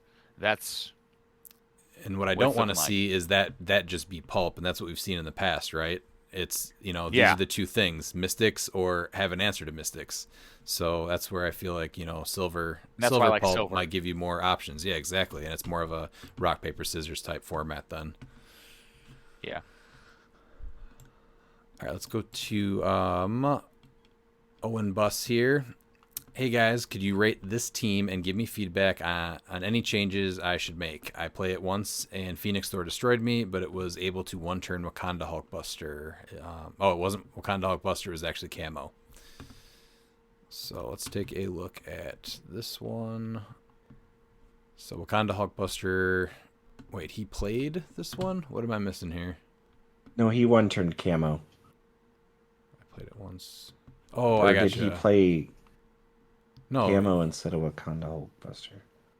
So how did he play this? Because Strange Tales wasn't legal. Yeah, he said that I know Strange Tales isn't legal yet. So maybe it was just a fun and it wasn't maybe it wasn't a states event. Yeah, that's got to be what it is. So it's Wakanda Hulkbuster with the avatar of Animal Man, black suit, Prime Spider-Man with the black symbiote, the Tony Stark chase from Smash and Destroy with Super Soldier Serum, Iron Man from Collector's Trove, the Legacy that has the Darkhold, and then Doctor Strange from the one that we just talked about from Strange Tales with Bloodstone. So, not the biggest fan of Wakanda Hulkbuster or Thor in 400 points formats. So, what do you guys got on this one first? Yeah, I think Wakanda Hulkbuster is very easily abused. I mean, you're protecting Prime Spider-Man for sure with Hulkbuster because they're only going to have one free. Tony Stark's huge. I think this Legacy Iron Man, like, it's an interesting piece that I think no one's really. I've seen like a lot of like theory crafted teams, but I've never really seen him perform. He's been a figure that I've been looking at. I haven't really reached out to get the figure, but I do think there's something there with this figure. This Iron Man brings something totally unique with his survivability, with the amount of equipment in the game. And giving him Mystics too is awesome, right? Because he's still, if he does, or it is his trait, give it to him. So when he would take damage from an equipped character, instead he takes no damage. No, never mind. That wouldn't work for him. Because now it's his trait. He takes no damage, and then his damage comes from his own trait. So the Mystics would not actually trigger for that. Yeah. But giving it to Wakanda Hulkbuster and Spider-Man's not bad still. And then... No, Spider-Man doesn't get it. It's only with... is it Avengers keyword? I thought it was keyword. Oh, the keyword. Oh, okay. Yeah. Yeah, I was thinking it was the kooky, where they had to have, if they had the team ability. No, this is this is one of the figures that was their example for starting to try to team build with theme more. Yeah. I mean, so this seems pretty solid. I mean, any team with Prime Spider-Man is going to be good. We've seen Tony Stark perform. And I just don't like the limiting of Hulkbuster in Silver. I think in Modern, when you had the smaller maps, Wakanda Hulkbuster was not as bad. But now that you have 400 points and big maps, he is much more of an issue. Because now the team playing him, you can take your free actions across the map, all 400 points, and then your opponent gets one. And it's way harder to get to you as you sit in the back. So I think he deserves to be on the restricted list. If not outright, at the very least, from the format what it does. Yeah, I think that. Yeah, I agree with that. He's overpowered. I think that just from that clarification, the team needs some way to get some improved movement blocking and some leadership is the most obvious things at the top there. But I guess if you're going to play a team with no leadership, then you might as well limit your opponent with Wakanda Hulkbuster. But I like most of it.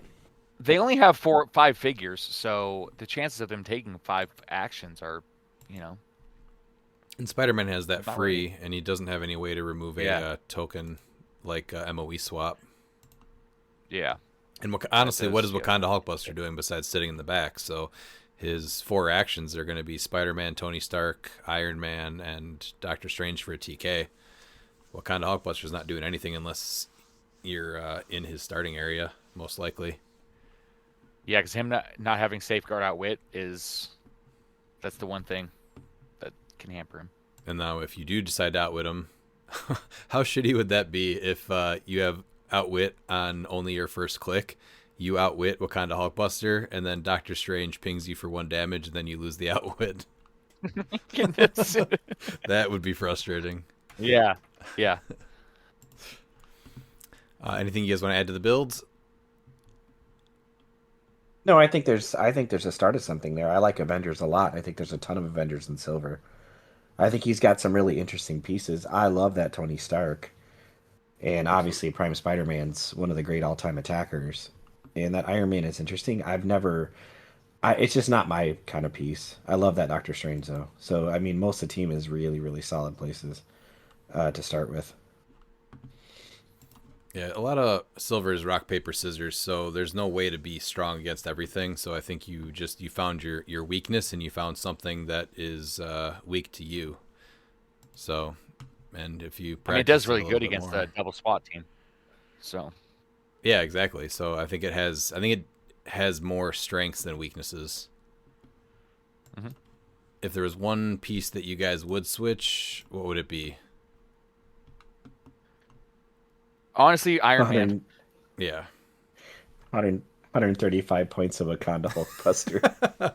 It's also tough too. So I am a huge fan of the character, but him not having safeguard outwit is There's just so many hard. Avengers for that 125 points that you could put on this team that Yeah. can do a ton of things. I think there is a place for a Hulkbuster in Silver. My trash can. No, I'm yeah. I mean potentially, but I just it's that I guess My yeah, but I trash mean I see can. why is that you're taking Silver with the rock paper scissors, or you're trying to do the lizard or the Spock and trying to answer everything with Wakanda Hulkbuster. It's just him not having safeguard outwit just really hurts. And that's something Like I realize he has He's stealth. trying- That's something to think about right there. So you're spending 135 points to really just limit your opponent. So that is, I think, a weak point when you're spending that many points just to hinder your opponent versus, that's a Sakarian Iron Man. That's the legacy cap that spawns all of the pogs, right? Is that both of them? Probably. Yes, yeah, that's So- It's It's actually 125. What's Yeah. better? you can't play two Sakaring Iron Mans, but it's two Sakaring Iron Mans, the cloak and Avatar of Animal Man, and I think you might have some points left. So yeah. if you do that yeah. Captain America and Sakarian Iron Man can get Avatar of Animal Man. You can give free Mjolnir to that legacy cap.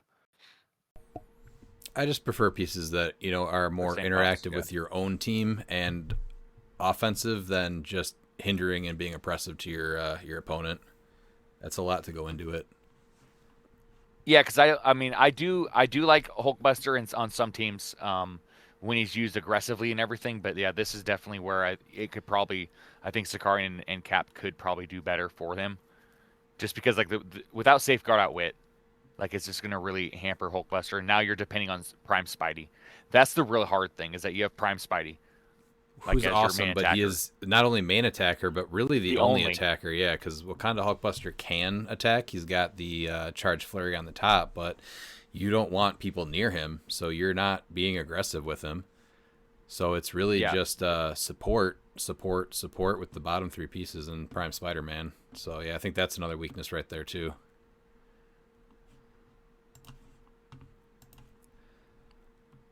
All right, let's go to Adam Beggs. Sorry if this has been asked before, but what are your thoughts on changing the rules so that the second player can choose both the map and the orientation of the map? So I actually like this idea, and I think it might actually make more maps playable. There's always a handful of maps where you would never put it on your build because your opponent would put you on a certain side. But if you're looking at how much first player is winning and how much of an advantage it is with everything out there, I don't think this is a bad idea. This is actually something we play tested, and it worked before they made the map change where you could choose first player or map. Yeah, I'd like to actually see them where second player you choose both the map and the orientation of the map. I would like to see that actually implemented, even if it's just for a one-off tournament, just to see, with a decent amount of people. Obviously, like a 16-person tournament isn't going to really make a big difference. But a bigger tournament just to see how that would turn out. We did. Man, when was this? Yeah, I this was remember like that. Wonder Woman 80, I think, and so. Before the change to all that, if you won initiative, you went first, and you picked map, And pick map. and Yeah. then the other person got to pick the side. So what the event was that we played in was you could either go first or pick map inside. So that's basically what he's saying. Yeah. So I actually like that idea. That's what we suggested before this change. To Yeah, what no, it is that's now. what I mean. I'd like to see it. I would like to see it, implemented, and to see it in practice. Just like I know you already did it, but before they make it official, because it's a big change. But I'd like to just see the results, and just I do think that it'd help a lot, because there are a lot of maps that you're like, I'm not picking this map because I know exactly what side my opponent's going to put me on, this crappy side. Yeah, everyone honestly liked the change, but that was before they. There was a huge push to how terrible it was for it to be first player and map. So, Pete, did you play in that event? Do you remember? I don't remember. I think I did, and I don't think I had a huge problem with it. Honestly, and I don't remember who brought up the crazy idea, because I know we've talked about it, of even in silver, the big maps being able to turn them like sideways. That was my idea. Like, I thought that'd be basically cool. 16 by 24. Yeah. Dude, that'd be awesome. Like, yeah, now it's open season. Like it's not any worse than a 16 by 16. So, you'd have to define starting areas. I guess on some maps that would be a problem, but I don't think there's something there where you couldn't try it and at least see how it went. Well, it would just be like playing a small map where you just get the back line, right? Yeah, but I think on certain maps it might. There would definitely be maps where part of it would be an issue for that like parallel starting area that you're used to. But I guess, yeah, no, I guess it'd be the same thing. Yeah, the back line. Yeah, I think that's something we should try, honestly. I always thought that was a cool idea. Like, people really, really don't like big maps, so if somebody puts you on the big map and you get orientated, well, guess what? Now we're on a small map. So does your strategy play the same way? I like it. All right, then we have Konstantin Savitsky. My team was Alpha Strike heavy for this weekend, but did not do as good as I expected. I went up against a couple of tentpole teams, Phoenix Wolverine, Ultra Chase Collector, and just couldn't finish. Even the teams I beat felt like a slog. Does Silver seem to be more of a survivability and control game versus a big Alpha Strike? I think it's probably closer to that, but we just mentioned too, it's a lot of rock paper scissors stuff. It depends very much on the stuff that you go up against.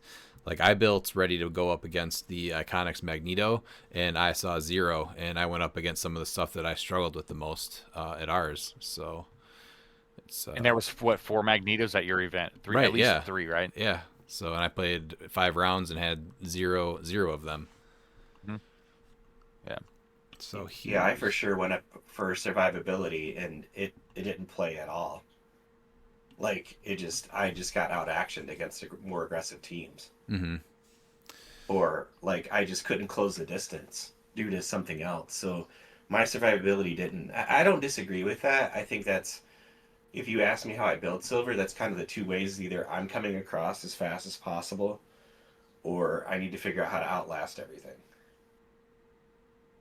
So I think with the one-shots, honestly are just wild in silver. But are we having that discussion now or later? Probably not now. We already went down a pulp rabbit hole. All right, this was his team. It's the Prime Rogue with Avatar of Animal Man, the Dark Phoenix Chase from AV60, the MOE swap one, Sakarian Iron Man with Exospecs, Sky Tyrant with the +1 longsword, Apocalypse and Genesis from the OP prize kit, both with the Swordbearer trait, the Colossal Sinestro, a Baby Groot Pog, and a Phoenix Bystander. Absissa, Animal Man, Black Skull, Black Vulcan, Ghost Goblin, Gorilla Grodd, Kid Thanos, and Mimic on the sideline. So where do you think his struggle was here? Because obviously this is a ton of really good stuff and good combos. Both Rogue and Sky Tyrant have the Brute keyword, so that works really well with Dark Phoenix. He said it was the tent poles. He just couldn't. Yeah, but these still with the seem Collector. strong, though, against the Collector. I guess not having Battle Fury, maybe he lost the rollouts. Well, yeah, also with the support with the Phoenix Wolverine. That stop click probably just going insane, getting rollouts. Yeah. But he's still a close combat don't know, piece, and he's got the X-Men rollout right on a lot of these pieces. Who's breaking theme here? Sinestro? Sakarian. And No. Sinestro. Sakarian's warrior. He becomes X-Men with Apocalypse. Oh, he has Genesis. Okay, yeah. Yeah, so it's Sinestro. So everyone's X-Men except for... Sinestro. Oh, no. Baby Groot. Sorry, Yeah. Dark Phoenix breaks it, too. Oh, I thought she had Brute. She has Brute. Oh, did I miss that? Yeah, I did. Yeah. Okay. Yeah, so it's really just the Colossal Sinestro. So I'm not sure if it's worth playing that, maybe? Well, that's... Yeah. Or what do you think about putting Destroyer armor on her with Sinestro then? And then Avatar of Animal Man goes on Sakarian? And then just take one of the sword bearers off. Take one of the sword bearers off. Either probably Apocalypse. And then they could get the... then you're losing your +1 longsword off of Sky Tyrant. Was there another item that they can get? They can get a... What is it? The ring of TK. Yeah, bring a TK, yes. So maybe take the sword bearer trait off of Apocalypse, give him the ring of TK, and then you can still have that Colossal Sinestro. Then you're getting more rollouts. You can always choose for Avatar Animal Man on Sakarian. You can choose blades. I don't know. What do you guys got? Yeah, that's because he did the poor man's Avatar of Animal Man on Sakarian to pick for both of them. I don't know. I'd have to see the games realistically because it looks like it does pretty well. So I'd have to see. But yeah, I guess if he's going over the tent poles though, that's really where this is going to fall a little flat because they're going to be bigger than Rogue, and even with Destroyer armor, that's what I was going for. Was now her defense is +2. And if you're lower than 100 points, Sinestro is going to knock your defense down -2. Yeah. So that makes Rogue a lot better. But yeah, if he's just going up against tent poles, and I think we were going over this earlier too, where I think that there's a lot of the tent poles that they finally did a really good job on making them playable in Modern. And the downside to that is how stupid they are in Silver. Yeah, Magneto's been shown. Like Magneto was all over the place. From the events. We got Magneto, we got both ones that he... Phoenix Force Thor. Yeah, and what's the other Phoenix one? Wolverine. Yeah. Yeah, both of Phoenix them. Wolverine. Yeah. And Ultra Chase Collector, I think, is still fine because I think he's not doing anything insane. He's just really good. He's not doing tons of damage. I think that he's only 200 points. Yeah. So I don't have as big of an issue with Ultra Chase Collector. But some of these other pieces, what they did to them to make them playable one-man armies just makes them insane in Silver. Yeah. Pete, anything to add to that? No, I pretty much agree with all of it. I just think the team matches up. It's a matchup issue, right? So Silver is really interesting because there's not a ton of Silver events, right? And with every set rotation, Silver expands. And every new set Silver expands, and so you don't no Silver year looks like the previous year. It doesn't even look like the previous cycle. So if you go in based on previous stuff, you can all of a sudden just be running into something you weren't expecting. I had no idea how devastating that Phoenix Force Thor was. But after rereading him, I'm like, oh my god, in Silver, that's disgusting. Yeah, that's exactly why. That's why I said I think that he was going to be a sleeper because he's just stupid. I was just looking at him. I just choose Modern lens. Yeah, I just choose whenever board wide you can't roll out or reduce or heal.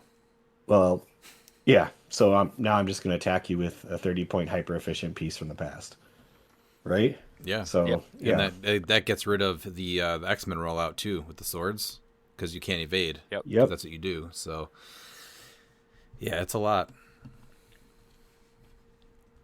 Yeah, you can't. I think that's what I love about Silver is you can't prepare for everything. No.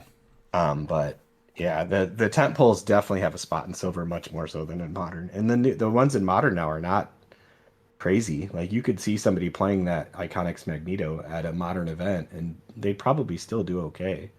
Yeah, I think so. For the most part. Yeah. That extra 100 points though just does so much. And then the big maps do change it a little bit. The math. I agree. And I agree on Collector. Collector's not busted. If anything, he's more manageable in Silver than he is in Modern. Yeah. I agree with that. Let's go to Joe Ruffing. Did you miss me? Of course, Joe. A Silver event without a Joe Ruffing team is always a little less special.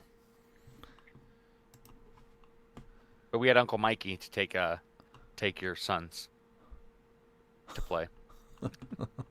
The multiple men. Yes.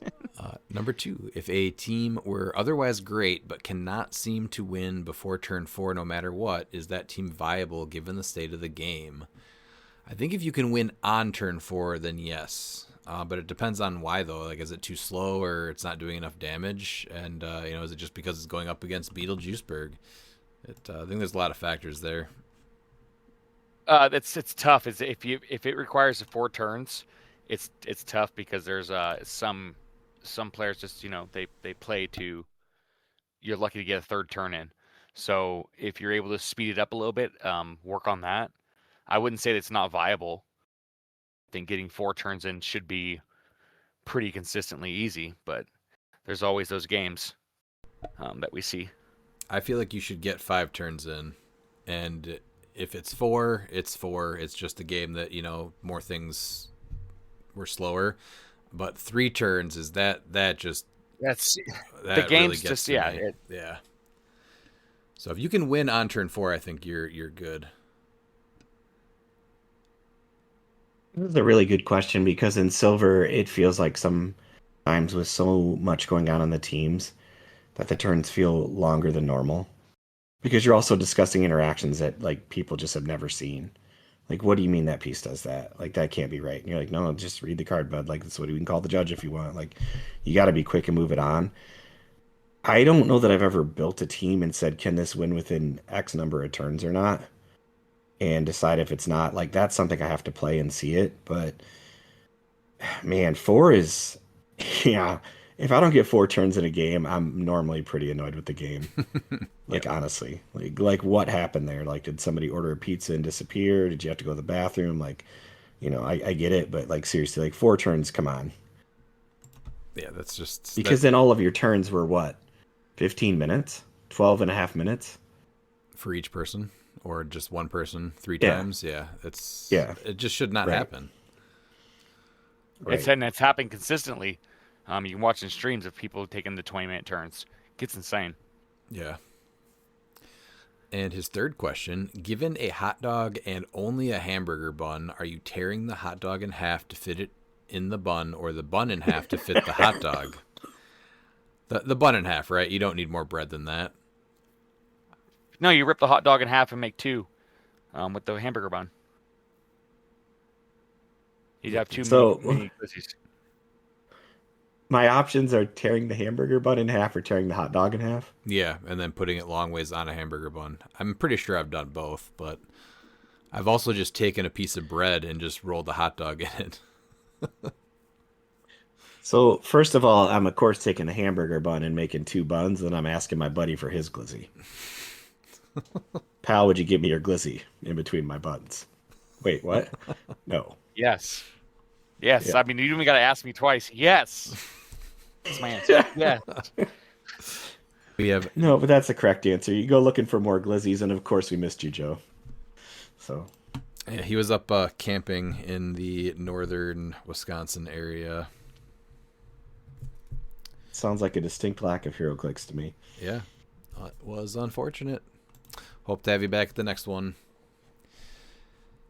Then we have David Clement. Will your podcast finally have a runtime under 3 hours now that the book report is removed? So probably not, David.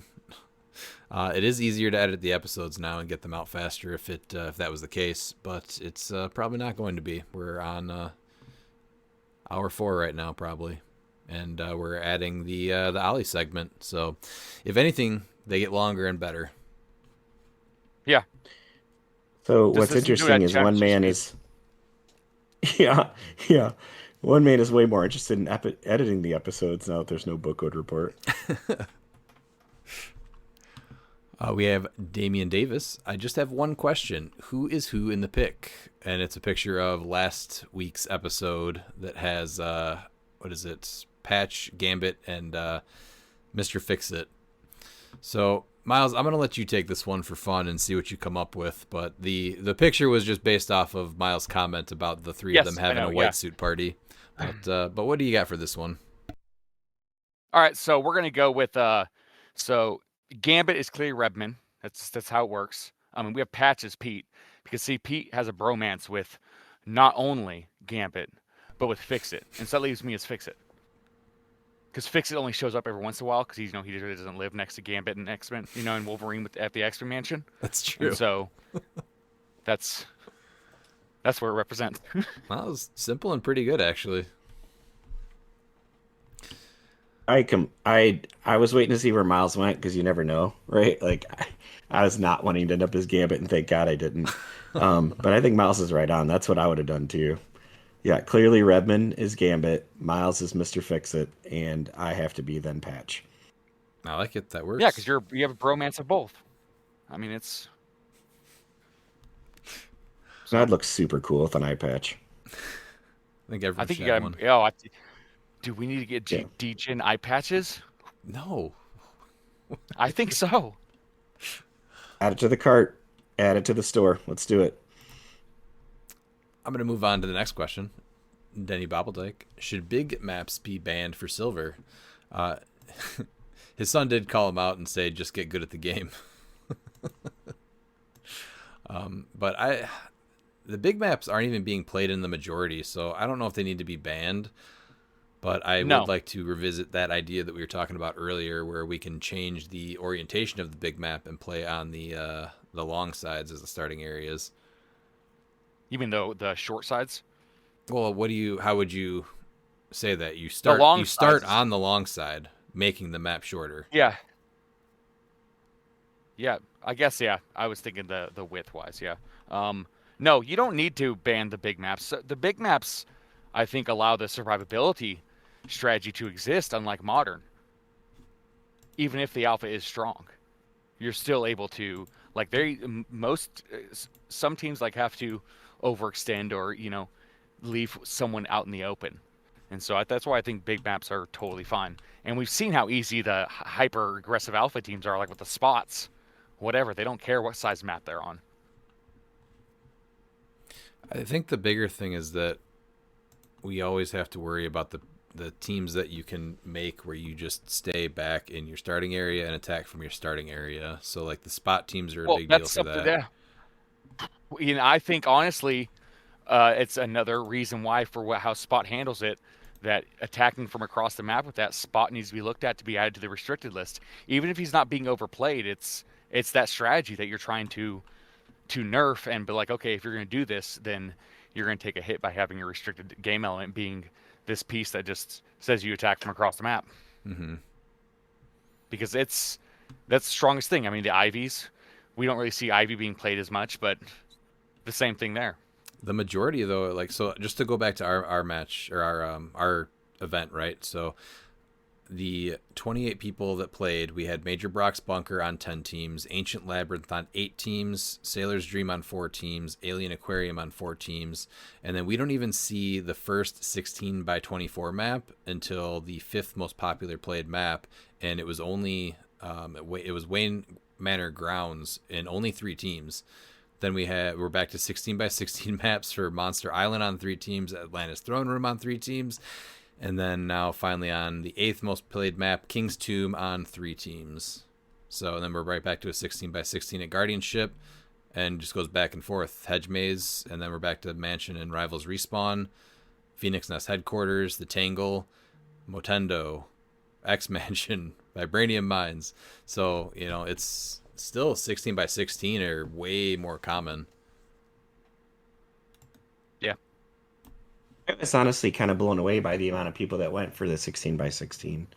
Knowing some of the things that you can do in silver, I don't think the big map should go away. I do really want this idea of turning them sideways, though.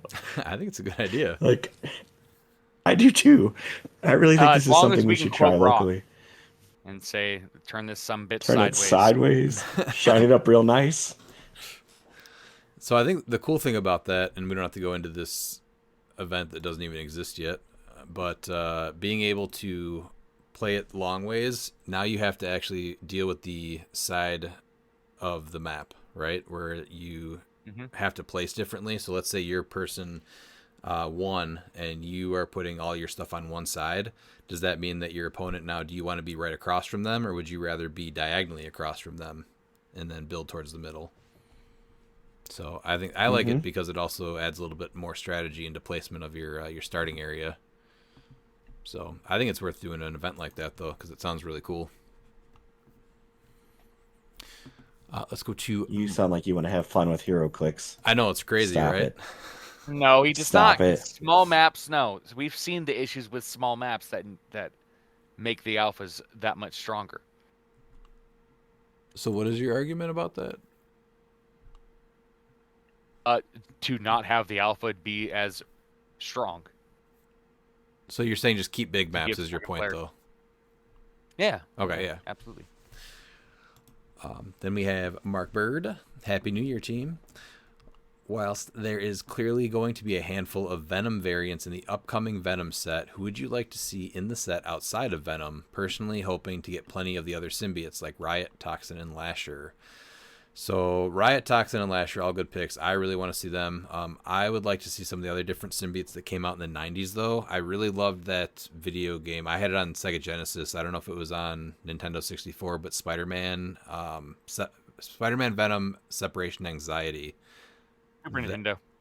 Super That was Nintendo? the sequel to Maximum Carnage. Yeah. Okay, yeah. Well, That I was had SNE, yeah. Yeah, I had that. I played that game so much. So I'd like to see Yeah. Scream and Hybrid, the red and maroon one. We haven't gotten an Agony before, or Phage is newer. And then I think one of the newer ones is also Silence, which is a red and white symbiote. And it was, I think, a combination of like the dead Scream symbiote and the anti-Venom combining or something like that. So there's so many things I want to see in this Venom set. Well, they've already shown like one of my top ones, which is Pork Rind. But since we might as well stay in that same universe, I'd like to get Spider Ham 2099. What's special about him? It's Spider Ham 2099. It's one of the funniest what the issues. Does he look any different than like Spider-Ham though, or is it just the colors of Spider-Man 2099? So his name is Pagel.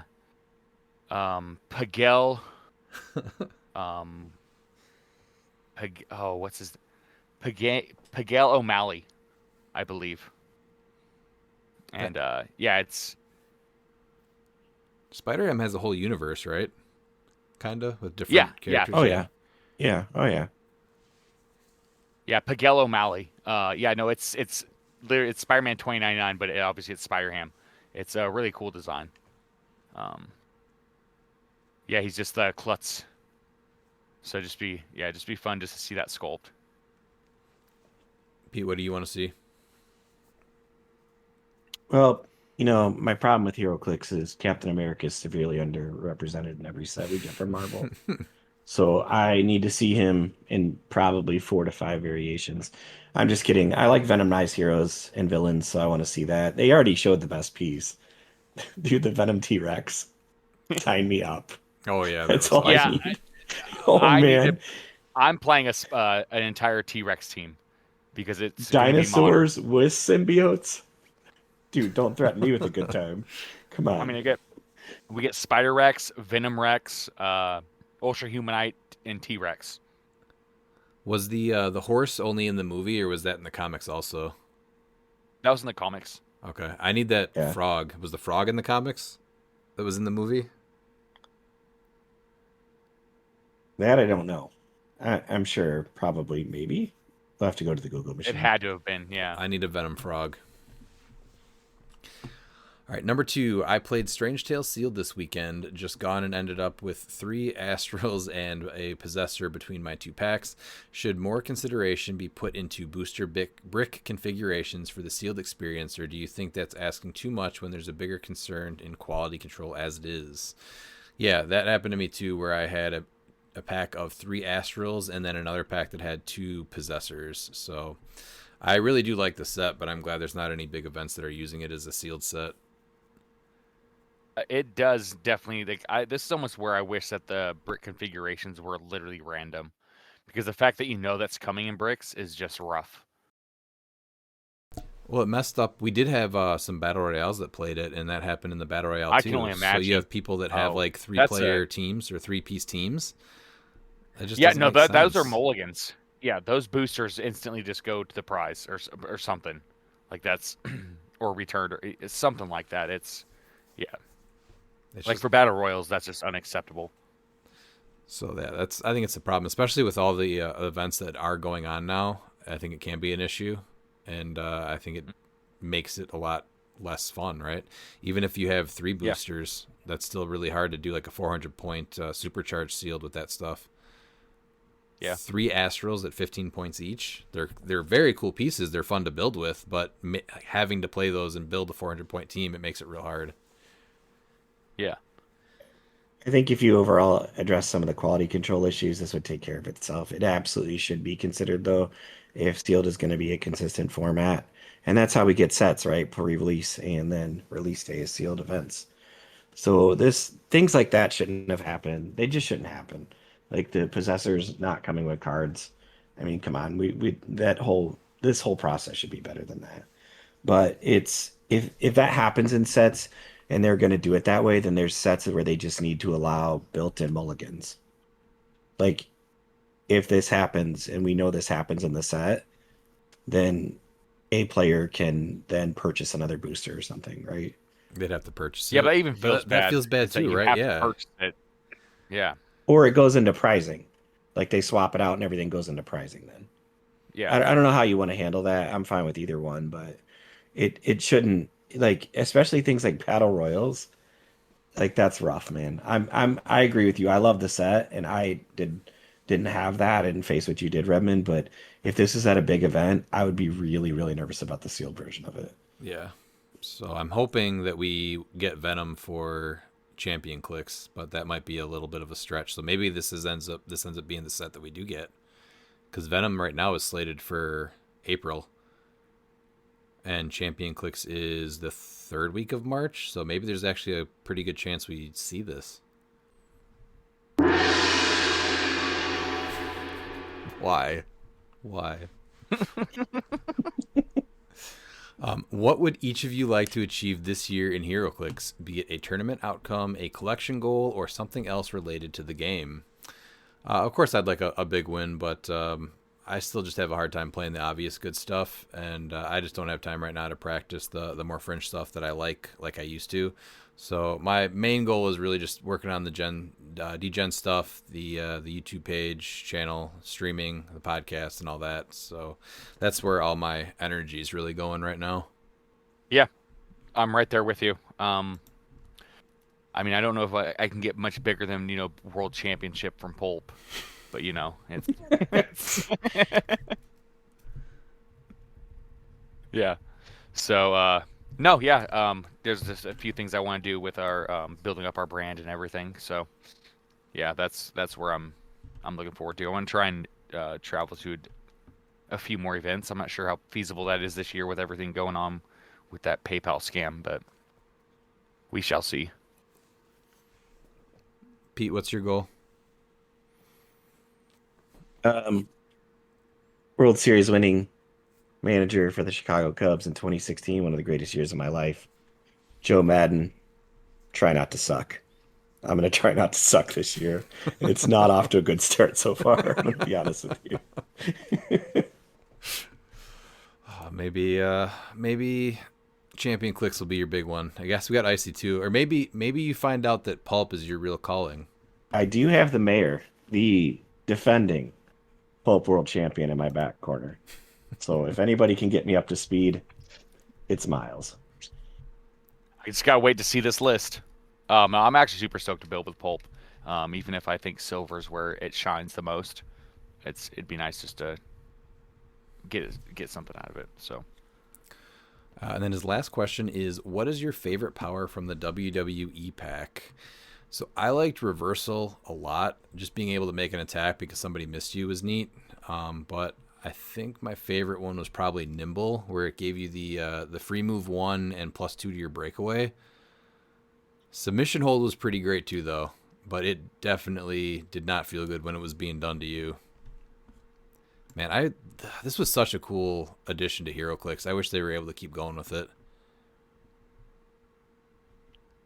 I'd like to see them, bring those powers in there with something, with something else. Submission, definitely. I really like that. I mean, it's poison that makes them mobile, both players. So, yeah, no, I really like that.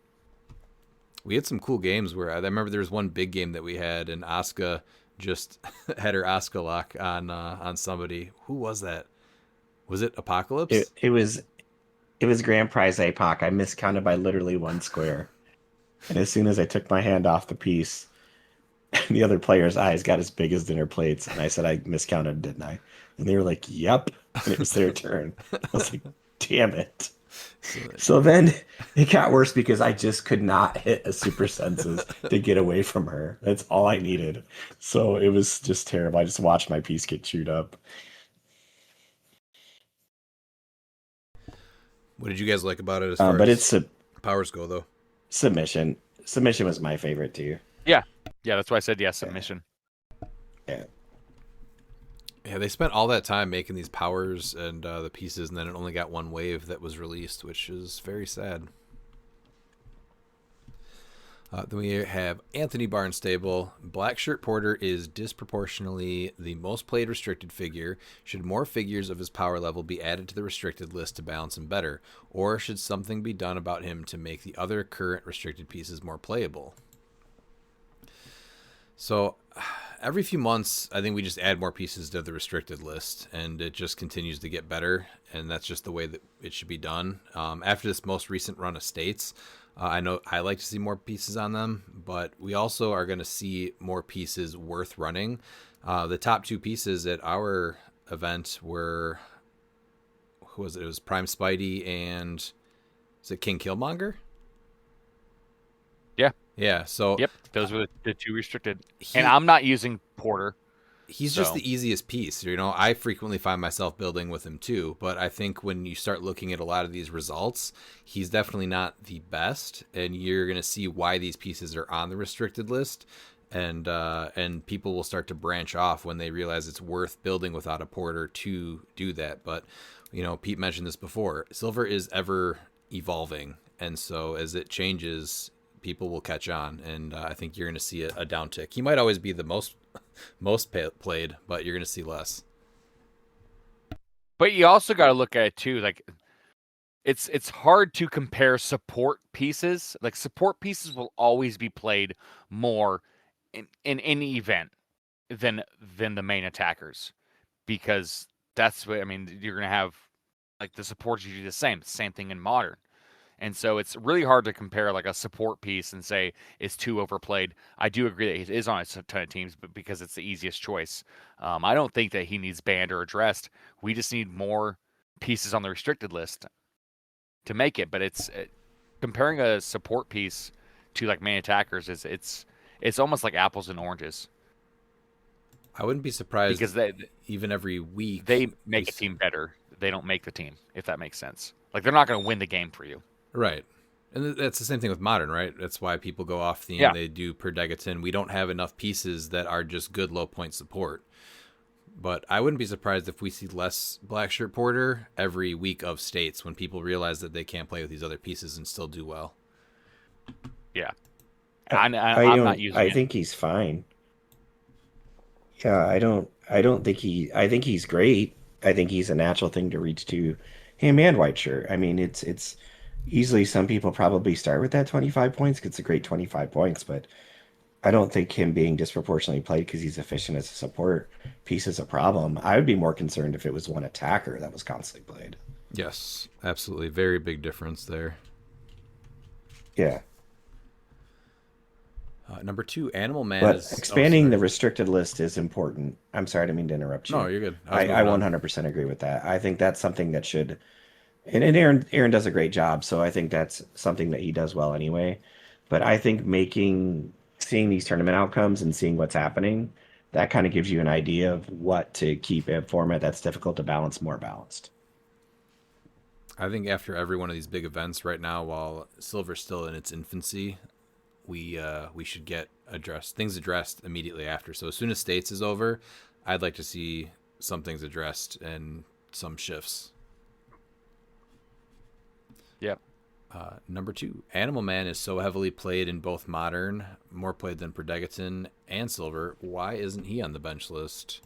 He just hasn't had time to be played, though.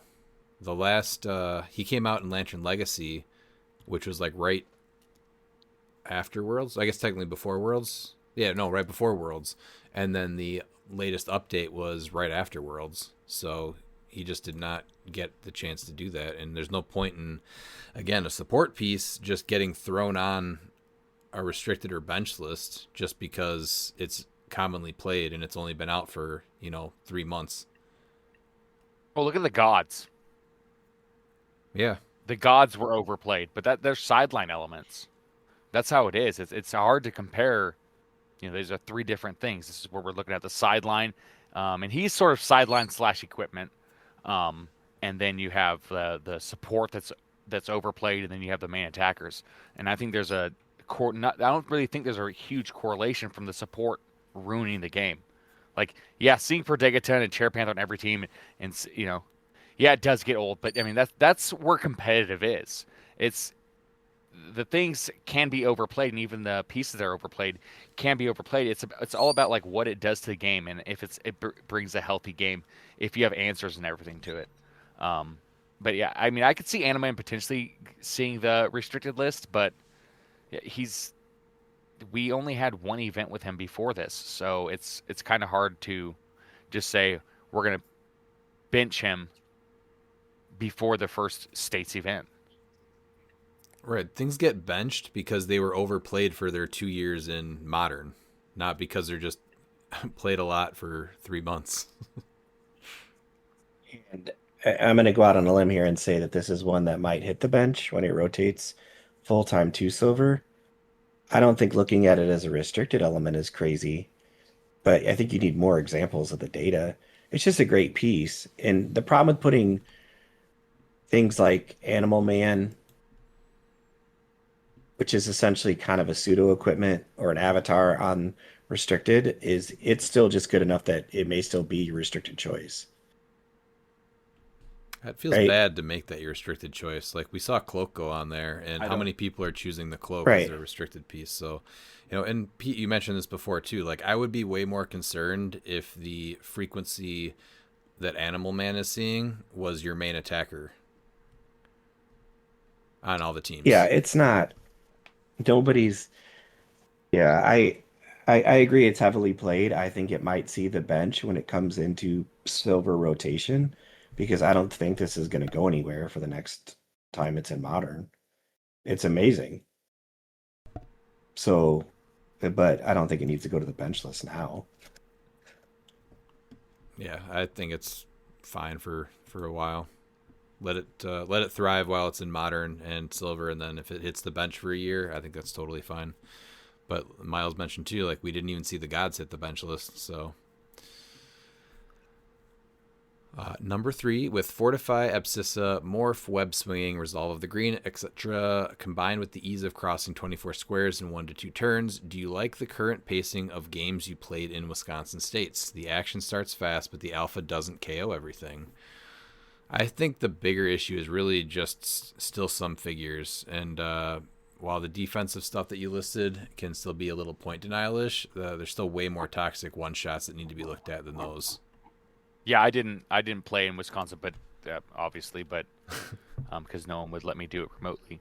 But no, the one shots there are the problem, or like the Halt Mutant, and stuff like that. That's way worse. Defensive ones, I think. Yeah, we've always had the point denial stuff. Those are totally fine with the survivability. It's when you up it a little bit where you're able to make it into a toxic game element because of how it combos. Like with Halt Mutant or with the speckled armor that we haven't seen play. But it's speckled armor is just like Cannon Event and Rivalry. You don't need to see those played to know what it does in a game. Just like Halt Mutant. The moment I saw Halt Mutant, I knew exactly what it could be used for, and it's shown how just disgusting and just toxic that one shot is. And yeah, even I guess we do get a little bit more time in silver, don't we? We're supposed to, like 55-ish. Yeah, Yeah. 55 is the minimum. Okay, because I don't feel like I got less turns in this event than I would have in a modern game. I definitely did not only get 3 turns any event, any game. Yeah. I liked it. The things that caused my team problems did not affect the pace of the game. That just was an inadequacy in my team build or an inadequacy in my strategy or dice. So I agree that I like it that the alpha doesn't KO everything. I want to play a game. That's how it should be. I don't want the game to be over in 2 turns, right? Like I spent my time, my money, like I put together a team and the idea didn't work. And that's okay, that happens. And so I would say that for the most part, these were all positive things, even when it didn't go my way. Like I played against an X-Men team where I had to get through a Morph and an Abscissa and a Fortify. And it might have been a little frustrating, but that just showed me that my team wasn't ready to deal with that stuff. So that's it. I like it. I don't mind point denial or defensive plays. I don't like when things that are intended, I want to say intended to be defensive because I think Halt Mutant was intended to be defensive, but it just aids in a bad alpha strike. Right? Yeah. Like it's able to be used in ways it wasn't intended. And I think that's most of our problems with most of the one shots is when they're used in ways that we don't believe they were intended to be able to and exploitable. I think that's what needs to be addressed. Mm-hmm. There's no reason that the piece that you give Halt Mutant to should not be immobile itself. Yes. Let's go to Jeff Dumas. How should I fill the last 5 points on this team? So Jeff's team is a silver team. This is 75-point Chase Sandman from Spider-Verse, 55-point Spot from Spider-Verse with Avatar of Animal Man, Lady Octopus from Earth X with the octopus arms, Mysterio from Spider-Verse, Spot from SVAC. Then we have Green Goblin from Beyond Amazing with the pumpkin bombs, the ones that give 3 damage if you can already do energy explosion. Iron Spider from Beyond Amazing at 30 points, and then the White Shirt Porter with the Sinestro Core Ring, and Lucas PJ and Scott Pog with Fortify, Animal Man, Aquaman, the Call-In, or the, Trouble Alert, Black Manta, Yeah.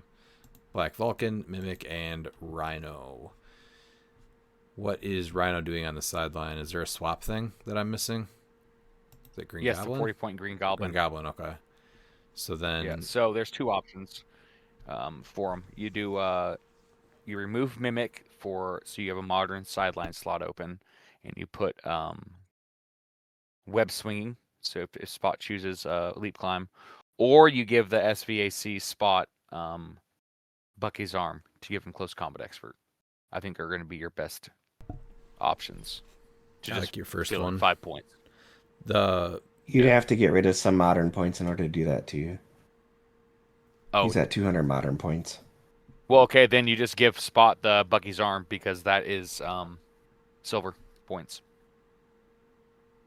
But then you don't get the leap climb, so you have to go with a different one shot, which is probably fine. Well, he doesn't have any modern points left. Right, but you would That's what I'm give saying, him that- you would give him modern points by going No, to you wouldn't. Bucky's arm. You're taking off Avatar. No, of he Animal already Man. has 200. No, you leave that. No, I'm talking about the other spot, the second spot. Oh, second him spot. Bucky's arm. I gotcha. Okay, I thought you were Yeah. talking about taking Avatar of Yes. Animal Man off. No, you need Yeah, on not that spot. the spot, Redmond. Keep up. Gotcha. Yeah, I'm not talking about differences. Theodore. Maybe we need a drop now for the Stupid spot combo. and the Yeah. spot. Stupid So we combo. have Spot and Theodore Spot. It's the is short for Theodore. Yeah, Yeah. T spot and his cousin Spot. Yeah. Yeah. I followed you, Miles. Okay. Yeah, Bucky's arm I think is gonna be the best way without finagling your modern points. There is Lucas PJ Scott, but there is Pulse Wave teams. So like you could look at it that way. You could take off Lucas, PJ Scott, take off Mimic, put on web swinging, and then put Bucky's arm on as well, so that we can get both of those. I do like this team a lot, though. Yeah, because Lady Octopus is always going out for Rhino. Rhino, right? You might want to find a second person just in case you do go against Chair Panther, because they're like, all right, we're taking away your Rhino. Why is Sandman 75? Because he's awesome. Because he's way better at 75. Yeah, Is he? he's way, Okay, I've never played him. Yeah, he dies Okay. so easy at 50. Okay.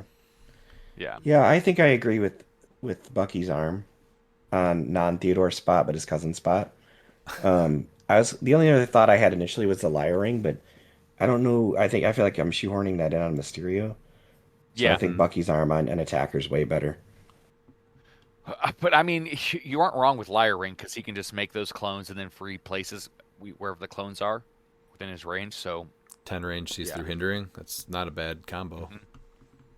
yeah, so that is an option. I mean, there you go. You can take off Lucas, PJ, and Scott and say, all right, well, I'd also put in a second, take off Mimic and put a second. There's probably another modern option for Lady Octopus just in case. But yeah, I like the Liar Ring on him and Spot. But I do see the Lucas, PJ, Scott, viability for sure. Oh yeah, just even the I think it's a empower few we can do.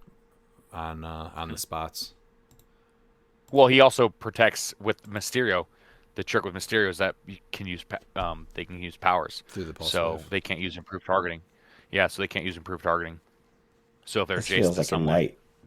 This feels like a nightmare team Rebin puts on the board, and I'm like, what does this bullcrap do? Yeah, I like that combo a lot because then he's giving everyone hindering. So does he have?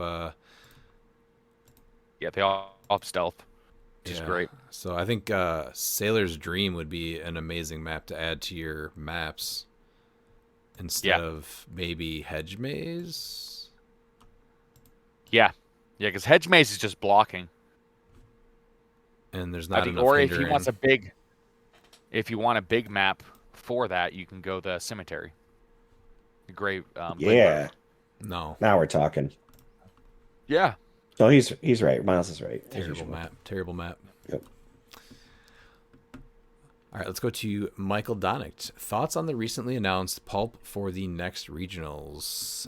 We did go over a lot of that. Did you guys want to have anything else to add? No. I think we, pretty much hit all the points. I'm gonna reserve final judgment until I see what they're restricting or looking at. Because if it's, honestly, if it's Common Thanos, like that's right. It's him or Moreland, pretty much. That's all you're gonna see. That's where I'm nervous, is that the meta is going to be figured out right before all the events anyway, or the ICs go for 4 weeks maybe. So you're gonna see every single week you're gonna see just less and less unique builds. So I just hope that they do a really good job with the restricted list, and that's really what's going to make it successful or not. That's what it all hinges on right there. Ash Roman Saul. Hello, gentlemen. I had a question about HeroClix tournament etiquette when it comes to players taking really long turns. I know there was recently some info about players receiving warnings and can be DQ'd if enough warnings received. Since you guys play in different events, how would you recommend handling an opponent that is taking 10 to 15 minute turns? Is this considered too long in your opinion? I've been watching different states events and have seen some really long turns, some turns going past 15 minutes. Yeah, at some time you really just have to kind of move the person along, and if they're still not doing it, that's when you call the judge. But if people are, taking 10-minute turns and they're really consistently doing stuff, then it's really hard to, which is very rare though. It is. I don't think that that's the case anymore. I don't. If they know their team, because they shouldn't ever really be taking 10-minute turns. Very few times will that happen. But he's talking about the 20-minute turns that have been happening consistently. People just get away with it. They just get complacent, and because a lot of times their opponent Like let's be honest, like we're HeroClix players, and so a lot of us don't like the the confrontations, and so you won't say anything until after the game. You just have to train yourself to don't worry about being the bad guy because you're not the bad guy. You're there to play the game just like them, and so you just have to keep them honest, just like you're honest, and yeah, help them around. I mean, and don't be scared to call a judge. You're not a rat, you're not a snitch. You're there to keep the integrity of the game. And I think the long turns really happen more in the beginning of the game, and that was one of the drawbacks that I feel happened with the small maps and the crazy alphas. Is it's very easy where if you misplace by 1 square on turn 1, then you're dead. So sometimes it's a lot of, if I do this, am I dead? Or trying to get to somebody's terrain, or is it worth it? That risk reward. So once that happens, then that's where you see the plus side of the small maps. It's a lot interacting and the turns go a little bit quicker. But then you have to start looking for people, are they deciding, do I sidestep, or, you don't have anything to do. You have, 2 tokened out figures, or what are you going to do after that? So I know I got real mad at a Worlds game a while back when Legacy Thanos was still a legal piece, and I let them basically take the last 5 minutes of the game because I hit him on I charged with my Legacy Apocalypse. I hit him with a 6 blades, and then he got real scared, and so he spent 5 minutes, what he said, deciding where to run back and place his barrier. And, again, I didn't want to be the person to be like, come on, man, you got to make your turn. You got to make your decision and go. Yeah, but you have to be. It ends up costing you the game, where, how do you not know that, you're running him all the way back to your starting area and barriering? How does that take 5 minutes to decide, Yep. So it's hard to be that person, but. You can be that person. Yeah. You just gotta be okay with that uncomfortable moment of being like, listen, I need you to kind of either progress the game, or we're gonna have to call the judge and see what they say about this, because I feel like you're just taking too long to make a decision. That this is how I see your decisions, and help, like you said, help them talk through it. Mm-hmm. Now, the good news about playing me is I like to make all my bad decisions and good decisions in about 25 seconds. So It's mostly bad, but yeah, we'll get turns in. I'll tell you that. So, my games usually end in 3 turns because I lose, get wiped. That's not great, Miles. It's not true either. That is the frightful 4-way, though. Baloney, my games went to time, baby. They did with Miles literally looking at people and being like, "There's no trick here, man. This is what it is." Yeah, I tell you what, they put in work. I think I got wiped once out of 4 games, but even then, I got at least, like, you can ask Looper. I want to say we probably got close to 12 turns. Wow. Yeah. On to McConnell Lamar. Good morning, gents, and Happy New Year. There were some pretty interesting teams played at States this past weekend. What was your favorite team that missed the cut? With the recent announcement of the Icy Regionals being Pulp, what are you hoping to do to help the format be successful? I hope everyone can make it out to the ROC Delaware State Championship this Saturday on January 31st. So we already covered a lot of the Pulp stuff, right? Anything else to add to that to make them successful? I think we really covered the basis of all of it. Yep. Silver, baby. Yeah, that would help to make it more successful. Yeah, but it really, if it's going to be modern, we need to see that list. Yep. We just spent a ton of time though going over the stuff that did make cut. So I don't know if I have any favorite teams that did not make cut. I did. Right. He was actually at your event. Okay. It's my favorite Dinosaurs Double Galactus team. Yeah, that one was really good. Yeah. Barely missing cut. Yeah, because I think he went 3-2. Yeah, that team was just hilarious. We had that was those guys from Michigan came with some teams, man.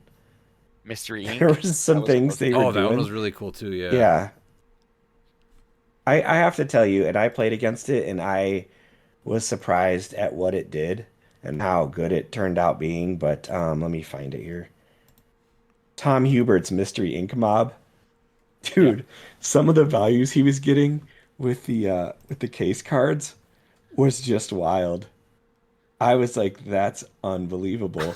And when you're getting your ass kicked by the Mystery Ink team, you can't even be mad when Yeah. Daphne's coming over and flurrying your face, and you're like, Jesus, what just happened? I did see some pretty mean Wolverine tent poles, the Phoenix Wolverines. Raiden Donick played one with the Emma Frost, and I think utilizing her was pretty cool. Just getting the Empower from across the map, and then using the Prime on the sideline to turn into. So quite a bit of point denial and just getting that extra damage. Otherwise, we had another one. Where is that? It had Morph on it, and it was an X-Men team. I don't know if that one made cut or not, though. Do you remember that one, Pete?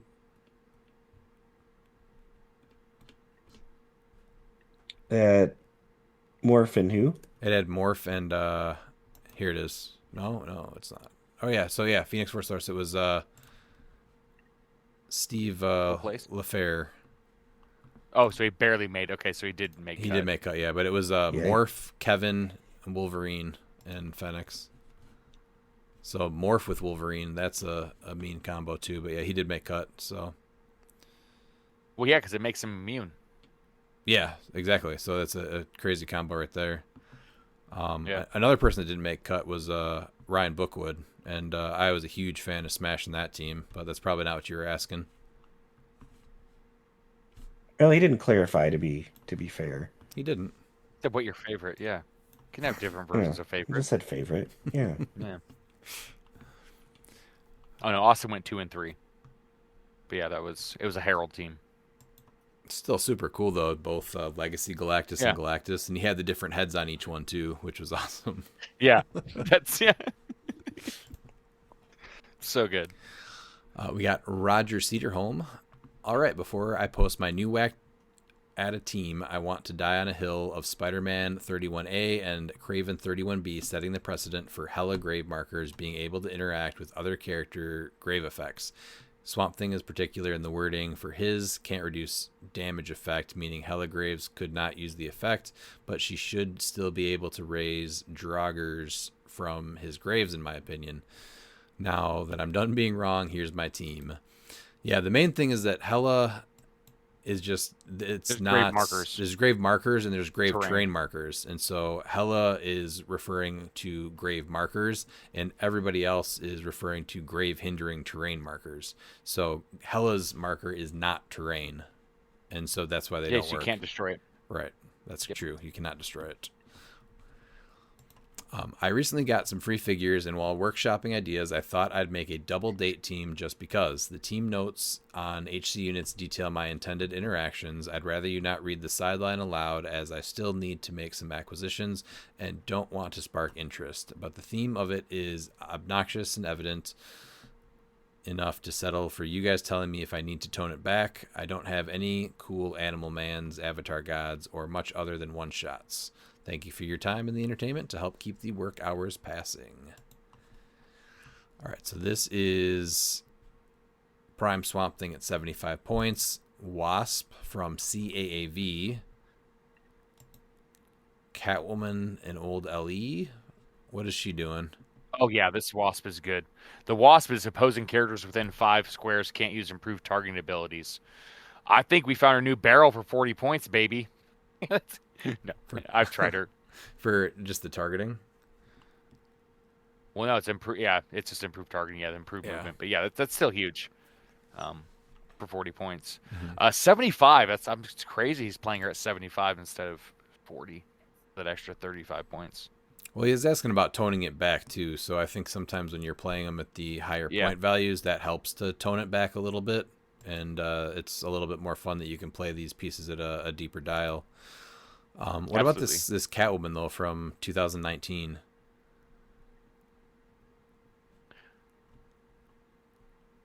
No. I mean, so she's able to pick a damage power. I mean, it's not too bad when you look at it. It's she gets a utility belt. I mean, it would be interesting to give her like, I mean, she's not too bad, but when she's adjacent to Batman, she modifies her attack and defense +1 and increases her D6 rolls by +1. She has sidestep. I mean, maybe you're looking at potentially giving her charge, like drop Wasp, and give her, motorcycle. Well, the whole thing is that he's doing like a double date thing, so it's Yeah. so Yeah, but this way you can carry Batman, the Iconics Batman, and she has charge flurry now, so she's gonna be more of an attacker, and so she will still be a 12 attack and an 18 defense, and their senses will be a 4 through 6, and she'll have charge flurry, and then you're able to choose a damage power, so like close combat expert. So now she'll be, a 13 for 4 flurry. I'm just trying to look at the fact that he said he wants to know if he wants to tone it back. I don't think he needs to tone it back, though, right? So let's keep going over toning the it back team. would be lowering. Yeah, it'd be still lowering Wasp to 40 points to save the 35 points. And I think Catwoman with a move and attack would be better because she's going to be able to carry Batman. And so now she'll be able to modify her attack and defense since she's carrying her and get the 4 through 6 senses. I think that's better, but I take the question as he's asking us, is it too good? And if he brings it to his local event, is it going to be looked down on, And I don't think that's the not case at all. Yeah, No. so I don't think No. you need to tone it back. This is totally fine. Maybe it's the Swamp Yeah. Thing. So let's just read it real quick. So it's the Prime Swamp Thing from Masters of Time, Wasp from CAAV at 75, the 2019 Catwoman LE at 65 with the utility belts, the Ant-Man Super Rare from Collector's Trove with Influence and 0 Mandarin Rings, the Iconics Batman from Batman Forever with the Octopus Arms, and then Iceman from Deadpool Weapon X, the common that gives people without special powers +1 attack with the shock gauntlets. So he said it was a double date thing. So we got Catwoman and Batman, Ant-Man and Wasp, and I guess Swamp Thing and Iceman. Yeah, that's the triple date. Yeah, they're it's. You clearly don't remember that great romance arc from the 1970s, Redmond. It happened.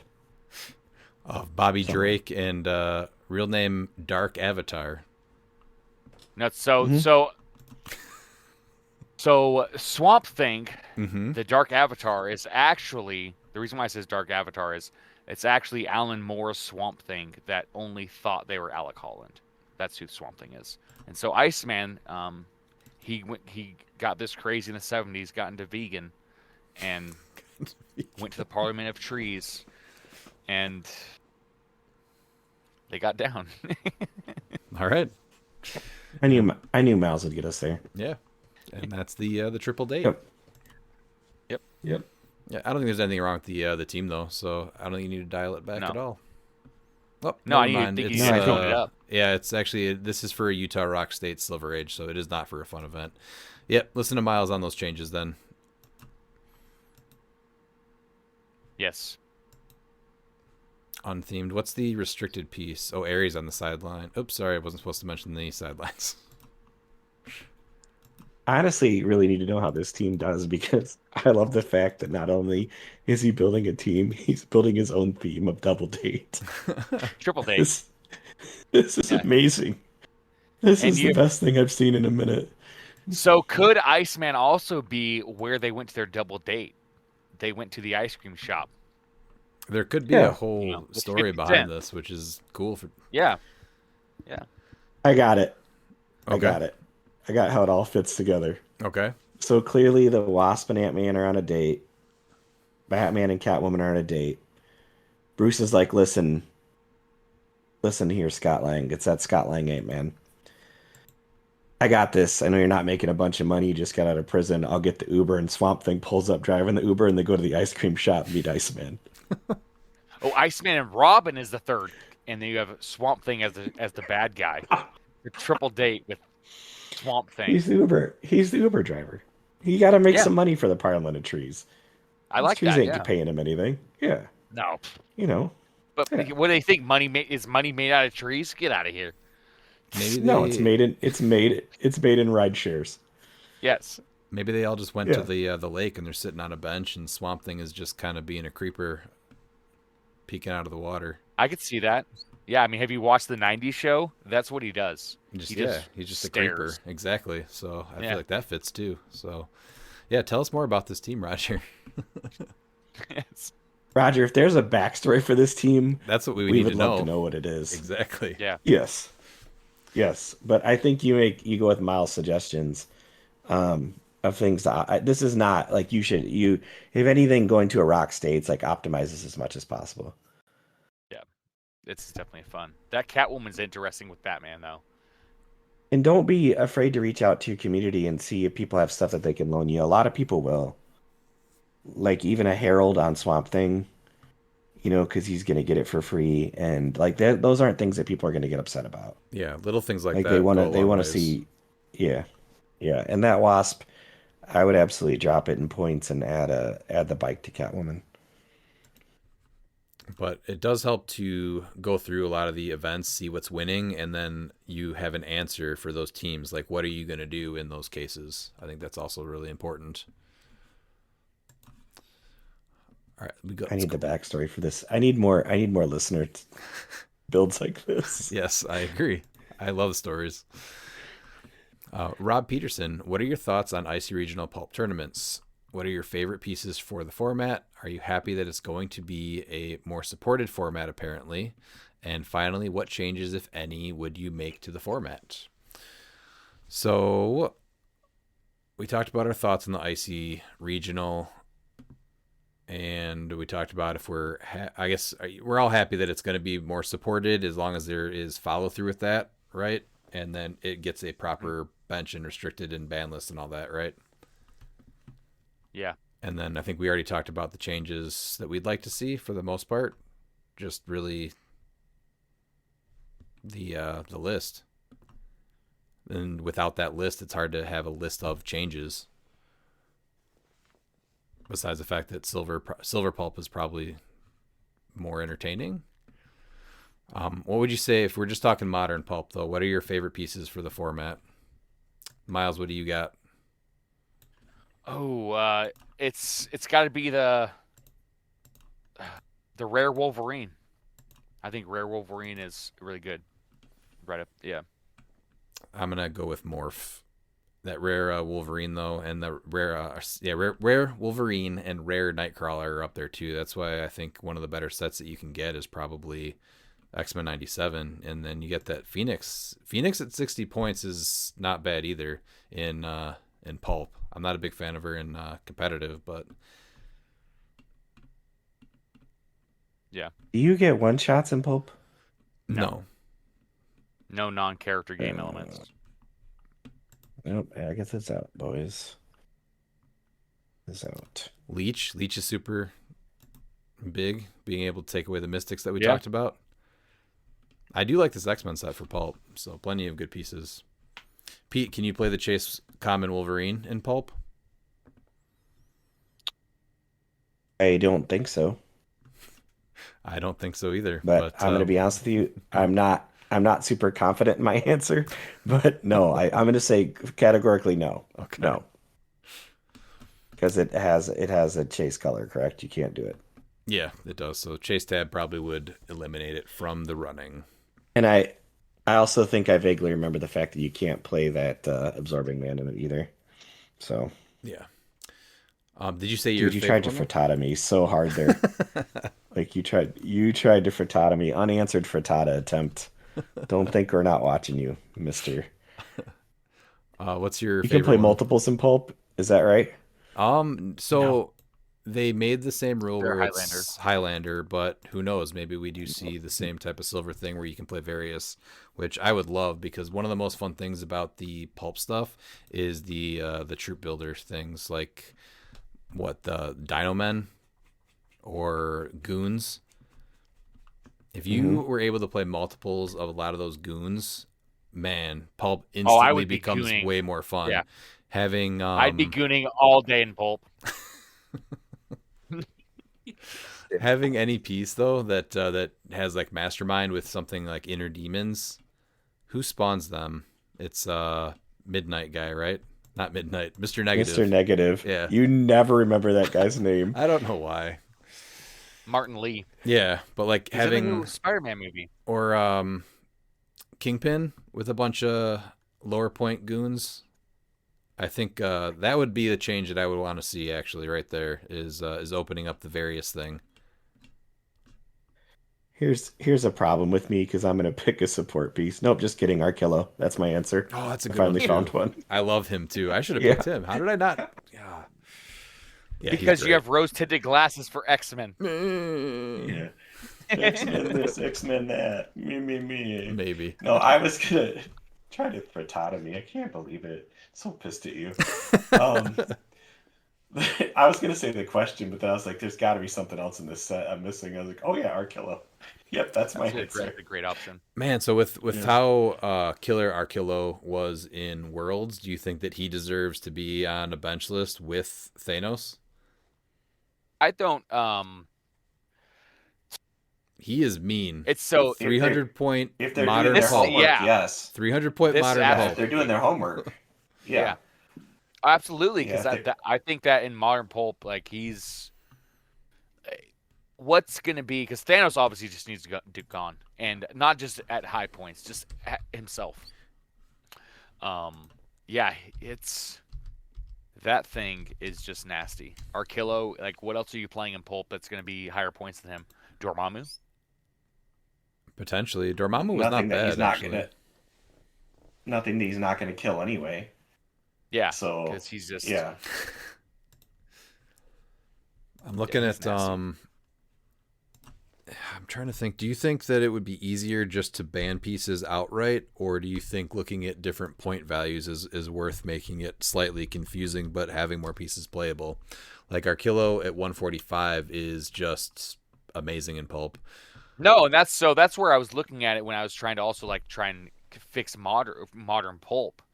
Is that I think that it's to the point where I don't think you should be able to have figures over 100 points playable in the format Mm-hmm. because tent pulls are just too strong in modern pulp. We saw that. I see it in I played a Silver. 200-point team in modern pulp with Black Adam. I played him with freaking Lady Mastermind and Simon Garth. You know, like I played 90 points under, essentially, and was able to really still take out teams. And Aunt May, right? Yeah, and Aunt May. That was my last. Yeah, so yeah, 100%. I think that there should be a limit in there in pulp. Tent poles are just too strong in pulp. There's no answer, and then you can go, well, there's a Amadeus Cho. There's this. They don't. It doesn't work that way. It's pulp is a totally different monster than modern. I went against an Amadeus Cho. He just dies. Like Thanos, Ares bombs. You know, Ares needs banned. Period. Hopefully, Yeah. 100%. And then, so you think that it would be better to just say Have blanket, a you point. can't play anybody over Yeah. 100 points? 100 would be the limit? Yeah. Yep. So that would also get Arkillo. So that would fix the Arkillo thing, right? So Arkillo would still be able to get played at low. So you wouldn't have to have this huge list. It would Well, just yeah, make because things especially in I that don't, set, I don't like, hate that. you can build some really cool theme teams out of Lantern Legacy that are out of the Cur, of pieces that you're never going to see played otherwise. And even Arkillo on that theme team at lower points is still not terrible. Lantern So I Legacy think with that's Harold a good is place to insane. start. Yeah. Yeah. Yeah, I don't mind that at all. Randomly here, would you guys like to see the play-at-home kit pieces be legal? No.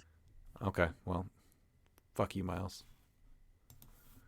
Okay, I'm just saying no for so Red Hulk. Just Okay, all right, that's Red Hulk fine. right there. That's fine. I was just looking at I had Thanos up and I was looking at Gamora and Nebula, and they're really cool. Yeah, no, but yeah, the reason why I say no so quick is because of Red Hulk. Gamma fine. bomb, baby. Yeah.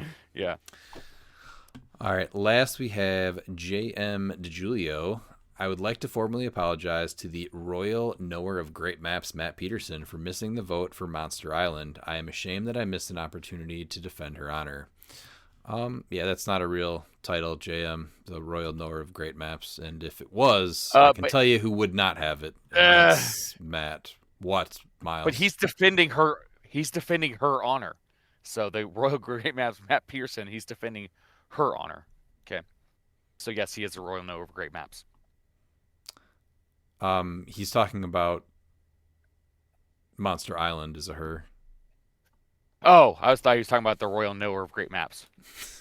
No, He's JM is doing what many great poets and men of thought do. He's romanticizing something, and he did make Monster Island a woman, and it could be a woman, it could be a man, it could be anything JM wanted because it was such a beautiful moment in time for him. It's JM, true. as the newly bestowed upon title, I take it with great honor that someone with your wit and intellect would give me that title. Now, I think we learned from this opportunity that when there's another chance to represent your lady, you do it well, and you do it with valor, sir. Yes, sir. Yes. It's a fake title. First question, though. Nope, it's literally going on my resume right now. I'm updating it. Not. It's You don't even remember what it is. It's What is on it already. Too late. It's already done. What is it? Cover It's letter. already done. What's it? What It's is the on title? my title. What's the title? The Royal Knower of Great Maps. It's not real. All right, going to the first question, though. RKGMP. RKGMP. Hmm? Where's the P? Royal Knower of Great Maps, Peterson. So stupid. Maps Peterson. Maps Yep. Peterson. Maps Peterson will now be my official name. That I Maps like, though. Peterson. Maps Peterson. But it's going to be ironic because you are one of the worst map people ever. Ever. He's the great knower. Of bad maps. Miles, do you feel like I feel like he's just really is really trying to kill it. Like he's really vicious tonight, right? Am I wrong No, here? he hates big maps, loves small maps, but he hates Monster Island. Make it make sense. This is a guy that can't play on paper maps. Well, paper maps are terrible for. I think one what reason. everybody Monster hasn't Island's said is what we should say is you're a map elitist. That's fair. Yeah. That one I will own. But I Okay. know so you That can't was hate easier me than I thought. You can't hate me for liking terrain on my maps. You said it before. If you could play listen, on a for- white There's checkerboard, you would. There's not terrain. There's hindering, water, and elevated. It's so for the list of reasons I hate you, and it's an online Google Doc that I just keep adding to. That's not even on the first couple pages. It has the same terrain as Sailor Dream. No, it does. You can't compare the little one lighthouse in the corner that's 4 squares to everything that Sailor's Dream offers. Besides the fact that No, it's I'm just saying, neoprene and it's beautiful. Yeah. Monster Island looks it's like a child's elevated coloring water and hindering. placemat at a restaurant like Denny's. No, that's Ultron. I really Slayer. get it. I really got to update my Discord name, don't I? Maps Yes. Peterson. Maps Peterson. Yeah, it's pretty good. All right, let's get to the first question. After having a discussion last night about what constitutes a healthy element versus an unhealthy element, I came to some wording that encapsulates my feelings on it. Pieces like Juice and Sorcerer Supreme Loki are unhealthy because the counter to them doesn't exist. It requires that you exclude a large number of potential pieces from your build rather than requiring you to include something in your build to help counter them. Things that are powerful, control, or defense options have existed before, but they don't require you to exclude pieces from your build. You just needed to make some sacrifices to meet certain criteria. King Killmonger, you needed at least one unequipped attacker or a way to break adjacency. Black Leopard required you to break line of fire or attack from 7 squares out. Kale and Man-Thing meant you needed mind control or a way to occupy all legal squares adjacent to them. SOV needed elevated terrain or a similar solution to Kale. These are all things that you needed to find a way to fit onto your build to have a counter for. Loki and Juice do not have playable strategies and counters other than you cannot play this long list of pieces. And that's the difference. They require you to exclude pieces from your build rather than make sacrifices to include some pieces and elements. This leads to more homogeneous team builds, less creativity, and more predictable tournament results, ultimately leading to a more stale meta landscape. Any disagreements with this, or perhaps something you'd like to add? Cheers, gentlemen. I would say I 100% fully agree with everything that he just said. I would also like to add that, gimmicks like Loki, where you're rewarded for damaging your own pieces, need to go. But yeah, Loki's an issue also just because you can damage him. And same thing with SOV. So I think there's just the only thing I would add is just that. But and the only reason that you play Gauntlet Spidey too, right? It's just that one busted trick where you self-damage him. So, and there's what do you do against that? There's nothing. It's the same thing he's mentioning. You can't do anything about that. Your opponent just does that. So if any of those were by opposing effects, that would be way more tolerable. But yeah, everything that he said is completely accurate, and I think we've kind of been mentioning that for a while too. But that is worded very, very well. Yeah. Oh, I love the font you use, Maps. No, that's exactly that's the sentence right there. You cannot play this long list of pieces, and that's been the entire argument the entire time. It's not saying that those pieces can lose. It's of course you can deal with it, you can beat it, but it's what it does that other pieces just have never done before. He nailed it completely. It's exactly why it's unhealthy, because there's no counter. It doesn't exist. It creates an unbalanced game state because it's very fact that those pieces exist and interact the way they do. So there's other things that you can take pieces that cause unfun game states or challenge and change them, but you can't really do anything there's this corner case thing that's allowed to exist. Well, and the difference between that, it almost feels like the more so Juice than Loki is that it's a trading card game strategy with Juice. The only difference is that it's not a trading card game, so you don't need the perfect draw to pull off the combo. Right. It just is there on the map. But that's what it feels. It feels like they're trying to add in some trading card game elements into cliX to try and to do something, but it doesn't work in the game environment that you're playing. By creating the healthy game state, it discourages a lot of people from wanting to really play competitive and everything. And it's we're a small community as it is, and it's hard to grow a community when you say people look, oh, I can't wait to play this, and you're like, you can't. That's this is not good. This line right here encapsulates it all right here. This leads to more homogeneous team builds, less creativity, and more predictable tournament results, ultimately leading to a more stale meta landscape. That right there is why it's bad. Yeah, and then the argument will be, well, look at the events where other pieces won. Well, yeah, because those weren't being played. When you look at where Juice and SOV are being played by, especially when they're played by, good to great players, they're winning for a reason. They're getting to the finals for a reason. Yep.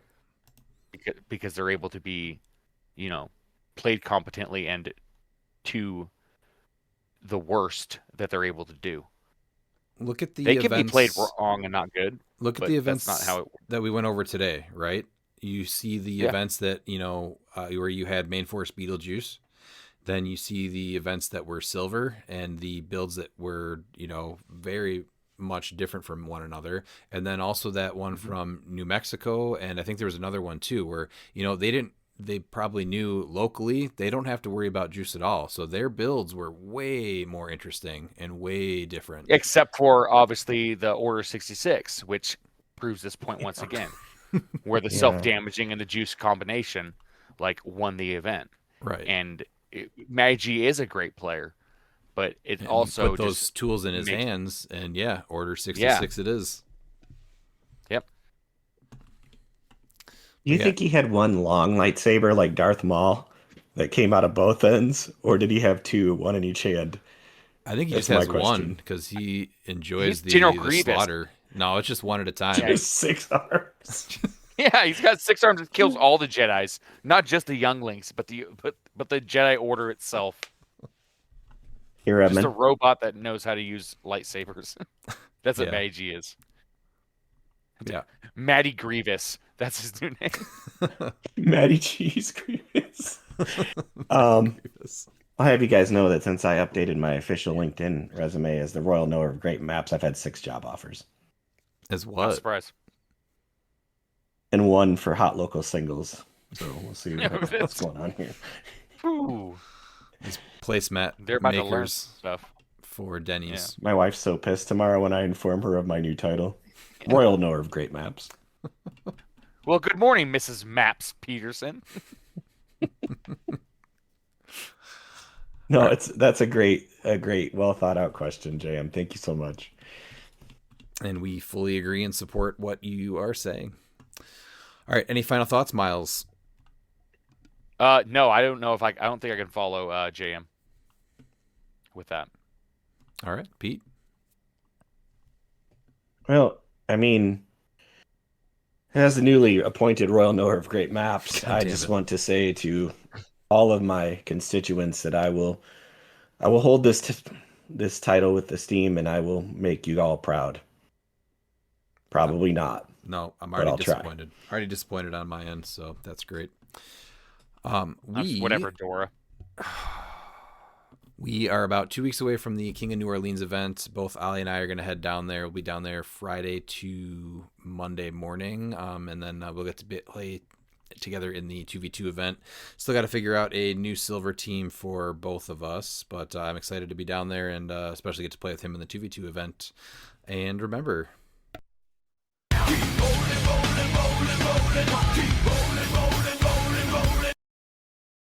And if you're not down with that, we got 2 words for ya! Click it!